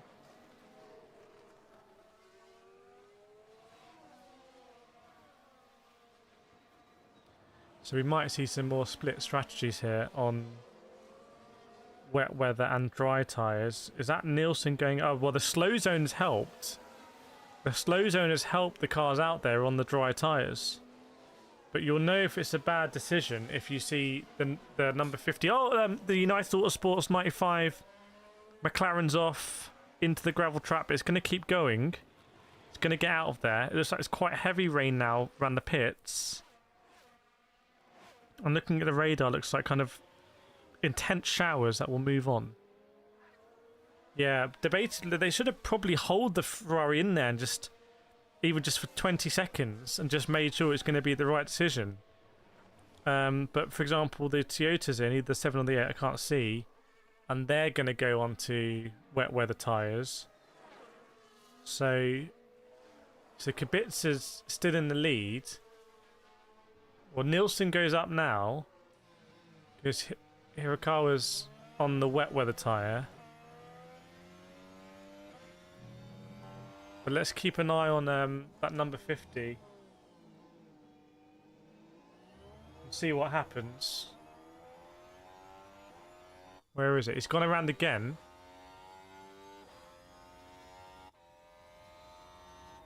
And it is raining down the Mulsanne, so there's a risk there going on the slick tyres, to say the least.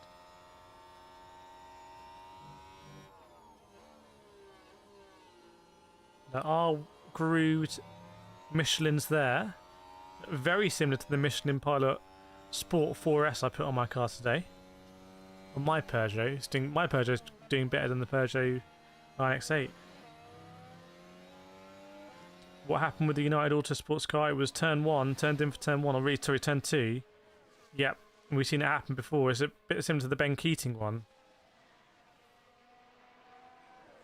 Green flag now. So now it's green flag running, so there's nowhere to hide. And have a look at the sector times for the different cars. Aston Martin went off as well. GT3, the 777. There's white and red flags out for track surface warnings.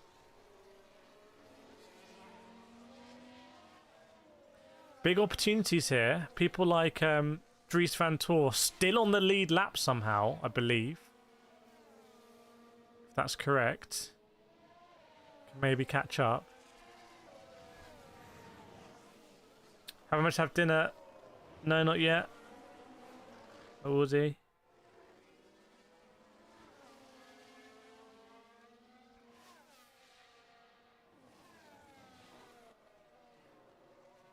So where is Nilsson? Nilsson's at Mulsanne. Sector times 1:34 that sector. So 5 seconds slower than Hirakawa in the Toyota. You can start to see which drivers are on the wet tyres, which are on the dries. But remember, if the shower's going to pass and it's going to dry up, the drivers on the wet tyres are going to have to come in again for dry. So now if you've got a pit stop anyway that you want to refuel, that's not so much of a problem. Nilsson's rear view is completely gone. Is that the mirror issue? In fact, I think Hirakawa's just overtaken Nielsen. Or was that Hirakawa overtaking Giovinazzi? I think I must see Hirakawa overtaking Giovinazzi there.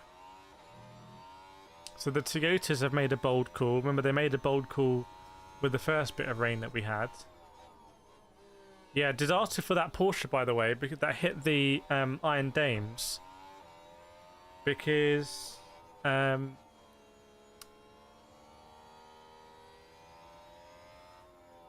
they had to come in and change that panel in the pits. I think that's Jaminet, number 4. So Jaminet's gone. It lost a lap. They basically got lapped because of that, and it's really raining now. I'm looking at Arnage, and it's properly coming down, and it's dark. De Vries back in for his second run in the Tier 2, yeah. They'll put him on. So the Ferrari at the top of the number 5, Nielsen, got really unlucky there. Let's keep an eye and see if they're going to come in or not, if they're going to hang it out. Remember, the first time it rained, the right decision was to hang it out. It looked like the wrong decision, but it turned out to be the right one. There is Nielsen. Where is he? There he is. Let's see what happens. So Hirakawa's got quite a bit ahead. Is it just too treacherous and they're going to need to accept defeat here? Or accept a defeat in the battle? Waiting for the live timing to catch up. Ooh, can't see on the live timing.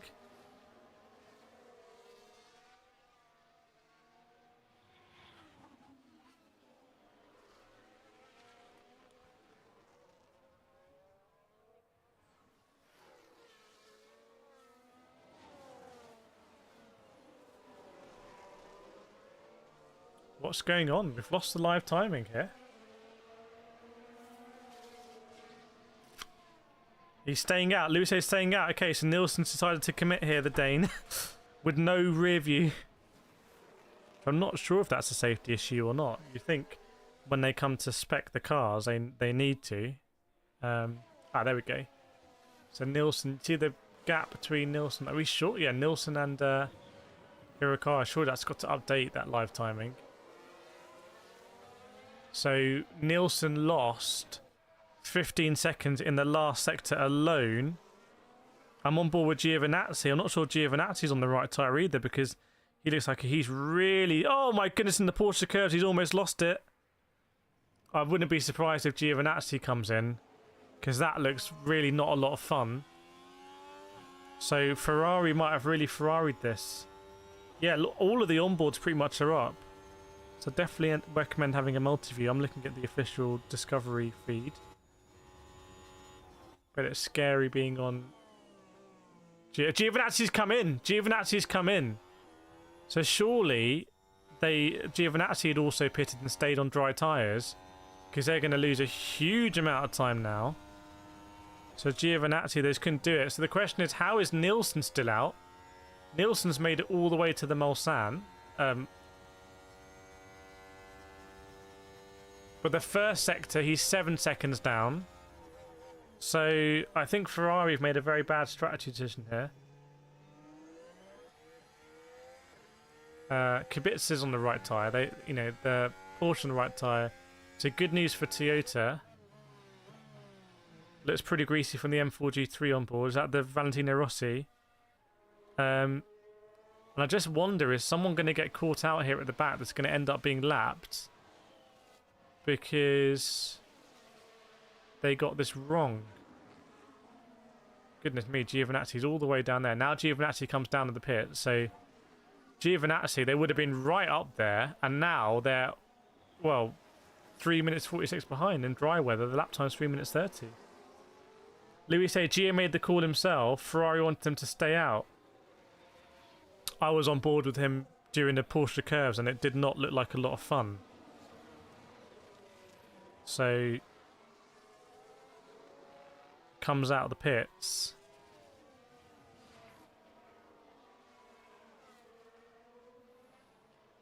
Goodness me, Giovinazzi is now behind that BMW WRT BMW hypercar that is somehow still in this race by the skin of its teeth. I absolutely love this car. If anyone's been watching since the beginning, What an absolute drive by this team. That is everything in endurance racing.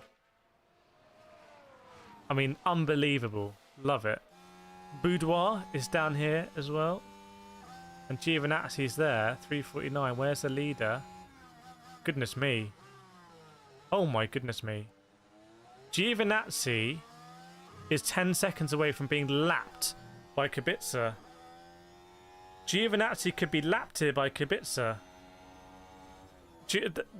That's a horrendous mistake. And surely Nielsen now just cannot afford to come in. Like, if Nielsen pits now, if he pits right now, which he might do, that Ferrari is going to go off the lead lap, and that's good night to that Ferrari as well.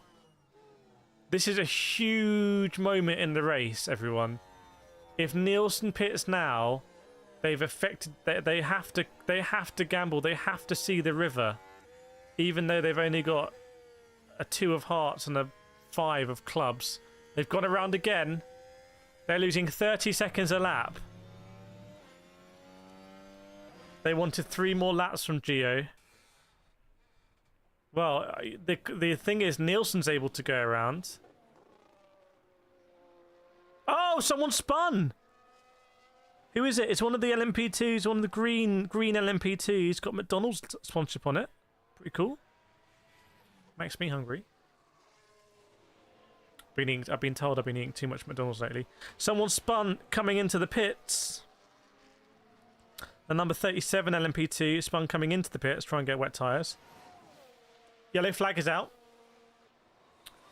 Surely it's not Nielsen. Exit of Tetra Rouge is a treacherous place. But that time, Nielsen has done a faster Sector 1 than pretty much everyone else. In fact, now Nielsen is fastest of the hypercars in Sector 1, so maybe they've seen it through. Maybe it's 5D chess. There's a GT3 that stopped on the exit of the second chicane. Can you see it? There's a GT3 that's come across. Who is it?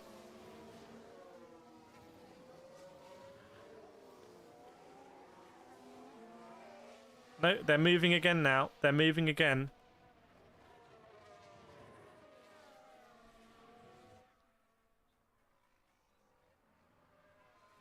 There's Kubica. And oh my goodness. Kubica's lapped Giovinazzi. Kubica has lapped Giovinazzi here. This is really embarrassment. I'm just watching it now. I'm literally seeing Kubica lapping Giovinazzi. And it looks like the rain from the lap times that we're getting from Nielsen. Let's keep an eye on his Sector 2, but if Nielsen's seen it through, then this is disaster for Giovinazzi. 133. He's only 5 seconds off now in Sector 2. So if Nielsen can keep this on the road, basically Giovinazzi couldn't handle the heat. And Giovinazzi's thrown the race away. Because Gio's going to need to do another change. It's all gone wrong for Gio. Disaster for Giovinazzi here. Do we agree? Nielsen's engineer just survived. I completely agree. Nielsen has to see this through. And he's doing an incredible job. What a drive this is from Nielsen. Just to confirm, he's done basically the fastest Sector 1 out of anyone out there. And he's on the dry tyre in wet conditions. Oh no! The Iron Lynx! Oh, it's the Iron Lynx, not the Iron Danes, but it's still the Iron Lynx. The other Lamborghini GT3 has hit the barrier. That might have been that GT3 that I saw that was stopped. Full course yellow. Full course yellow. This is great news for Nielsen. And Giovinazzi just could not handle the heat. Gio just could not handle the heat. Could he? He's thrown it away. If Giovinazzi had just stayed the course for a few more minutes, he would really be in the pound seats here, because no doubt this full course yellow is going to last until the track starts drying, and then everyone else on wet tyres would have to dive into the pits. Now Gio's going to be one of those wet drivers diving into the pits, and he's a lap down. Disaster for Giovinazzi. Goodness me, there's a marshal in the middle of the road picking up a barrier. He's almost been run over. Brave man, that marshal. That is one of the bravest or stupidest marshals I've ever seen. Kudos to him. Buy that man a beer. Nielsen saved by bronze drivers. Well, that's part of the thing. If it gets that wet, then maybe a bronze driver is going to put it in the wall. So, fair play to Nielsen, because the temperature was, you know, at absolute boiling point, and he just stayed the course. So there is a Lamborghini that is stationary. It's the Iron Lynx. I can't see on the track map where it is. Well, I'll tell you what, let's go and find out where the Iron Lynx is.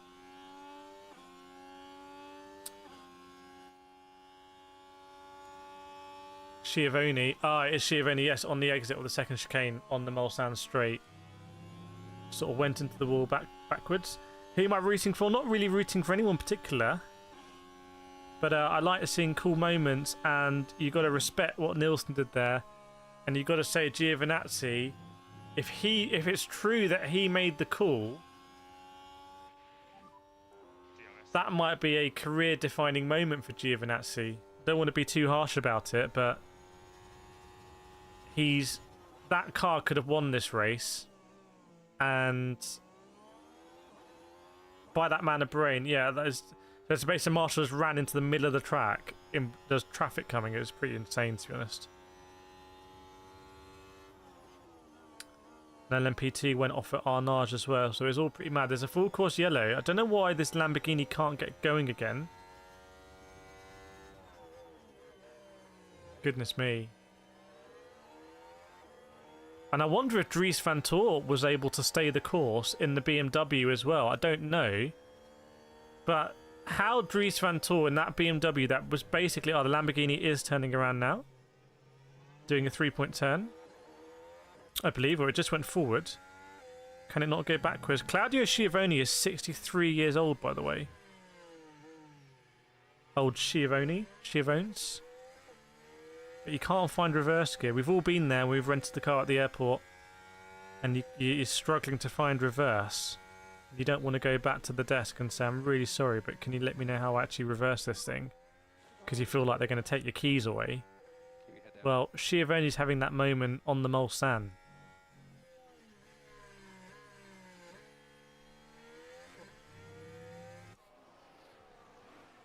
Still a full course yellow here.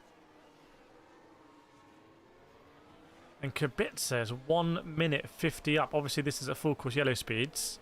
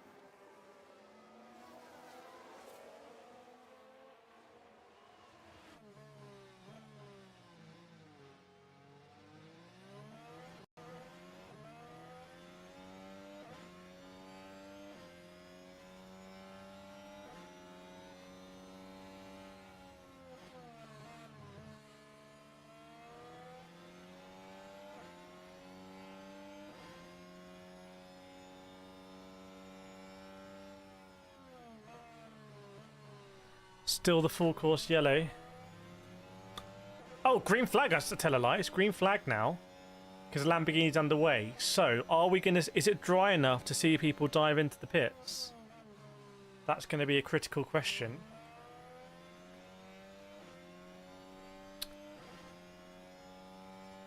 Let's have a look.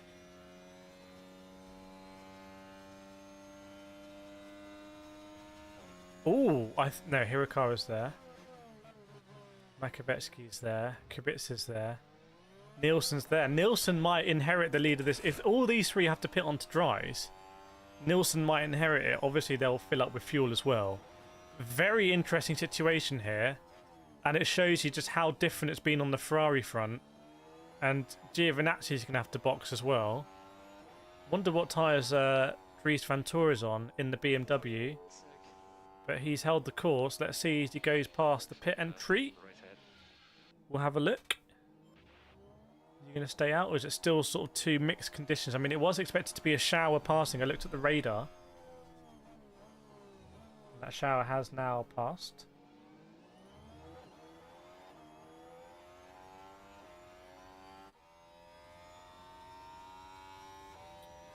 Shower has moved.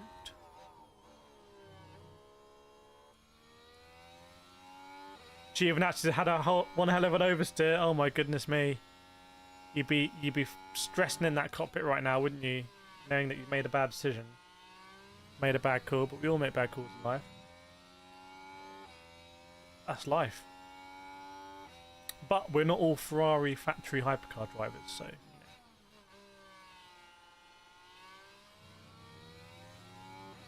It's sort of dusking out Le Mans. It's very grey and dark. So, oh, who's that? Oh, that's the same accident, I think. I think I just saw a repeat of the Iron Lynx crash at the second chicane that I got very excited about. So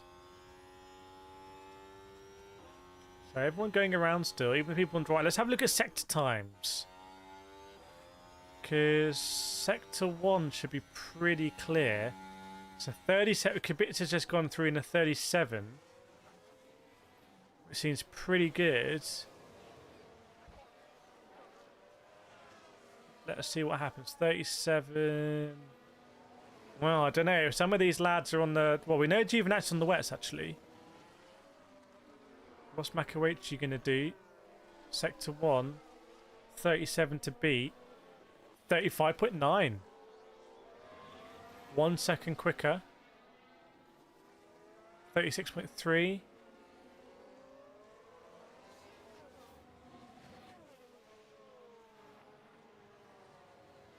This is the big one. We know Nielsen is on the dry tyres. So we need to see what he's going to do in Sector 1. This is huge. Kubica driving with one hand only. What a guy. Sector 1 then for Nielsen coming up soon. On the exit of Tetra Rouge, or just beginning of Tetra Rouge actually. So let's see what Nielsen is up to.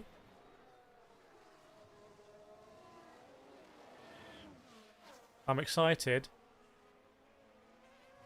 If this is a 34 or something, then... I mean, I can't see wipers on the cars, a lot of them. So here we go. Nielsen goes through Sector 1. Has he seen it through? Has he seen the course? Has he seen it through? 34.5 as I predicted. There we go then. So, well, that's Sector 1, but, yeah, right. I think I'm going to predict that there is still yellow in operation on the final sectors, but I'm going to predict Nielsen is going to inherit a big lead of this race, potentially. Right, I'm going to go get some food.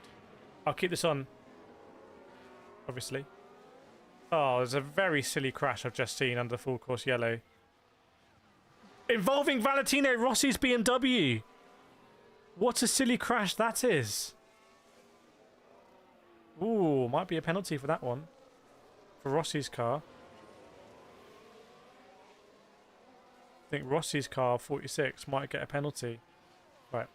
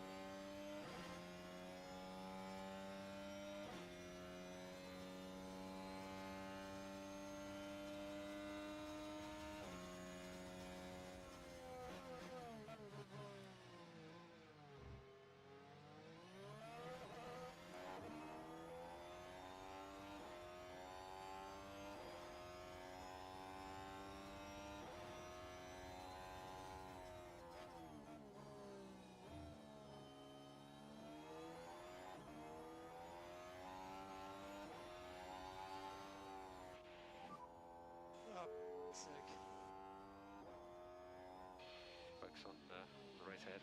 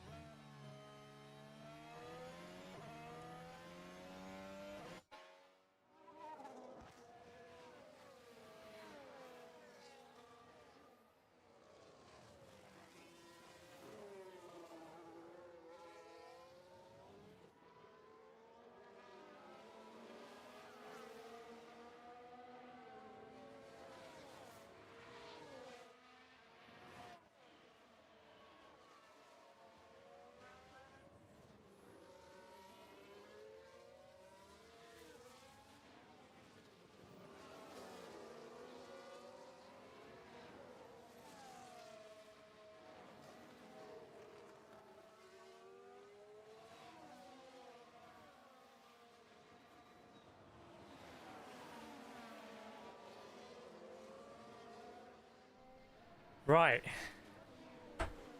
Lots of safety car running. Lots of safety car running. And lots still to go because they're refixing this barrier. And it's going to take a long time. So, I think what we're going to do is we're going to end the stream. 83% humidity, by the way. And we might pick it up again tomorrow. I'm sure there's some people watching who've been watching since the very beginning. K9 on track. Dogs on track spotted. But yeah. That WRT BMW had come so far, hadn't it? Oh dear. Kubica. Don't know if that's been investigated actually. I know the 46 WRT, the driver got a warning. It wasn't the car.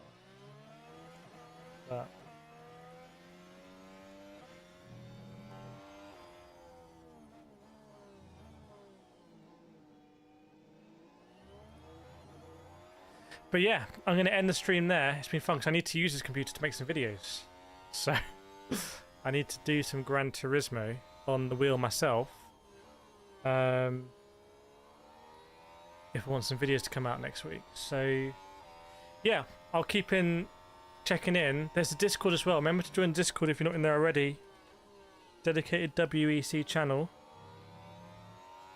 A race we've been looking forward to all year. Just pop that in. Over 7,000 people have passed through the stream, which is pretty insane.